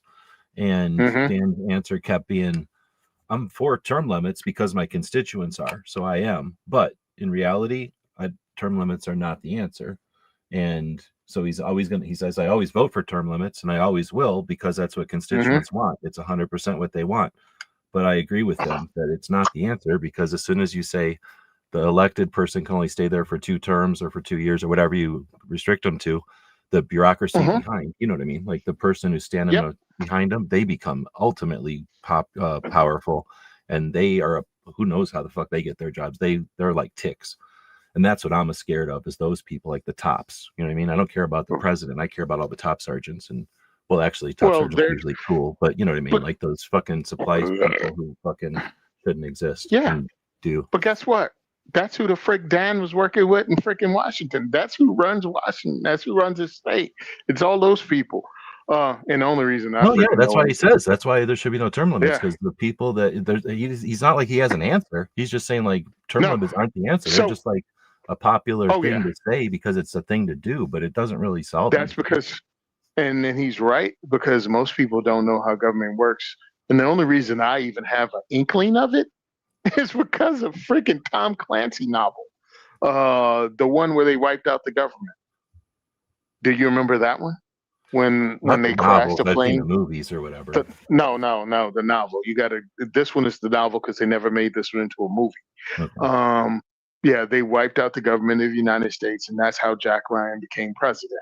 Well, in that book, they describe how, yes, all the representatives died, but the people that are behind the scenes, the secretaries, the people that run the offices, the people that handle the shit when, the new guy gets elected and brings his staff and the old guy leaves with his staff. Well, there are people that run that freaking office that are not staff members of either one of their staff. They're the infrastructure of Washington, D.C., not the people that get elected, even if they stay there 30 freaking years. They aren't the people that run Washington, D.C. It's the unelected people that work behind the scenes. Like the whole building doesn't empty out when a senator leaves. You know what I mean? Like he No, doesn't that's take every exactly the staff. case. Yeah, exactly. It's those, and it's not the lobbyists either. The lobbyists Nope. learn those people who stay, and the Uh-huh. elected official they just wait them out usually. Or Yep. back in the day, at And least they would wait them out. so that was the infrastructure that I think Crenshaw is talking about. It's those people that are the, what do you call that? The frame of it. And that's what kills me when they talk about, oh, the government will collapse if you find everybody on FCC. Every elected official can leave the government. The government is collapsed. They shut down the government every year because of budgetary things. Yeah. All we'd have is special elections, bro. You'd be gone because you'd have to explain why you were on this island 37 freaking times. and you'd You be mean out the of a job, and they politicians that bring. got elected that got removed? Yeah, like that would be Yeah, like yeah, a 15-minute timeout, yeah, and then we'd be done. And we'd be yeah, better and off it's because we'd have people that weren't a bunch of weirdos and fucking assholes and shit. and also you'd be held accountable, and they will, and we will get rid of you instead of. Look, most Americans don't like what happened on Epstein Island, but they keep having us play off against each other. Well, your guy did it. Well, your guy did it. Well, you can we both agree that both guys are scumbags and they should be out of a job? And why are we hiding this? It's the divisiveness that I point out in the Second Amendment, community firearms, whole thing. I'm like, this is why we can't get stuff done because they play us against each other when stuff is as blatant as what happened on this island. And people are like, oh, I'm tired of hearing about it. Why? Because you were told to be? Well, no, they're I was tired like, because they're worn out, dude. It's like, we were talking about before, like this year mm-hmm. alone, it was like you had to be an expert on drug boats and Uh-huh. interactions, international police, military. Then it had to be oil tankers, and now I'm just dealing with one country still. And then it was like, whether or not it's ethical for us to take out a leader. Was that regime change and shit? Before they could say that, the dude in Mm-hmm. Mexico got taken out, and before they could say anything about that, Iran happened, and obviously it's not You're right. over, so we're going to see something else. And it's just how can anyone keep up, right? Like that's the Well, tendency is for that well, fatigue it's to also happen and this just though. snap or just be dead. You're going to go, okay, this. Well, it's also this, bro. Um, who's going to get punished? Like, how invested should I be in the Epstein thing if I know no one's ever going to go to prison? If you're telling me a significant portion of the U.S. government was involved, and now they just voted not to release any of the names, like Congress did, so no one's going to get punished. So how invested should I be? Or should you just not reelect any incumbent at all? I don't Because know. they You know might have what been happened on with island. the NRA, right? With the kind of the new, what do they call them? The new, it's not the new Yes, guard. Dang it, why can't the I think of it? reformers. The Reform Party, or not the Reform Party, but the Reform candidates or whatever. Hmm. That's possible, and we just haven't seen it in a while. And I mean, I guess I should say it's possible. I'm not going to say it's like given or that we just have to wait for this to happen. But I think it is possible for people to just get fatigued, right? Like I was thinking, Yep. metal being bent back and forth, and you snap. I guess their goal would be overall, if they were actually steering this, they would want us to break and just become puppets, automatons or whatever. But in reality, we're still humans and we're still individuals and stuff. And I suspect that just as easily, like you say, like whatever they call it, a whatever wave, instead of being a blue wave or a red wave, it's a get the hell out of here wave.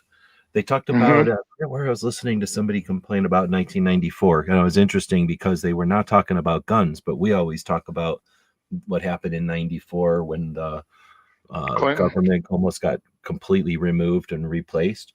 I always think of it as a result of the 1994 assault weapons ban.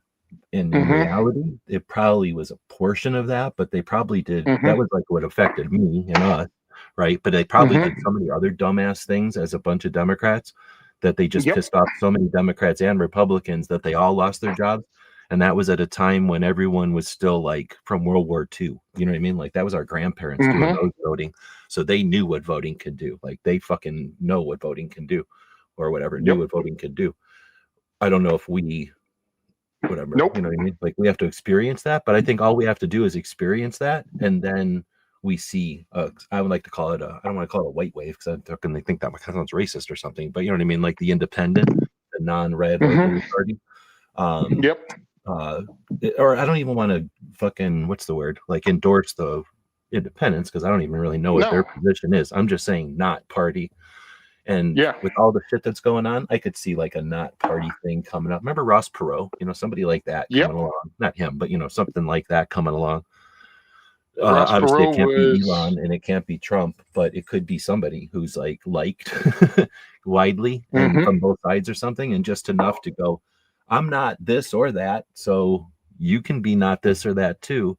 And all that, we're our politicians are wishy-washy. Once they see that that wins, Mm-hmm. and we start to see politicians with that goal. And I'm Yep. maybe I'm optimistic. I'm often said what's the word? I'm often accused of being optimistic or too Look, optimistic. But I think it I only want takes a America. little bit for like a tide to change. Well, it took again because I think when Ross Perot ran, it was our grandparents that were voting. They were still ensconced in the two-party system and believed in that. And the ones that voted for Ross Perot were ones willing to step away from both sides. And what it did was affect Bush. And Bush took the L because it affected his side more. I think it was under Bush. Yeah. And Clinton pulled off a victory because the Republican vote was pulled, according to them, experts, whoever they are. But hey, look, I voted for Ross Perot, so I'm just letting you know. I was that dude, even back then. You know what I mean? I'm the guy that I read was. the Marcinko book where he stabs Ross Perot at the end in the neck. You know that one? No, really? Oh, yeah, the fictional Ross Perot-like person in Yeah, Texas.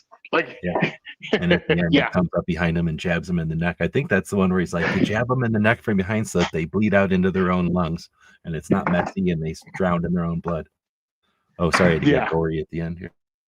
yeah. That was his fiction books. Yeah, read them.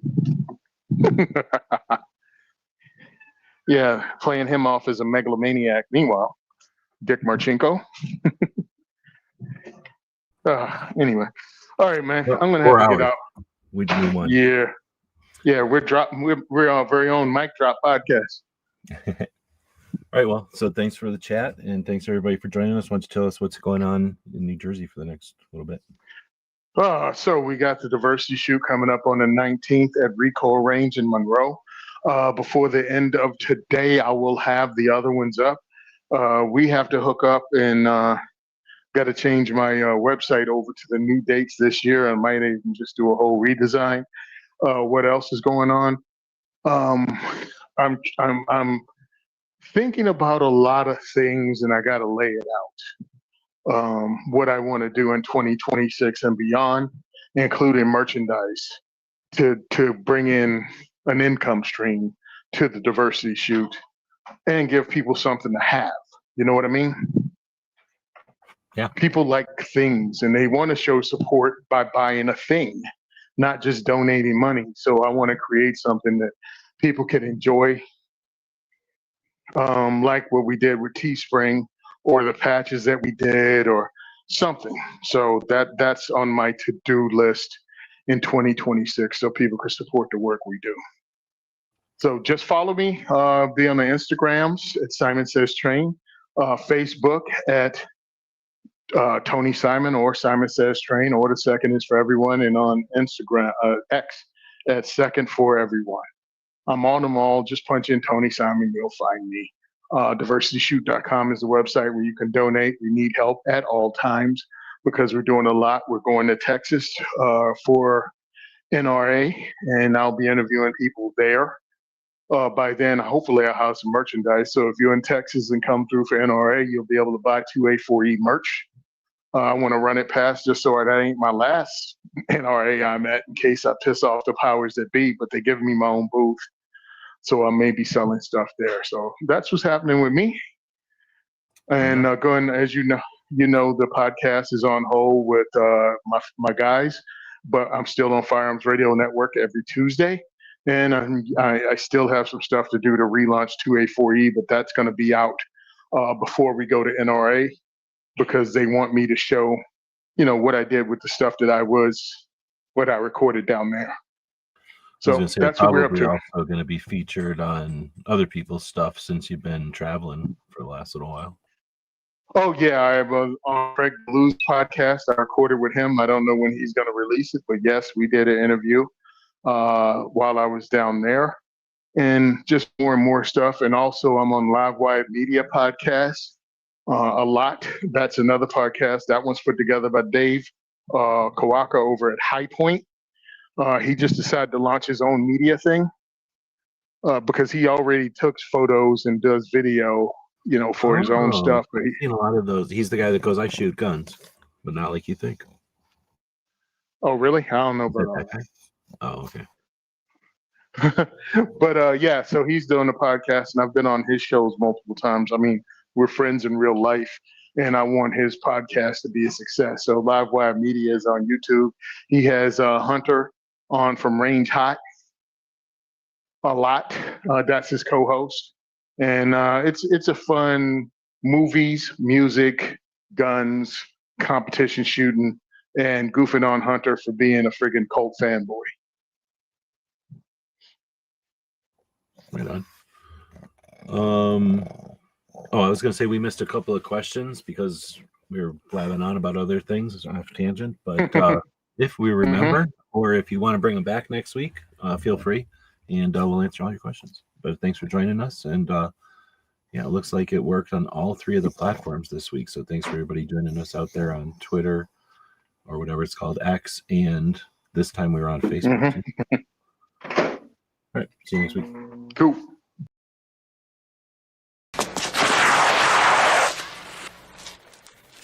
Shit.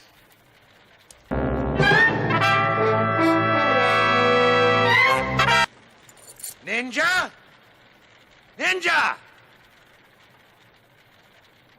Ninja!